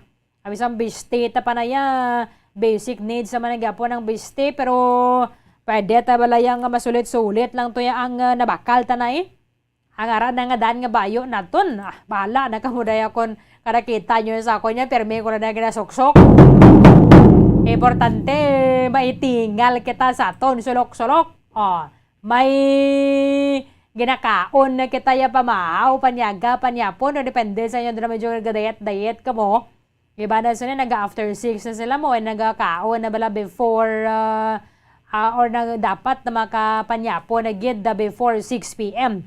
Para after 6, why ka na may ginakaon bala? Kaya ko na do, serve ba na ko nga toxin sa aton lawas kung nalapaw na alas 7, tapos hamal man kita gyapon. Tingin ba na dara ang isa sa mga ginapaliwansanan nila ining pagpangawat. Tibasen pa gani mga kable sang kuryente or kable sa mga telkom o gining sausaho nila. Panitan na nila daso ng copper na sulod. Ang sa Y bala mo nang ginapontariyan nila kay mahal ko na ako ni pakilo. Ting iba na dring nga mga kauturan naton at ingalakan na lang nga way na sang internet na connection o golpe lang nga binautod. Kaya ting iba na sila, especially mga work from home naton na sila mga kauturan. Ang gabi halos na palang imuuna nila adlaw kamera sila duty. Yung kaysa matingala ka na lang golpe ka lang yung auto sa linya. So, na-record nga mayara gyapon sa doon data na ining kinawatay sa mga kable. Nagpagwa sa Executive Order number 015 series of 2022 si Bacolod City Mayor Alfredo Benitez. Nagamando sa strict monitoring kag dapat i-implementar gid ang anti-fencing law. Although sa mga telco ngani mga bantay kable ni sila mo. Bantay kable nga mga ng grupo or team nila. Kung mayara sang may magtawag nga ining may nagapangawat sang kable, amo na dayon ang ma-respond. So, ining mga makawat nila dira nga kuryente, ginabaligya man na nila syempre sa mga kuan na din na dira nga mga shop. Amo na nga dapat mayara diri sang nagakaigo nga permiso halin sa Bacolod City Police Office kung nag-buy and sell ka sa muni nga mga items halin sa mga unlicensed dealer. Dapat mayara man sang istrikto nga inspection kag hindi pag kuana bala way na sa mga duwa-duwa na dra.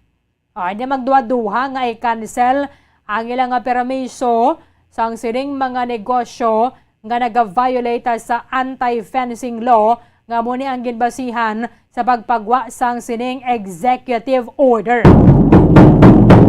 Kay ba naton sa mga kauturan ng grupo na gina sila bla? It's either nagagamit na sila dira sang motorsiklo or tricycle amo na kalabanan motorsiklo or tricycle. Kay kahapos lang balaya magpalagyo. Makalusot-lusot ka lang balaya ko na diin. Pero sa ulo na nila daday ang kuana dira paano sila mag-exit sa mo nga subdivision. Kaya ting iba na nga mga subdivision bisan mayara pa man ya sang kung isa may guardhouse na pero sa lang sa guardhouse no may man guard. Mera guardhouse pero ti wala man guard. Kaya depende man na sa pagasugot dira sang homeowners association Kung masaranggadan nila mga juice, kaya kung kaisa, iban nga mga miyembro sang homeowner sa balaway, man nagabayad sang juice.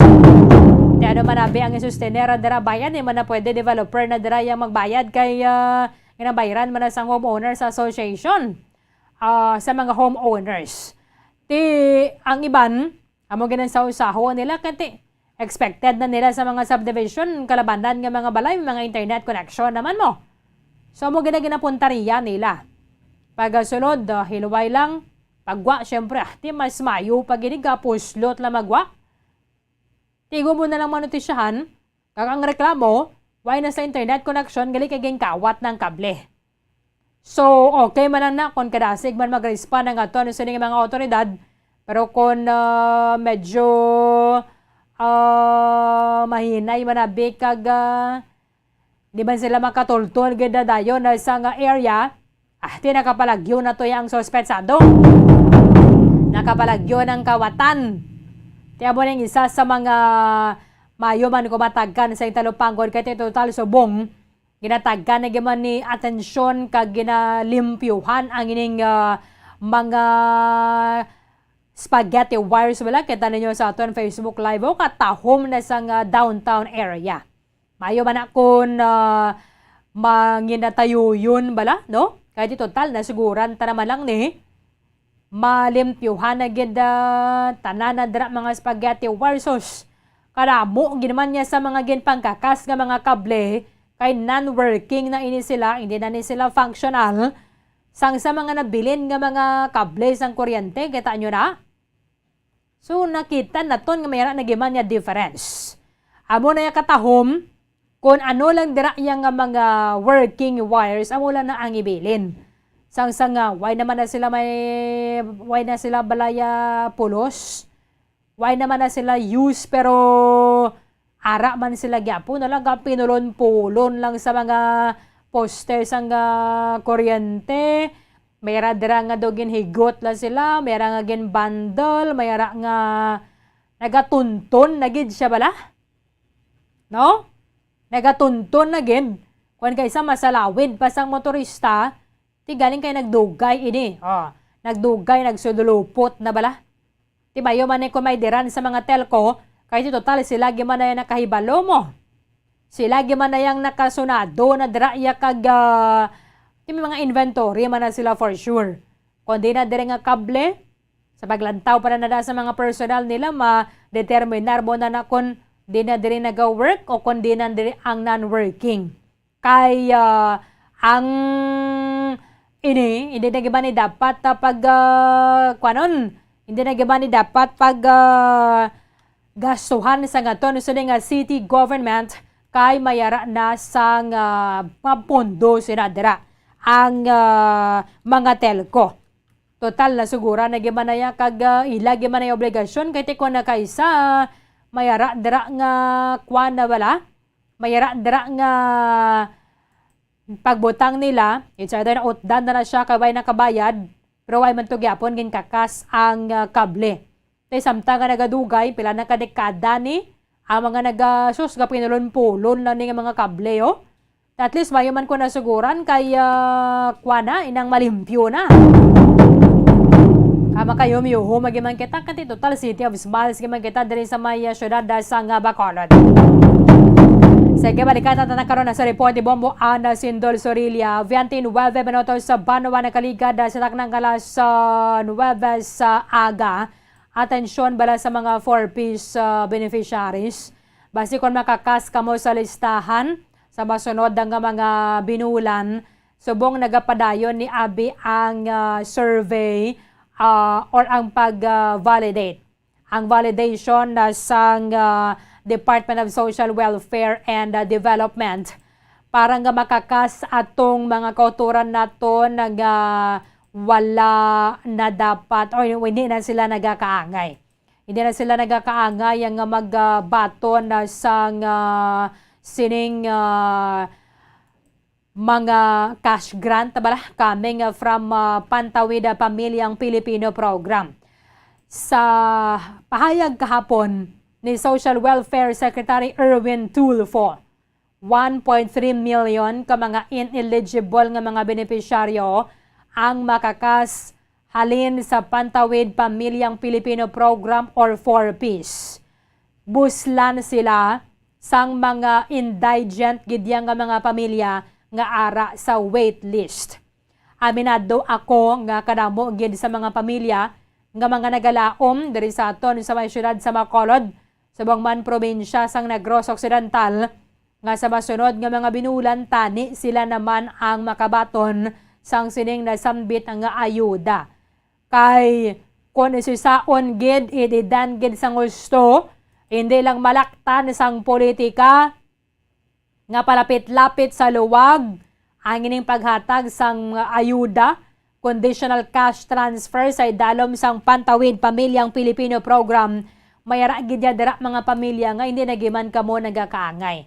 It's either way na kamo sang estudyante nga nasulod diri sa criteria para sa paghatag sang conditional cash transfer or nakaobra ng inyong nga mga kabataan, hindi na kamo considered nga pigado gid nga yara sa below poverty line.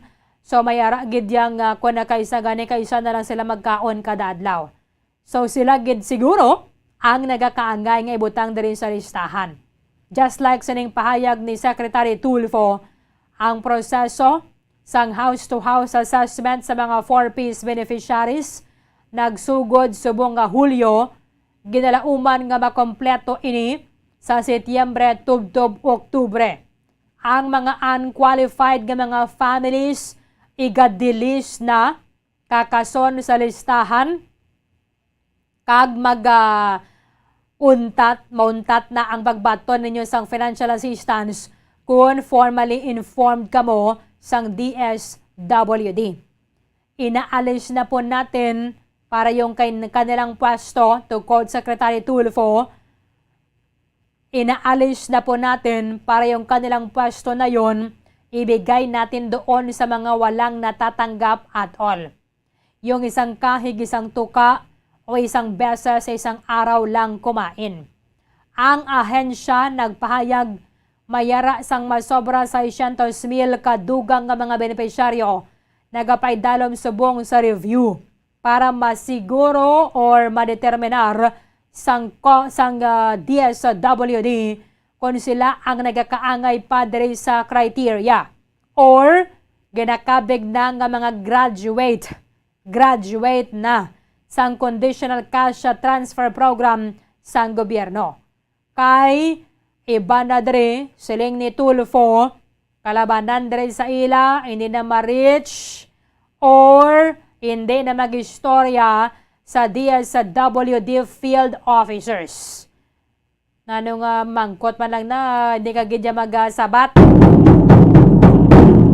Mangkot man lang na sila ya kon kahit ma'am niya imo bata ngani nakagraduate na ni or nano.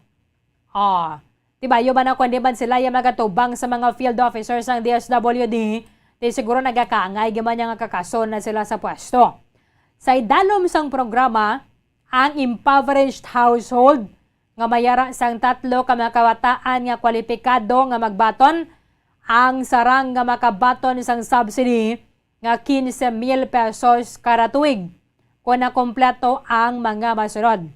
Ginapa-eskwela ang mga kabataan. Nalabot ang ining mga required meetings nga dapat wala sang absent or nag-absent man pero hindi masami, gamay lang nga inadlaw nga siya ang wala nakatambong sa klase. Nakabaton sang pre- and post-natal care para sa mga ginikana sa mga iloy, regular check-up of children aged 5 and below, kag napurga. Na-deworm ang mga kabataan nga nagaedad 6 tubtob 14 anyos. Kaya kung nakagraduate ka naman lang o nakagraduate na ibu ambing nga bata, so dapat nagiban nga kakaso nagiban sila diri sa listahan, ibulos naton atong mga nagakaangay.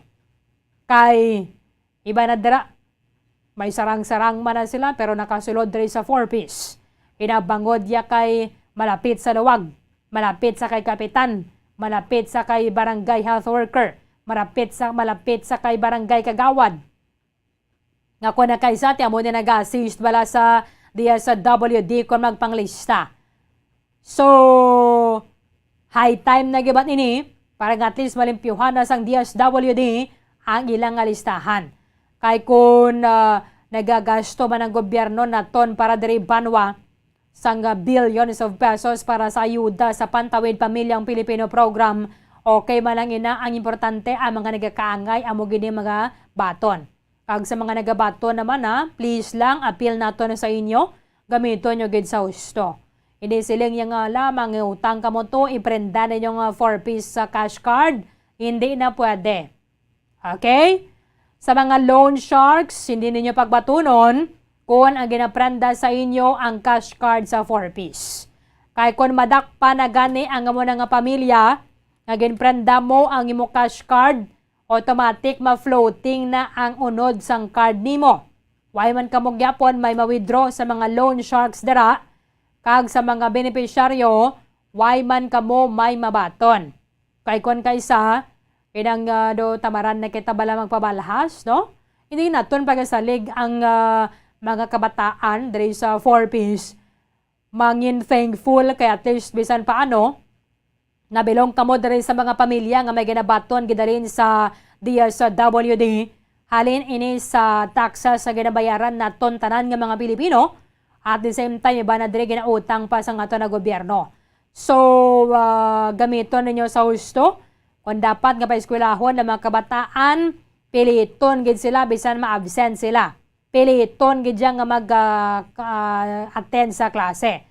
Kay ni man aton malipod manigar nga mayara sang kadamo nga mga success stories ang DSWD 4-piece. May mga pamilya na dira, nag-graduate na sila sa hasta man ni siya sa junior high school mo. So pag senior high school, why na sa may ginabaton halin sa 4-piece. Ting iba na dira, mag-graduate kaya sa high school.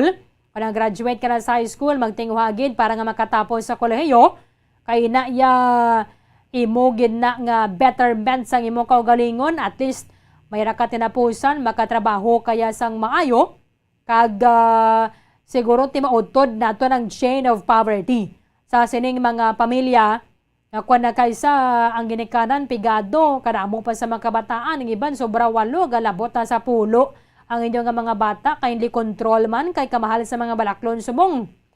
Di kon pulo bata mo, hindi mo man pa-eskwela tanan. Kung may magkatapos sa dara isa, okay naman to kumabulig doon sa mga kauturan niya, pero kung hindi manabi. So hindi ma-break ang ining chain of poverty, kahit kung ang ginikanan pigado, hindi man nila pagpa-eskwelahon ng ilang mga kabataan. Ang mga kabataan, temprano pa man mga asawa, temprano pa man mamana, mapigado na naman.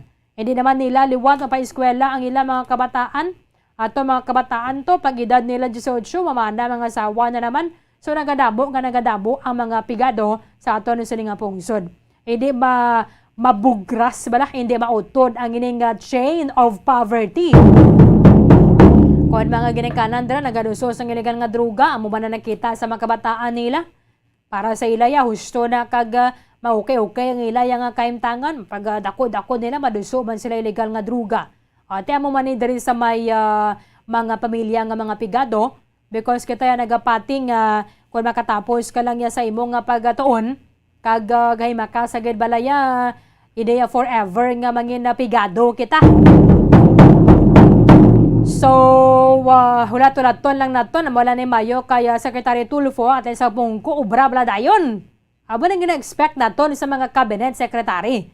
Pag pungko, ato bangon na dayon kung ano ang ara sa lamesa nga trabaho.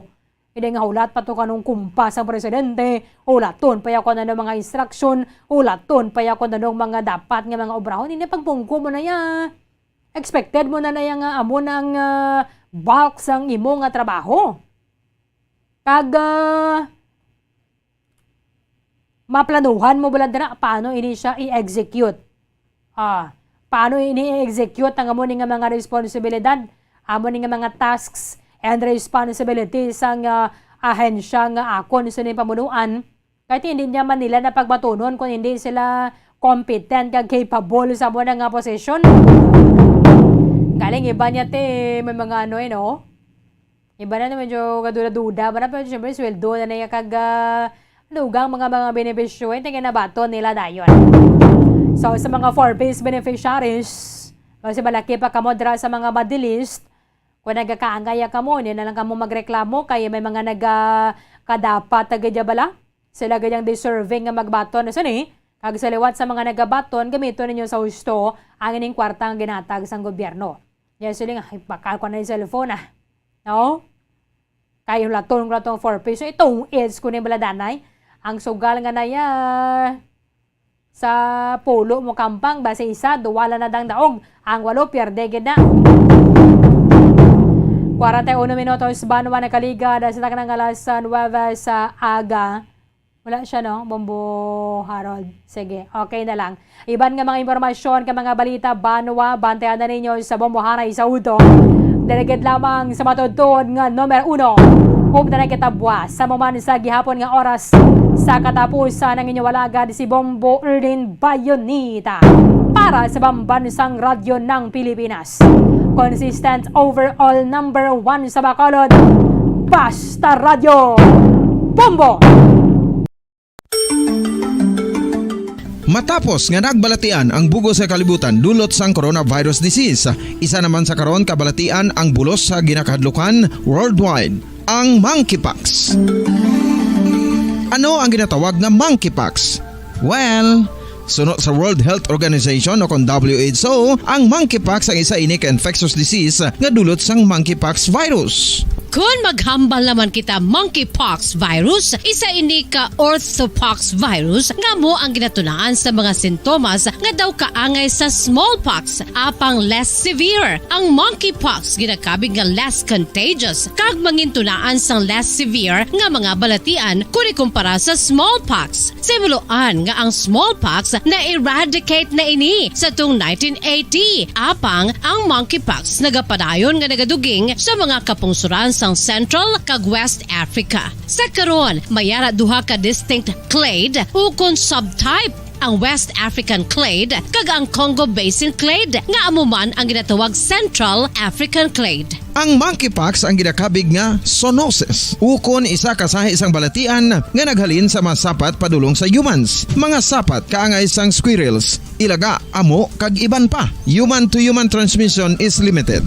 Monkeypox is transmitted to humans through close contact with an infected person or animal or with material contaminated with the virus. Base pa sa key facts ng World Health Organization ukon WHO nga ang monkeypox virus mahimo ini matransmit ukon malaton sa iban pinaagi sa bodily fluids, lesions sa panit ukon internal mucosal surfaces kaangay sa mga naghalin sa baba ukon tutunlan sang pasyente, respiratory droplets kag mga contaminated objects ukon materials kaangay sang beddings. Samtang base naman sa fact sheet sang Mayo Clinic nga isa ka medical center sa Minnesota, USA, nga kun matapikan ang isa ka tawo sang monkeypox virus, ang initial symptoms amo ang paghilanat, paglingin sang ulo, nagahinubag ang lymph nodes kag pagadasnan sang pagtinubo-tubo sang mga rashes sa lawas tubtob nga magmangin flat patches ini. Amat-amat nga magaulbo o kon mangin nodules tubtob nga magbinitog-bitog kag mangin pus-filled blisters. Ini nga nagalabot sa 5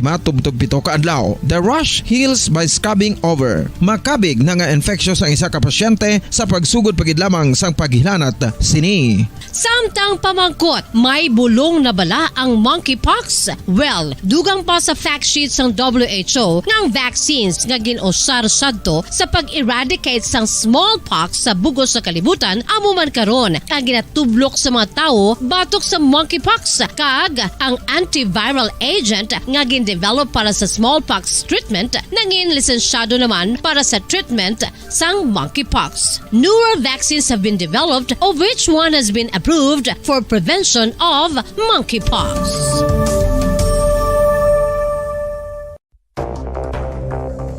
Ano ang dengue hemorrhagic fever? Ang dengue hemorrhagic fever isa kabalatian halin sa virus nga nagalaton paagi sa kagat sang babayi nga lamok nga ginatawag Aedes aegypti kag Aedes albopictus. Ini nga lamok nagakabuhi sa sudod kagwa sa palibot sang balay, nagaistar sa matinlo kag wala nagailig nga tubig kag nagapangagat sa adlaw humalin sa kaagahon tubtob sa kahaponanon.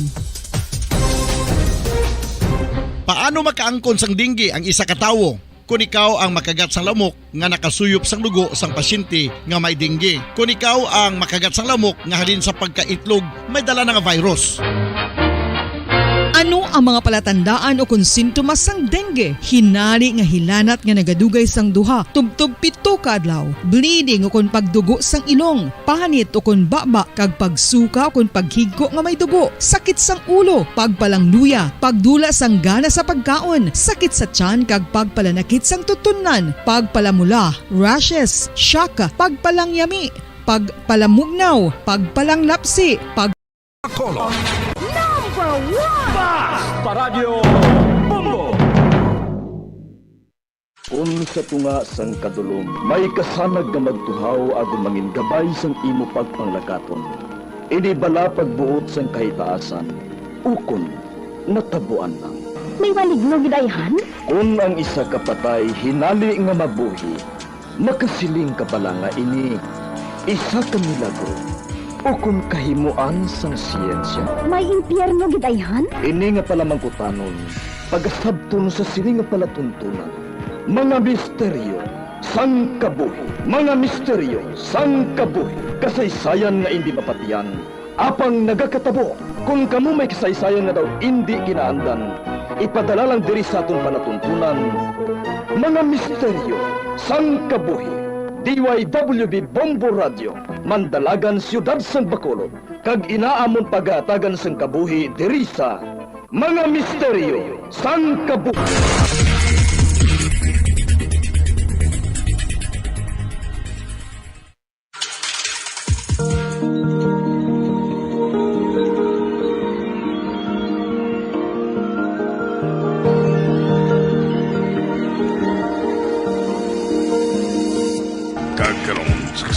Sa taon matahong na sugilanon sa taon palatuntunan, mga misteryo sang kabuhi.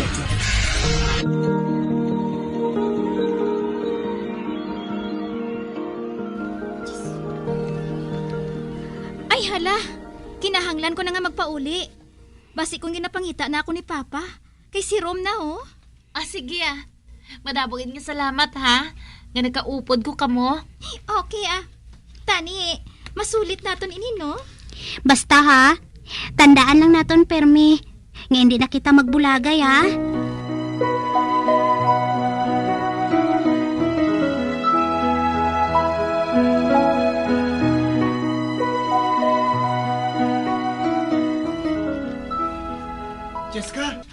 Chiska? Oh, Artemio? Nga Chiska, nakita mo ba si Daisy? Wala. Basi kung ato siya sa library. Kadto ito, Abi. Sige. Salamat. Pau, grabe ba? Wala pagit siya nakamubuon sa ila break-up ni Daisy? Ay! Chiska! Uy! Maayo kay Ari ka diri, Chiska. Uy! Upod gali ka mga duha? Nga man. Ginapangita ni Artemio si Daisy. Ha? Nga aman. Pabayid siya Tamaran ko yung mag-atubang sa tao. Nga bisan jutay, wala ko yung balatyagon. Hi, Daisy! Uy, hala! Si Ricky. Ay, hello! Pwede makaistorbo sa mga dali? Nga aman. Ako na, papatudlo ako sa imo sa math. Ginabudlayan ako Ate, okay Kadali lang gid sina. Madali lang ha. Kay kuhaon ko lang ang libro ko sa math.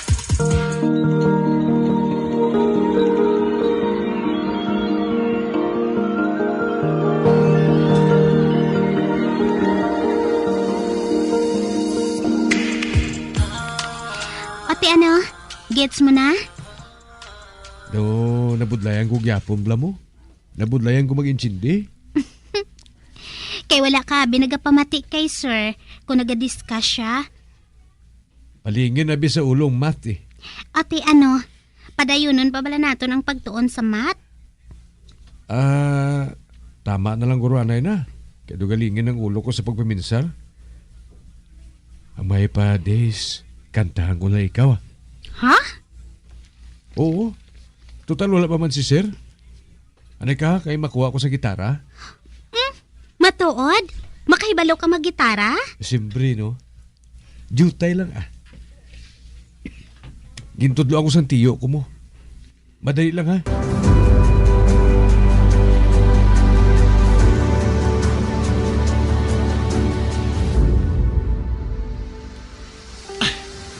Wala ko gin makita si Daisy ba? Sa din bala siya ha? Ginapamalas na ko sang sulay sa initan. Kaginagutom na ko. Wala pa ko nakapanyaga. Dira ko magi sa basketball court ngayon ako. Ang maayo pa. Mabalik lang ko sa classroom. Basi ko na ato na dito si Daisy.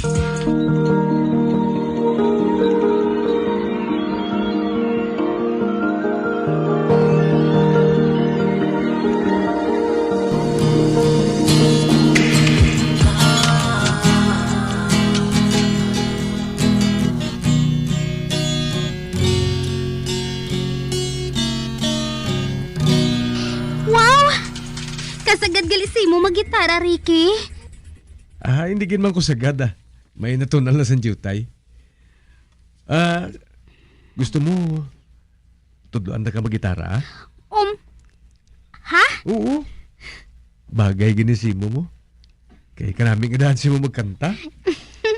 Hindi gid man Ote, ano si mo haw?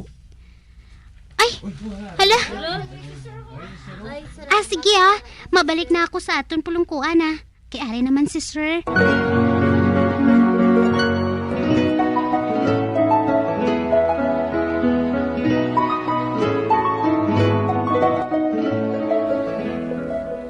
Okay, class.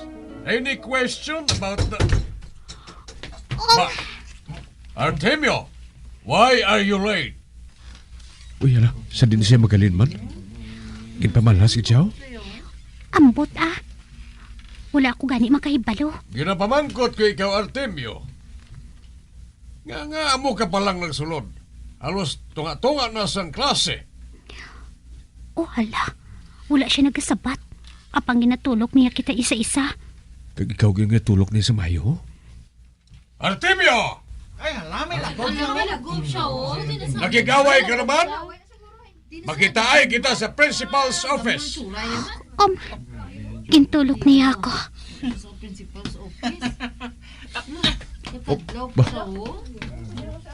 Nagayuhom siya. Antes na palayo. Kawirdo, no?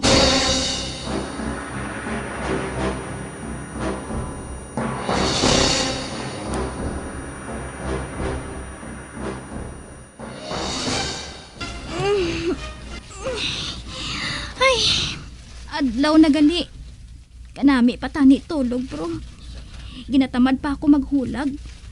Karon na lang ako mabangon Matulog ko liwat Chiska! Chiska! Ma? Adlaw na! Hindi ka pa magbangon, dira? Ma? Sabado subong. Wala kami sang klase. Hindi ka mag-upod sa field trip ninyo? Uy, hala. Oo, gali, no? Field trip namon subong. Okay na, ma. Mahimos na ako.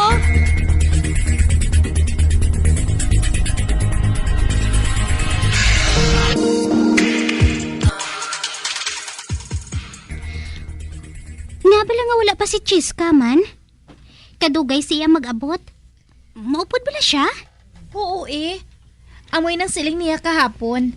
Maupod siya kuno sa aton Pero adlaw na iniho, wala pa siya gyapon. Malakat na nga danang bus nga sakyan naton. Kanugon siningin pamakal ko nga pagkaon kung wala man lang siya. Kaunon pa naman naton ini mag-abot kita sa kaladtuan naton. Kung maupod gid man siya, dasig lang na maubos ang pagkaon nga ina. Kilala mo man ang amiga naton nga ina. Nagdalalag ko ng lawas kay palakaon. Husto ka gid. Amo gani agin pasubrahan ko sa pagdala ang pagkaon. Kay nakahibalo ko nga kay Chiska pa lang. Kulang na. Ari na ako mga amiga. Uy! Hoy babaye, mayo kay Ari ka na. Sorry gid ha, na-late ako. Mayo kay nag-abot ka pa. Kay manuglakat na ang bus ho. Ay, sorry gid ha. Kuan kanabi-abi sang gindamgo ko. Gani, nalipat ako. Nga subong gali ang field trip naton. Tadali na masakay na kita sa bus. Para sa aton seksyon. Tupad na lang kita nga 3 pungko ha.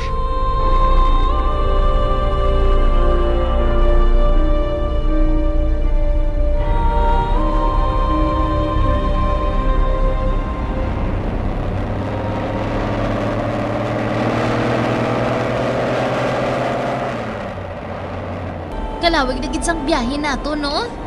Dugi natakaan ako Ang mayo pa. Babasa na lang ko isang pocketbook ko Ate, sige ikaw ang bahala. Days, may pamangkot ako sa imo. Oh, ano ina? Kung magkadto ka sa Baguio, paano mo mahibalaan nga malapit ka na lang? Siyempre kung nagalain ang klima. Sala. Kakuan. Kung madamo na sang pine trees ka na nga makita. Sala gihapon. Ay, ambot katalaka Tama na Kay mapiyong-piyong kuya. Kay nung ginatuyo na ko. Kadayaon gid sa imo. Dapat hindi ka na magtulog kung nagabiyahe. I-enjoy mong mga matahong mga talan-awon nga malabayan mo. Ikaw lang kay matulog kuya.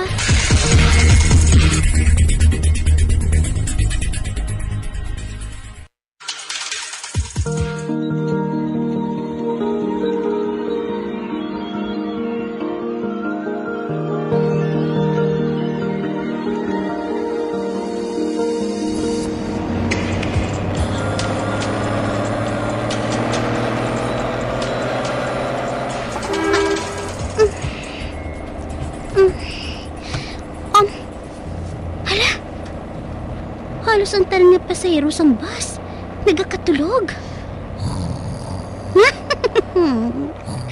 Ay hala, katunog pa sang huragok ni Chiskaho. Siya pa gani ang nagsiling kaina nga hindi dapat magtulog kung nagabiyahe. Pagperte man ang iya huragok ko. Matulog ko liwat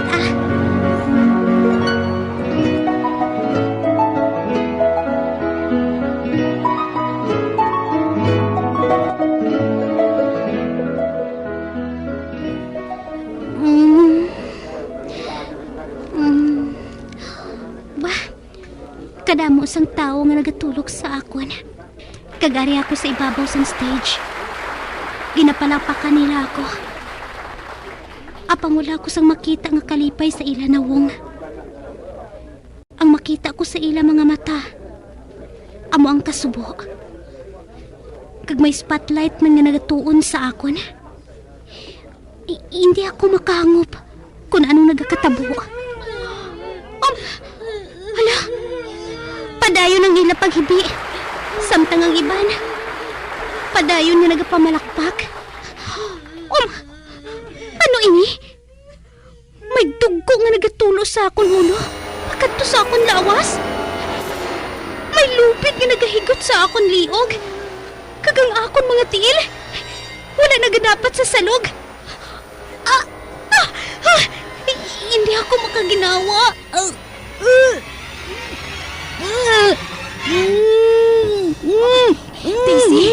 Daisy, bugtaw. Diyos ko!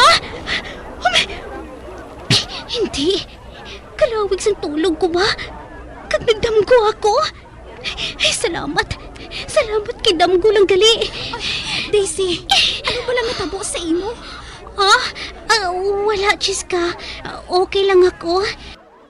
Nagaugayong ka. Gani nga ginpukaw kay ikaw dayon. Daw ginagangungot ka. Salamat, kida. Sige na. Matindog na kita. Manaog na kita sa bus. Kay ari na kita.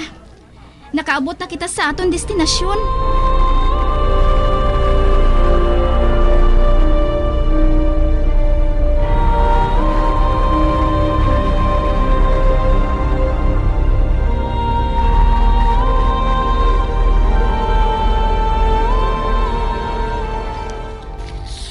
gid diri no. Kanami sa mga talan-awon sa palibot. Kag kabugnaw pa.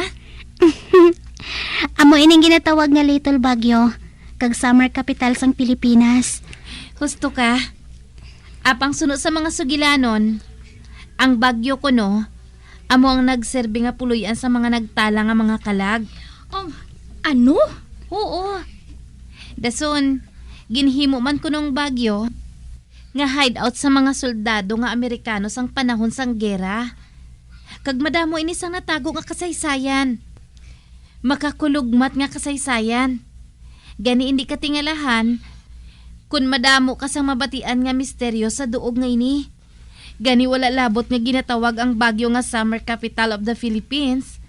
Ginatawag pagid ini nga the most haunted spot in the Philippines. Kag tungod nga ginatawag ini nga Little Baguio, posible man nga may mga misteryo nga nagakalatabo diri. Ay ho, gali. Kamo na lang anay diring magpadayon sa pagsugilanon ha. Kaya nagahana naman ang tiyan ko ho. Dumapungko naman ako sa trono. Dasigon mo ha, kay mangihi man ako dayon.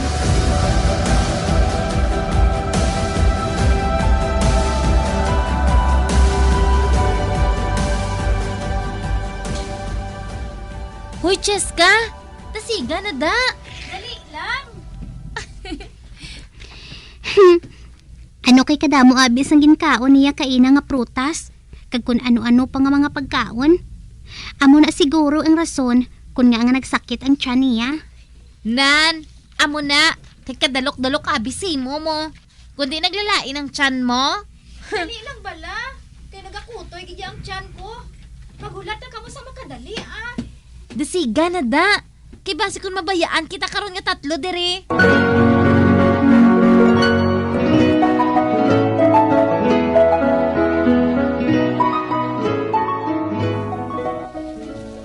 Okay na ako. Maayo. Apang may problema kita. Nga ahaw. Tungod sa kadugay mo, ginbayaan na kita sa mga classmates naton. Tapos gid kita sini. Matalang kita sa duog ngay ni. Hindi ka mo magkabalaka ah. Mahibalaan man gihapon sang teachers naton nga wala kita. Kay kung mag-isip sila, kulang ang mga estudyante. Kag pangitaon man nila kita sina. Oo, matuod. Husto si Daisy Jillian. Kay field trip gani, hindi bala? Kani, dapat kita nga magsinadya. Kag ang manami, kay ato ng oras. Pwede na kita nga magkadto sa mga lugar. Gagusto naton kadtuan, hindi bala? Kabay pa nga balikan nila kita diri. Dali na ah. Kita nga tatlo ang mag-upod sa paglagaw.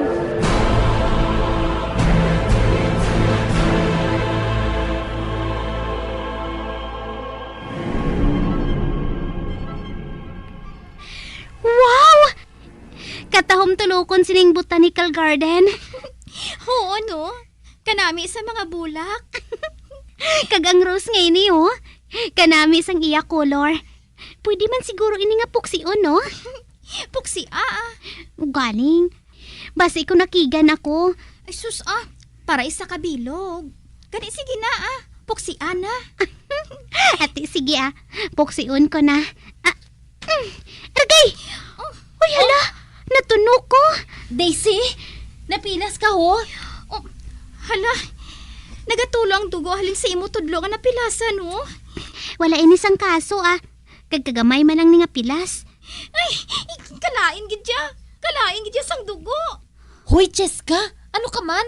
Ang baba mo. Ay, dugo. Kalain gidya sang dugo, oh. Hoy, kauay ba na sa imo? Nahadlok ka niya ako sa dugo. Hindi ba lang nga may phobia ako sa dugo? Kag kung mahimo pa lang, hindi gid ako gusto nga makakita sina. Ah, sige ah. Trapuan ko na lang sing akong panyo. Oh, Nan, ara na oh. Wala na nagatulo ang dugo. Kagamay man lang sang pilas ko nga ini. Madali lang ini mag-ayo. Kag hindi ka na magkabalaka, Chiska ha. Ata na, dali na kamo. Mapadayo na kita sa paglagaw sa unhan.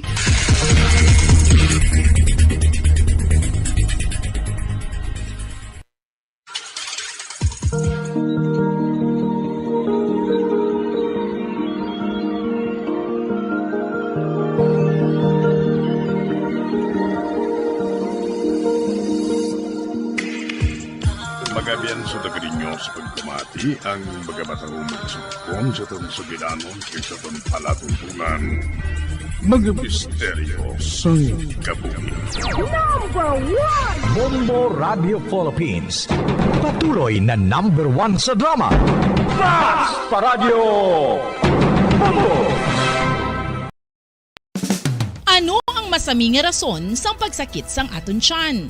Ang pagsakit sang aton tiyan, ang bangod sa sahi sang pagkaon nga aton masami ginakaon. Suno sa oncologist nga si Dr. Isaac David Ampil II, ang masami nga pagsakit sang tiyan ang bangod sa hyperacidity. Suno diri, ang pagsaka sang acid ang nagatuga sang pagsakit sang tiyan. Ini ang ginatumod nga sinisikmura o kung stomach ache. Ang usual nga ginatunaan sini amo ang pagkaon sa mga pagkaon nga mataas sa acid content, kaangay sang citrus fruits, kag labaw sa tanan ang spicy food. Ang iban nga sources amo ang alcohol, coffee, kag masami ang pagpagutom. Ang stomach pain ang bangod man kung kaisa sa ulcer kung sa diin ginadigest sang acids ang lining sang stomach. Apang agud masiguro ang gintunaan sang stomach pain, mas maayo nga magpakonsulta sa doktor. Ang pagpanipilyo ang isa sa mga pinaka-importante nga tikang. Agud mamintinar ang matinlo nga hygiene sa isa ka persona. Apang makapila-bala ka beses ini ginahimo sa isa ka adlaw. Suno sa American Dental Association, ginarekomendar ang pagpanipilyo sang makaduha ka beses sa isa ka adlaw. Sunod diri, maayo ang pagpanipilyo sa aga kag sa gabi gamit ang isa ka soft brittle brush. Para sa optimum dental health, ginapahayag sang ADA ang pagpanipilyo sang 2 ka minutos kag siguraduhon nga matinluan gid ang kada ngipon. Importante man nga tinluan ang tunga sang ngipon, isa ka beses kada adlaw. Importante man nga tinluan ang gum line, bangod posible ini nga tiniran sang bakterya. Friendly advice from Bombo Radio Bacolod. Luyag mo bala mga kabumbo nga mapanubo ang imo nga bugat? Nakasiguro ka bala nga nagakaigo ang imo nga pamaagi? Isa sa masami nga ginahimo sang iban nga mga luyag magpanubo sang bugat amo ang starvation diet ukon pagpagutom. Ini ang hinali nga pag-utod ukon pagpanubo sang intake sang calories sa gina-consume sa kada adlaw. Ginapinsar sang iban nga epektibo ini nga strategy sa madasi nga pagpanubo sang bugat. Apang nakahibalo-bala kamo nga ang hinali nga pagbaylo sang pinaagi sang pagkaon ang makatuga sang suli nga resulta? Naibaluan nga ang pagkaon sang tuman kadyutay o kon pagpagutom ang hindi maayo nga ideya kag ini ang makatuga agud nga magdako na gid ang bugat. Suno sa mga doktor, ang pagbalansi sang pagkaon sang manubo sa calories nga diet ang pinakaepektibo nga makabulig agud mapanubo ang bugat.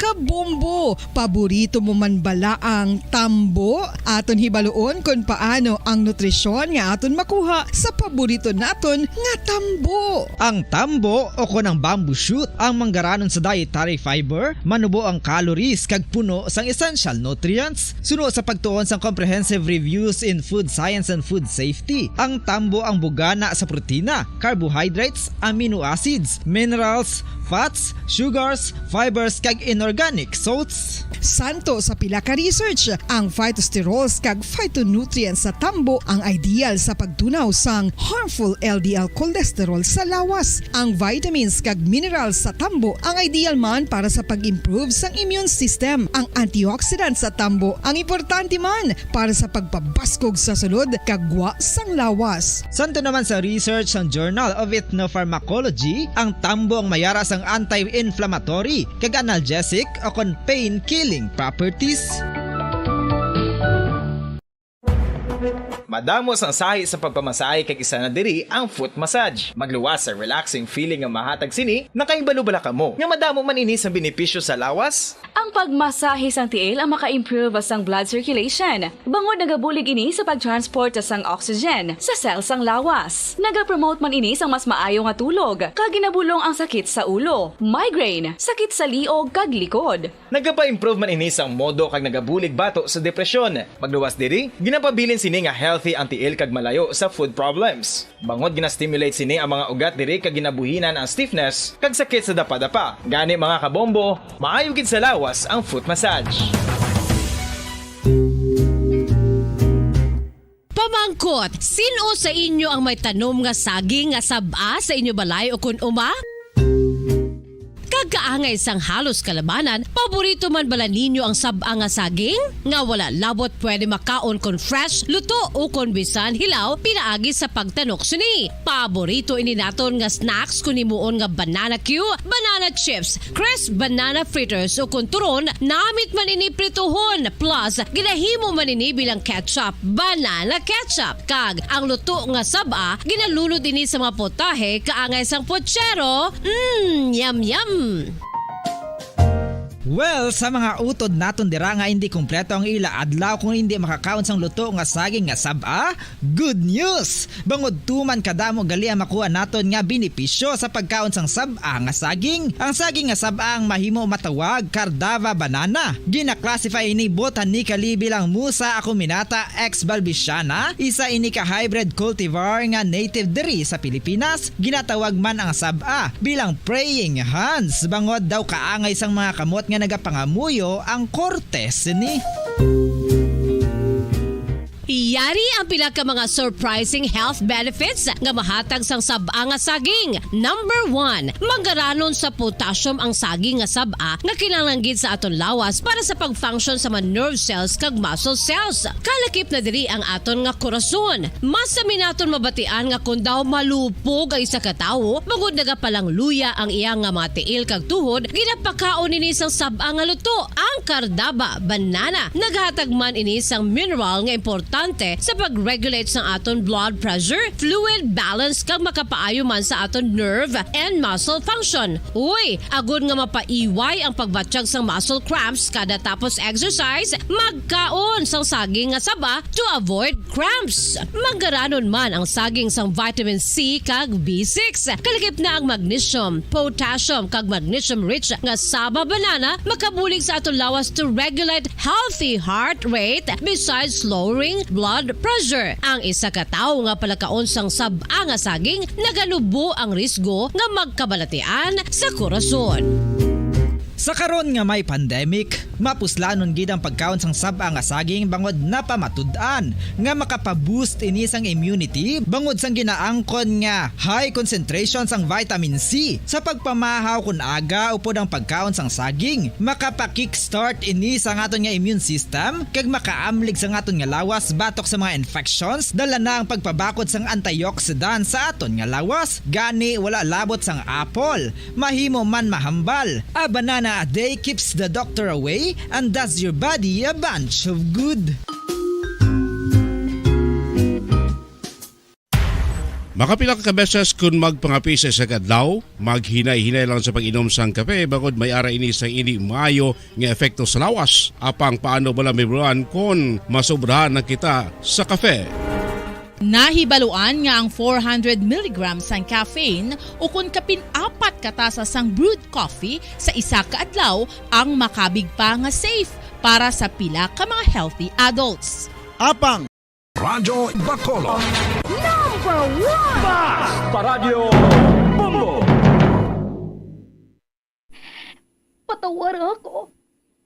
Kapag wala ko na ikaw, ginahigog mo. Hindi na pagpadayo na maluoy ka. Tungod ang tag sa katinaga nagapadugang lang sang pila sa akong kasing-kasing. Kinpapati mo ako sa paghigug mga isa lang gali kapakuno-kuno. Anong sala ko sa imo? Ngagil silutan mo ako sa amos sini. Apang sa gihapon hindi ako makabatas magbalo sa imo sa pasikit. Agud mabatyagan mong nabatyagan ko. Kundiin man ako makaabot, kundiin ka man. Tanday na nga sang makaisa. May isa ka tinugang nga naghigugma sa imo sang tampat. I thought you will forever be the brightest star for me.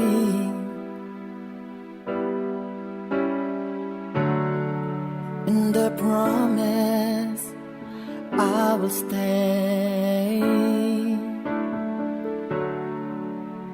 in love with you till the end. Once there was a love.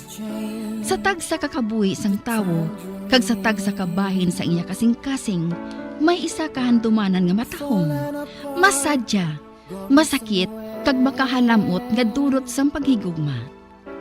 Kung kamo may handumanan sa paghigugma nga hindi malipatan, ipadala lang diri sa aton palatuntunan. Once there was a love. Kay ina paghahatagan namon sang kabuhi para sa inyo kalingawan. Once there was a love.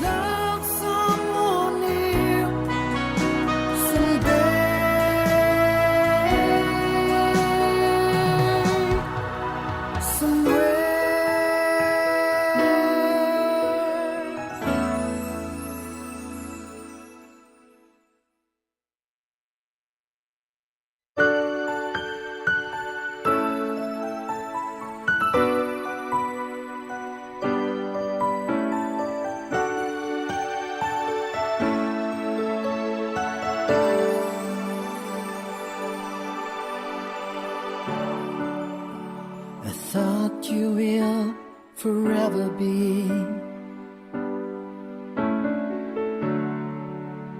the brightest star for me.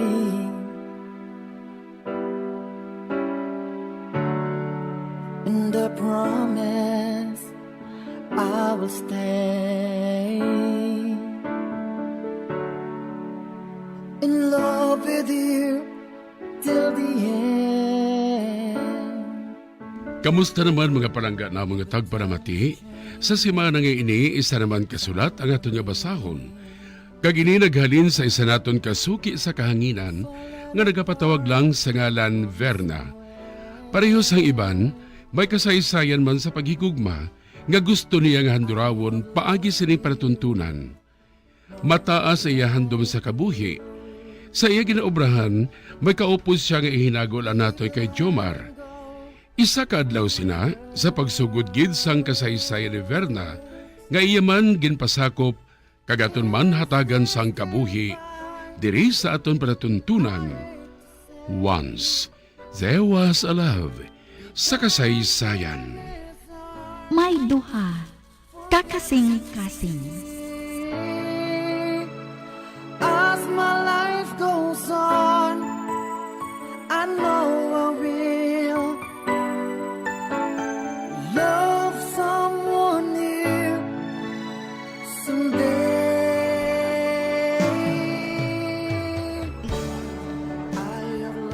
Oh! Hindi ba lang ikaw nakasalo sang bukay Verna? Kag ikaw man na nakasalo sang Garter Jomar? O nga kalayo sa inyo nga duha? Yudi kuno abi, wala sila nagsapakanay. Pero karon, super sweet na sila nga duha. Excuse me ha? Pwede ba lang nga ipanghatag na lang ining bouquet sa iban? Kag nga naman, ikaw nakasalo sina. Hindi bala, sa kamot mo gid ina nagtupa? Amo gading ipanghatag ko na lang. Ah? Sino interesado sini? Ay, hindi mo feel nga si Jomar ang pares mo? Yudi bahala ka. Basi kung maghinulsol ka. Ay, excuse me my friend. Hindi mahimo nga kupuon mong naanda nga tradisyon, no? Siyang nakasalo sang ginhaboy ko nga bouquet. Kag si Jomar naman ang nakasalo sang garter. So, sila gid nga duha subong ang magpartner. Kita mo gila ning best friend ko. Abaw, ipahamak pa niya ako. Bagay man sila nga duha, hindi bala? Yes! Bagay, git sila nga duha. Yes! Palapit nila si Verna. Kung hindi siya magpungko sa pulungkuan, hakwat ta! Hi, Verna. Dali mo lang ini just for fun. Hindi na lang natin pag-i-spoil ang kasadyahan ha. Kailangan mangin masadya kita sa kasas ng best friend mo. Naglukod siya sa tubang ko. Ibutang ko ng garter sa batiis mo ha. Dasiga? Okay. Ginbutang na niya ang garter sa batiis ko. Tagang buang niya ho. Taginahungod gid niya nga maghulag sa mahinay.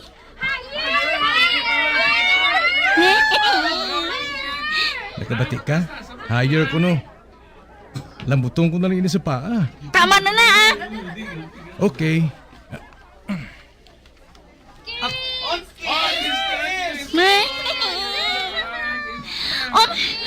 Ang mga buisit nila, ho? Okay, for the finale, dungan nga makis ang bagong kasal sa ilan ni Verna kag ni Jomar. Relax lang. Ha? Relax. Relax ka buang mo eh. Okay. Pwede ma-request ang duha, Verna kag Jomar, nga magkadto sa table sang bride and groom for the kiss?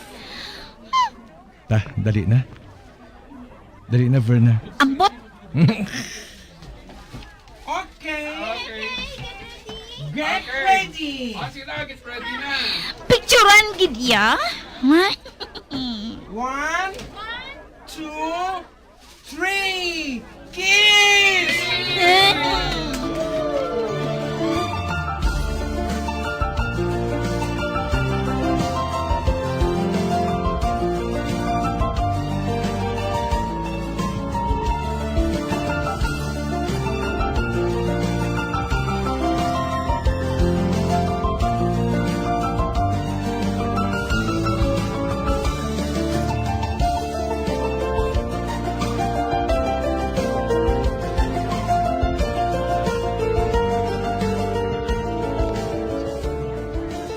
Wow!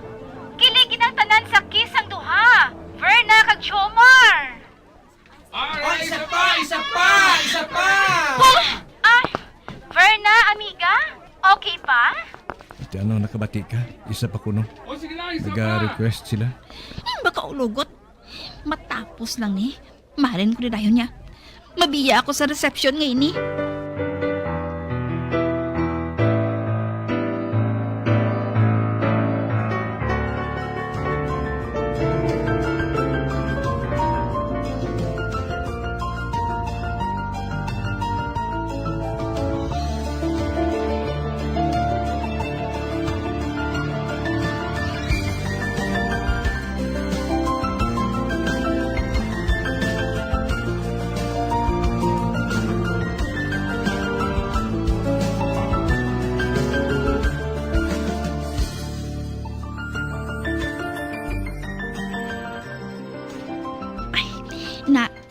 Diri ako Hindi na ako magbalik sa kasadyahan.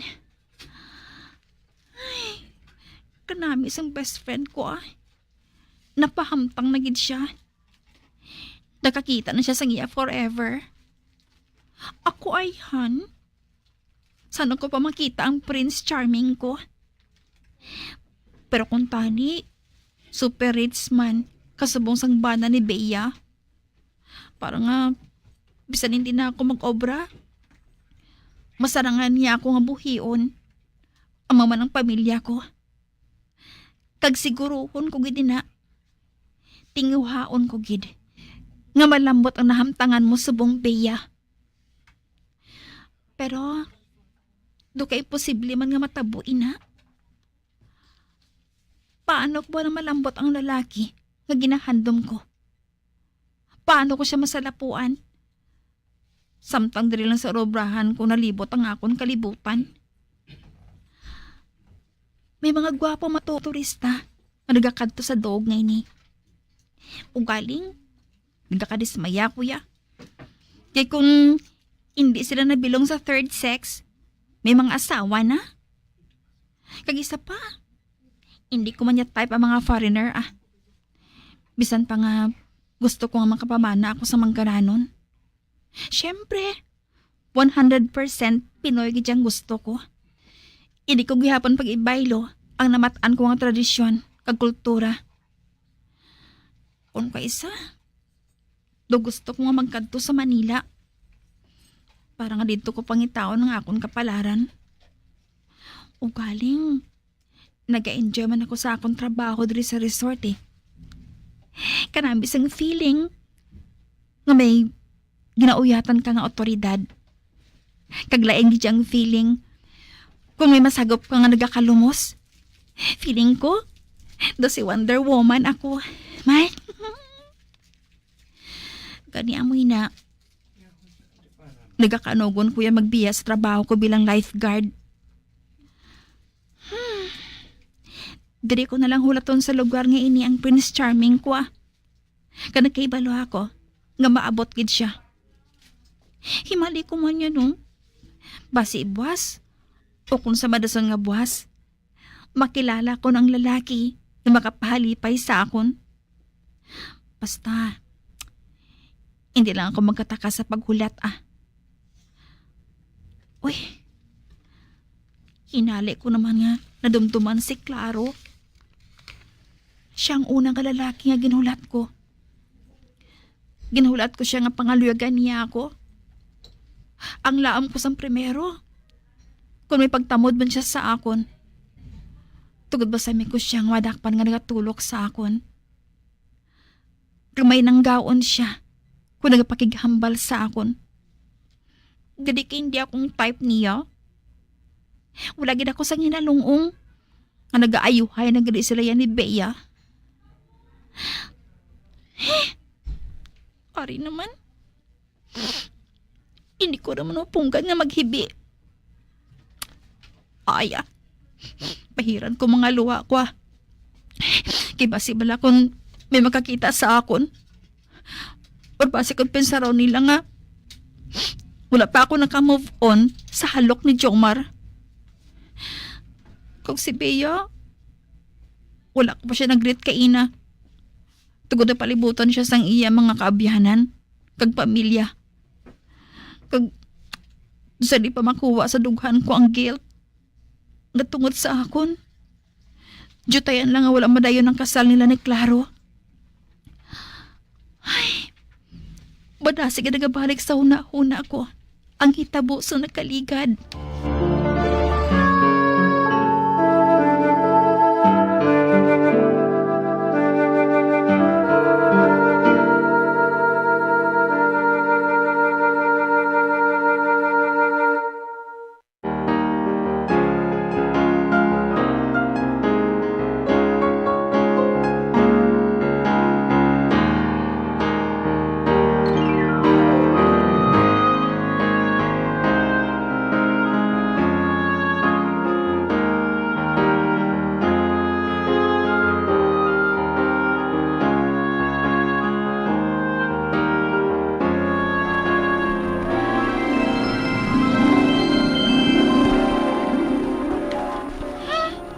Hindi ako magpati na ginahigugma mong abyan ko. Ba? Ano kinahanglan mo? Gusto ko lang mahibalaan kung seryoso ka na pakasla ng amiga ko. Wala siya nagsabat. Sa baylo, ginatulok lang niya ako. Paano kung masulay ka sa iban? Ginasulay mo pala ako? Atay ni? Verna. Tawag ba kuya kay Verna, Claro? Si Bea lang ang nagatawag sa akon nga Tiny.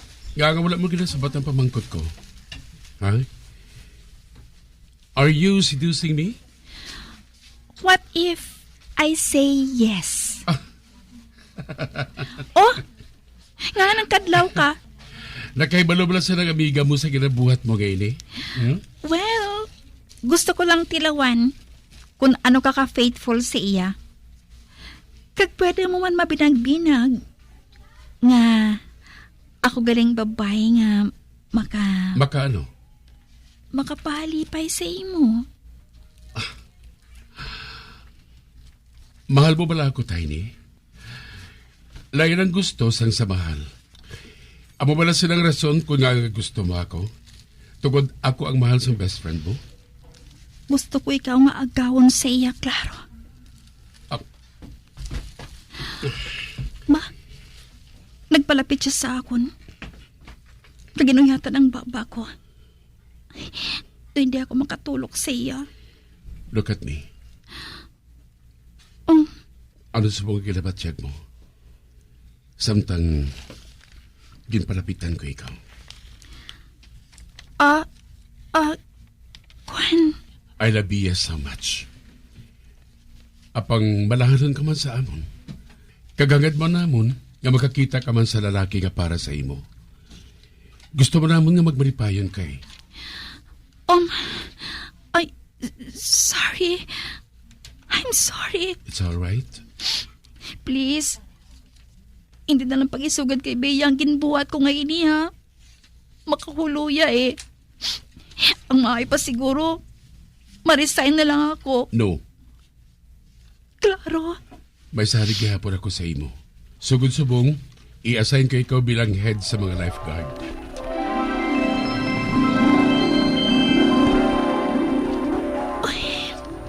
Kabuang gid sa akon.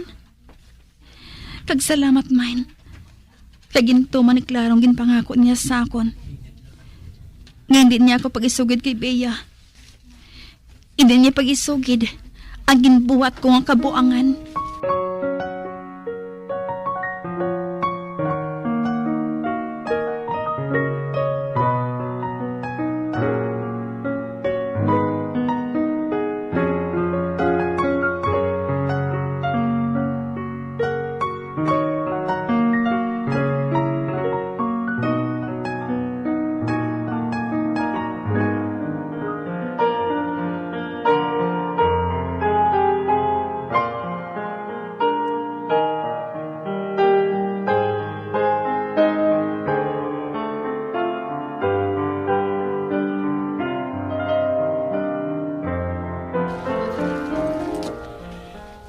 Si Verna. Makita ko siya halindiri sa lamtangan ko.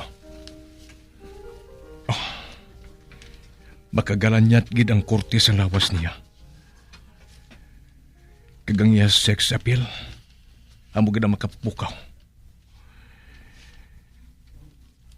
Kag makapainit sang dugo sa mga lalaki.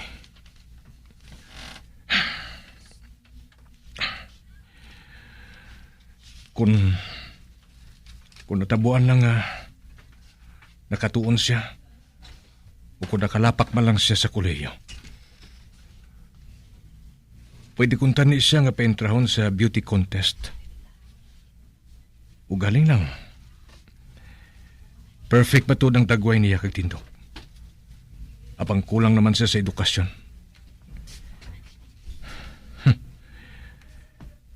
Apang sa piyak. Sa piyak sa mga kakulangan niya ngayon na. Tama pa siya kasuplada. Buringot. Hambog.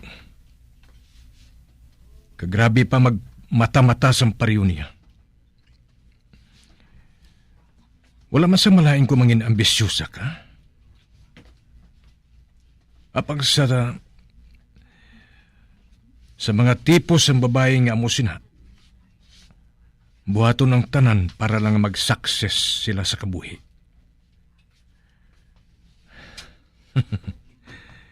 Kag matagid, nga ginatingwaan gid niya, nga mabunit si Claro. Ang tag-iya sang resort nga ini. Nakita ko kung ano ang panulok niya sa amigo ko. Kag nakaibalo ako sang love triangle story nila ni Bea kag di Claro. Apang in love gid katama si Claro kay Bea. Gani wala niya iniginbuyan. Ginpakasal gid niya.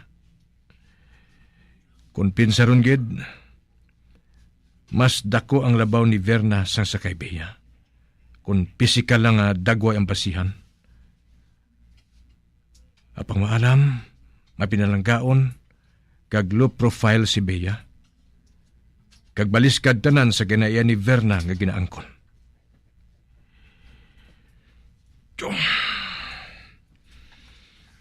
Ang ginaindian ko lang sa isa ka babae, among maluyagon magpanghusga. Kay may posibilidad nga manginager siya sa ulihi. Kasi edad ko nga ini nga 30 anyos. Wala pa ako na nakasalapo sa babae nga nakapasar sa akong standard. Nga nakaupod ko sa isa lang kabubong. Wala ko pa ginapinsar ang kasal. Tugod hindi pa ako handa sa mabugat nga responsibilidad. Hindi man ako gusto sa sobra kaalam nga babae. Basi kon mangin pariyo lang ako kay daddy. Nga naging sunod-sunuran lang sa asawa niya nga wala sang iban kundi ang akong iloy. Tungod tama hindi kaalam nga sahi sa babae.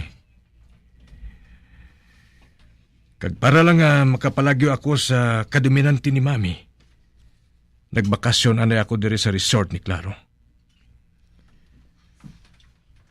Ang akong best friend halin sang high school pa kami, tubtubag college.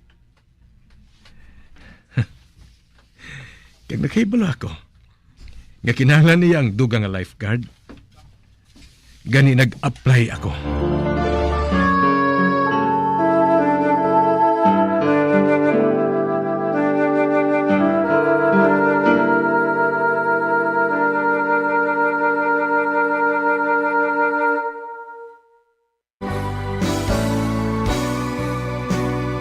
Old flame has to die.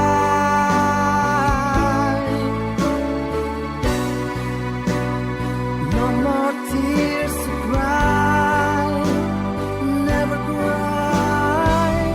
Just these broken hearts. Goodbye. Goodbye. Is this goodbye?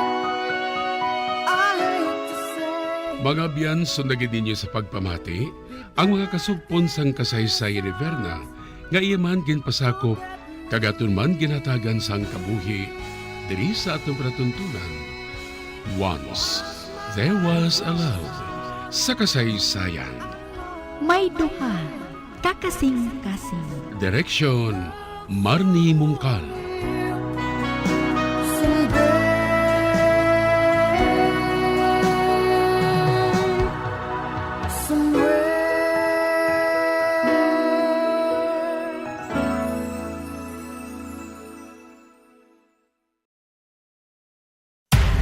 Makapila ka beses kung magpangapi sa isa kadlaw, maghinay-hinay lang sa pag-inom sang kape bagod may ara ini sang hindi maayo nga epekto sa lawas. Apang paano bala mibruan kung masobrahan na kita sa kape. Nahibaluan nga ang 400 mg sang caffeine o kung kapin-apat katasa sang brewed coffee sa isa ka adlaw ang makabig pa nga safe para sa pila ka mga healthy adults. Apang, dapat naman ini nga hagan-haganon kung makabatsyag na sa mga sintomas nga nagapahibalo nga nasubrahan ka na sa kape. Ini ang ginalakipan sang pagsakit sang ulo, hindi makatulog, anxiety, kag masami nga ginanerbiyos, kalakip na ang paglingin sang ulo, pagka-irritable, masami nga pagpangihi, pagpalangurog sang unod, kag pagdasig sang kuba-kuba sang dughan. Gani mga kabombo, hagan-hagan lang sa kape. Mga carcinogenic foods o kung tigi nga mga pagkaon mangintunaan sang cancer.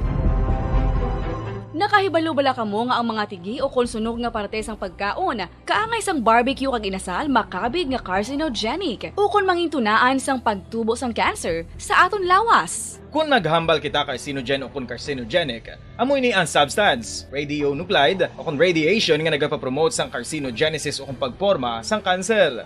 Madamo ang mga carcinogenic foods nga nangin paborito naton. Kaangay sa mga processed meat, overcooked foods, kag mga fried foods like french fries. Abaw! Ang paborito ta nga pork barbecue kag chicken inasal. Nga gina-request tagid nga well done ang pagluto o kung ginapatigi-tigi tagid. Makabig nga carcinogenic, processed meat, overcooked foods, and fried foods may increase risk of some types of cancer. Ang mga chemical nga ginausal sa processed kag cured meat, kaangay sang nitrates nga isa ka food preservatives para sa bacon, subong man sausages kag ham, mahimo makaproduce man sang carcinogens. Wala labot sa mga carcinogenic foods, mayara man nga ginatawag non-radioactive carcinogens nga mangintunaan man sang cancer. Kaangay sang paghaklo naton sang asbestos kag aso sang sigarilyo. Gani, likawan gid ang pagkaon sang batok o kung sunog nga pagkaon.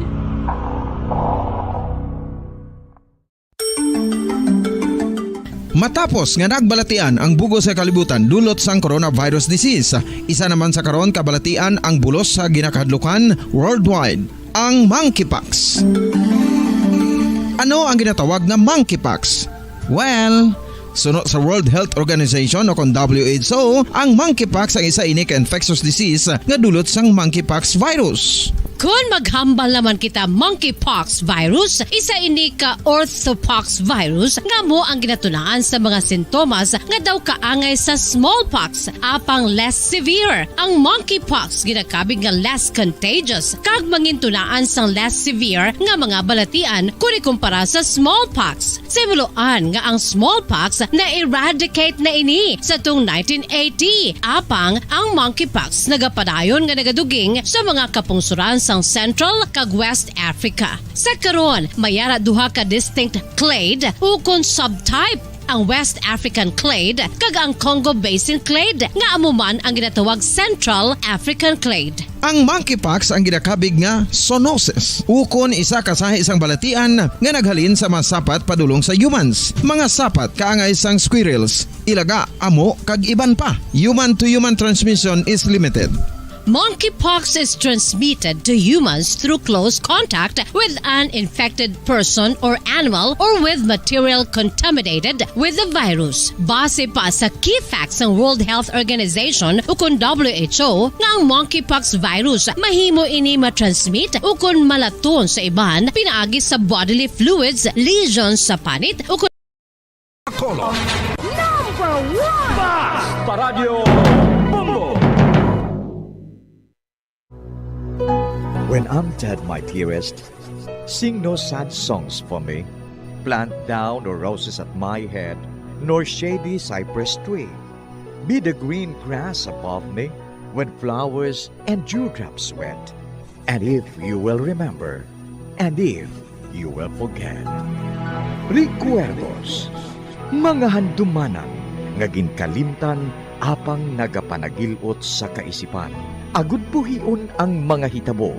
Agud liwat nga magpatyag sang kamingaw. Ukon kalipay. Recuerdos sa kasaysayan. Si Marigold kag si Tristan. Kung mangyari man aking mahal na ikaw at ako'y magkatuluyan, mundo ko'y parang langit na, mundo ko'y parang langit na, kapag ikaw ay laging kasama. Ang pag-ibig ko sa'yo'y di magbabago. Ang puso ko'y iyong iyo, ang puso ko'y iyong iyo, at sana'y sa akin lang ang pag-ibig mo. Kagkaron sa kasugpon sang aton sugilanon diri sa Recuerdos sa kasaysayan. Si Marigold kag si Tristan. Mundo ko'y parang langit na, mundo ko'y parang langit na, kapag tayo lang dalawa ang laging magkasama. Kapag tayo lang dalawa ang laging magkasama.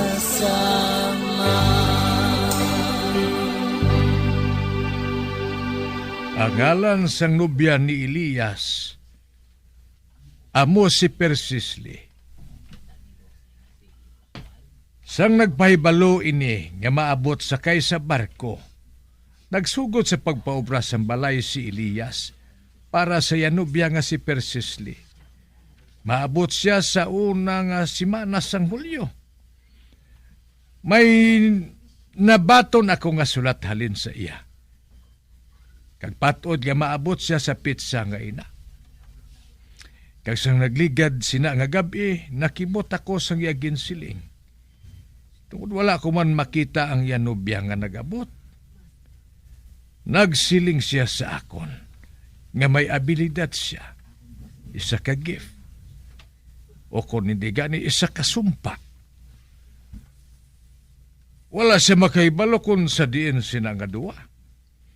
Nagsiling pagid siya nga ang iya lula sadto may amuman sina nga abilidad. Kag bangod sina ginsunog ini nga buhi. Nagakatabo man kuno ina sa iya. May bes nga nagakadula siya sa iya kaugalingon. Kung atakiyon siya sang amo sina nga sitwasyon. Mamangkot ako sa imo, doktor. May ara bala sina? May ara sina nga tao nga nagadamgo nga pang nagabugtaw. Apang ang nagakatabo sina, ara sa linya sang physical research sang medical. Ano nga klase sang nagakatabo nga ina kay Elias? Kasubong bala nga daw nagadamgo siya nga nagabugtaw. Pareho sang damgo? Siling niya, doktor. Nagadamgo siya kag may makita siya nga butang. Butang nga maabot pa. Kag butang nga natabo na. Kung kaisa ang butang nga ini nagahatag sang kahadlok sa iya, hindi gani nagahatag sang kalipay sa iya. 4 kadlaw ang nagligad sang matabo ini sa iya. Nagadamgo sa kuno samtang nagabugtaw. Kag saya damgo, nakita niya si Ferris Lee nga nagayhom sa iya. Gani nakapatod siya nga maabot gid si Ferris Lee sa husto nga pizza. Isa ka damgo. Nga sa sobra niya nga pagpaminsar kay Fersis, nadamgo niya ini. Amo manggani inang siling ko sa iya. Kag hindi ako maluyag nga magpadayon siya nga mag-amo sina.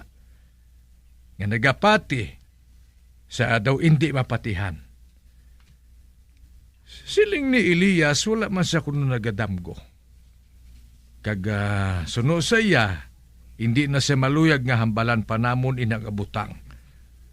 Bangod madamo siya sa mga abyan nga nagalikaw sa iya. May bis manggani nga bisan ako gusto ko nga magpalayo sa iya. Bangod hindi na ako komportable kung ano siya nga sari sa tao. Kung bala malapit siya sa Diyos o kung sa demonyo. Ano sa pagbanta mo ang nagakatabo sa iya, doktor? Ambot man kung siya mismo nakahibalo sang nagakatabo sa iya? Sa imo, Crystal. I think nakahangop ako, Gilbert. Apang hindi man ako makapaathag. Apang nakahangop ako. Kagang bapor ko no madungka sa pantalan sa kaagahon. Kagang bugos nga barangay ato sa pantalan. Nagasinggit kami sa kasadya sang magdungka ang bapor. Kag si Elias, bugos nga gabi nga nagbantay sa baybayon. Kap? Sa bapor. Ara man bala si Persis Lee sa bapor? Oo. Sila nga duwa sang kapitan. Kagasuno sa ila kalain sang ila biyahe nga naagom.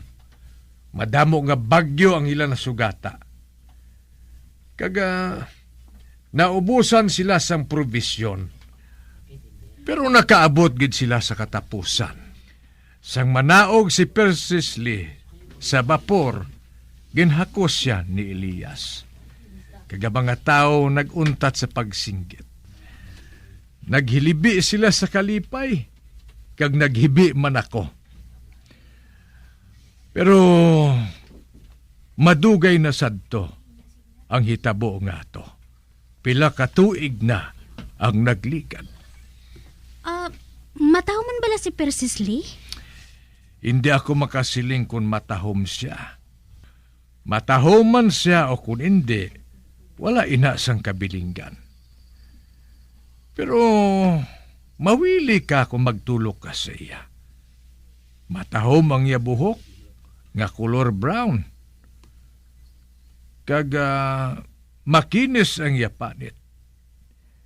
Ginkasal sila ni Elias sa amon balay.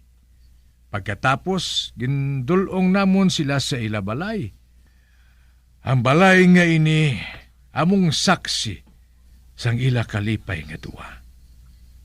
Sa balay nga ini, diri sila nagapungko sa matahom nga lamesa, nga may mapulang nga rosas nga nabutang sa florera. Pariyugid sa nakita ni Elias sa Adamgo. Makatilingala, hindi bala, doktor? Pero madamo bagid ako sang istorya sa inyo nga mga makatilingala nga butang sang ako marinero pa. Sang ako nakalambot halos sa tanan nga bahin sang kalibutan. Baw kanami nga istorya. Daw sa ano kadugay siya nga nag-star diri Kap? Mga 15 anyos ang ila pag-istar diri. Kagako nagsakay ako sa barko pagkatapos nga makasal sila. Sang magbalik ako matapos ang pagpanakayon ko, nagapit ako kay First Cicely. Kaginsugid ko sa iya ang tanan ko nga naagyan sa akon pagpanakayon.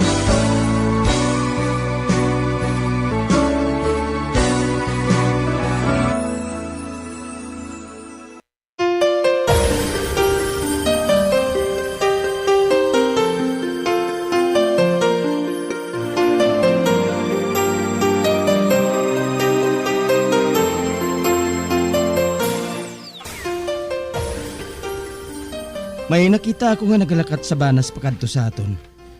Basi kon si Carmen ina? Basi kon si Mrs. Amor? Hindi. Nalabayan ko siya kay na nga nagapanghilamon sa iya garden eh. Kag nakita ko nga nag-slim siya. Kag nagapati ako, nga wala siya sanggana nga makigsosyal sa imo. Kitang malapit niya kasilingan, apang wala siya nagapangilala sa imo. Husto. Basi matuod kun si Carmen ina. Sa nila, man-hater siya. Ay, makadto ako sa akong office. Pero manilag ako sa inyo ginhambalan, ha? Sige. Dira ka na.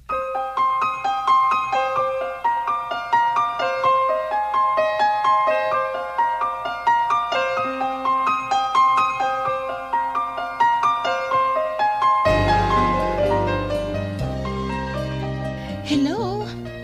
Ako si Carmen. Crystal? Kilala mo na gali ako? Ginsugiran ako ni Captain Aurelio. Nagdumdum ka siguro nga hindi na ako magkadto diri. Agud ka magpangilala sa imo. Masako abi ako eh. Tig-ilani subong. Kag kun ano pa. Kag ang tanan, masako. Ano pa, wala ko matapos ang ako nga ginatahi. Magpungko ka, anay. Salamat. Anay ka ha? Kaya ipakita ko sa imo ining pinutos nga ini. Ara? Ginhaplak niya sa lamisa ang panapton nga puti. Kagkatahong nga tela. Ara, nakita mo na? Gintuyo ko gani ini nga burdahan eh. Nagtambong ako sa lubong ni Mrs. Rudy Asiro. Isa kagatos katuig na siya. Kag nagpangako ako nga matambong sa iya lubong. Amo na, nga wala ko matapos ang akong pagtahi sini. Madamo ba walang nagtambong sa iya lubong? Aba, oo. Ay, grabe nga lubong ato. Kadamo sang nagtambong. May nagkumpanyar nga isa kagatos. Kag 20 kakarwahi ang nag-upod. Kag wala ko maguna-una nga. Ato man dito si Joe. Nagkanta siya. Samtang ang asawa niya daw sa matunaw sa kahuya. Kaya nga ang iya asawa, amoya ang nagaobra. Nagaobra sa uma ang iya asawa. Ginbaklan niya inis ang gamit sa panguma. Samtang siya, nagapangita naman sang patay nga iya nga makantahan. Bangod, manami siya makanta. Sang nagligad nga si Mana, nagkadto kami sa simbahan. Manami magsermon si Pastor Ben. Ay, oo. Manami siya magsermon. Palahubog sinasaya isang pastor. Kag kung mahubog siya, manami siya magsermon. Kag tama pa sa iya kapalikiro. Nagdumdum siya nga kung magtulok sa iya mga dalaga, naluyag na ini sa iya. Kung ako sa inyo sa imo ba na nga doktor, kung Christian ka mo, magpabili na lang ka mo nga Christian. Carmen, may nahibalaan ka ba lang nga maayo nga bana? May ara. Ato sa idalom sa duta. Ang buhi, may nahibalaan ka ba lang nga maayo, nga mabuot? Nga wala. Parehos ang bana mo. Madamo ako sang nabatian nga nagahambal, nga mabuot siya. Kag napatod ko, wala na sang mas mabuot pa sang sa iya sa kalibutan nga ini. Wala na, Miss Carmen? Nakabati ako nga nagambal ang isa ka bride nga parehos man sa imo. Si Jenny ang ngalan. Suno sa iya. Wala na sang lalaki nga makatupong sa iya bana. Kagusto siya. Wala na sang makatupong sa iya bana. Man, ginapaugtas sa iya bana. Kag indi lang ina. Nagapangaluyag pa ini sa iya ikaduwa nga asawa. Samtang ang iya asawa ya, tago mo tayo na. Hindi ba lang nga lalaki lang ang makahimo sina? Ate, oo. Oo, Miss Carmen. Kristal, masugiran mo bala ako sa matuod nga batasan sa ato nga pastor? Oo. Nagsala kita sa pagtawag sa iya nga pastor. Ang iya na wong, do parehos ang korte sang bato nga ara sa lulubngan. Hindi ko gid malimtal ang una nga sermon nga ginpabati niya sa aton mo. Sang una bala nga magadto sa simbahan, no? Ang subject para kuno sa tanan. Kag kun ano kuno ang buhaton nila. Maayo atong subject. Apang ang wala ko maluyagi, ang iya nga illustration. Siling niya, may karbaw ka, kag mango tree. Kag kun ihigot mo ang mango tree sa kwadra, kag itanom ang karbaw, kag ang mga tiil, nagapaibabaw, pila ka balde ang makuha mo nga gata sa mango tree. Kag pila naman ka minggo ang makuha mo sa karbaw. Ate, nakabati ka na sa bugos mo nga kabuhi? Ay, nagpasalamat ako kay wala sang iban sa simbahan nga nakabati. Kay kun may ara, kita lang siguro ang ilabuhaton nga kaladlawan. Apang ang wala ko maluyagi, ang pastor, nga nagaogyon siya sa pagambal sang iban. Nga bisan magsiling ka, nga do sa gago ka, ay huo, maupod siya. Kag may dala pa ina nga yuhum.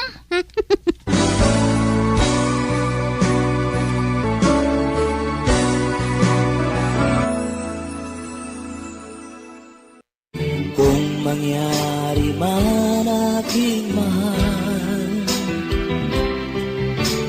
na ikaw at ako'y magkatuluyan, mundo ko'y parang langit na, mundo ko'y parang langit na, kapag ikaw ay laging kasama. Ang pag-ibig ko sa'yo'y di magbabago. Ang puso ko'y iyong iyo, ang puso ko'y iyong iyo, at sana'y sa akin lang ang pag-ibig mo. Mga abyan, sundan ninyo sa pagpamati ang kasugpon sang aton sugilanon diri sa Recuerdos sa kasaysayan. Si Marigold kag si Kristal. Ginsulat kag sa direksyon ni Elizabeth Batidwan Navarro. Kapag tayo lang dalawa ang lagi magkasama. Bombo Radio Philippines. Patuloy na #1 sa drama. Fast Paradyo Bombo!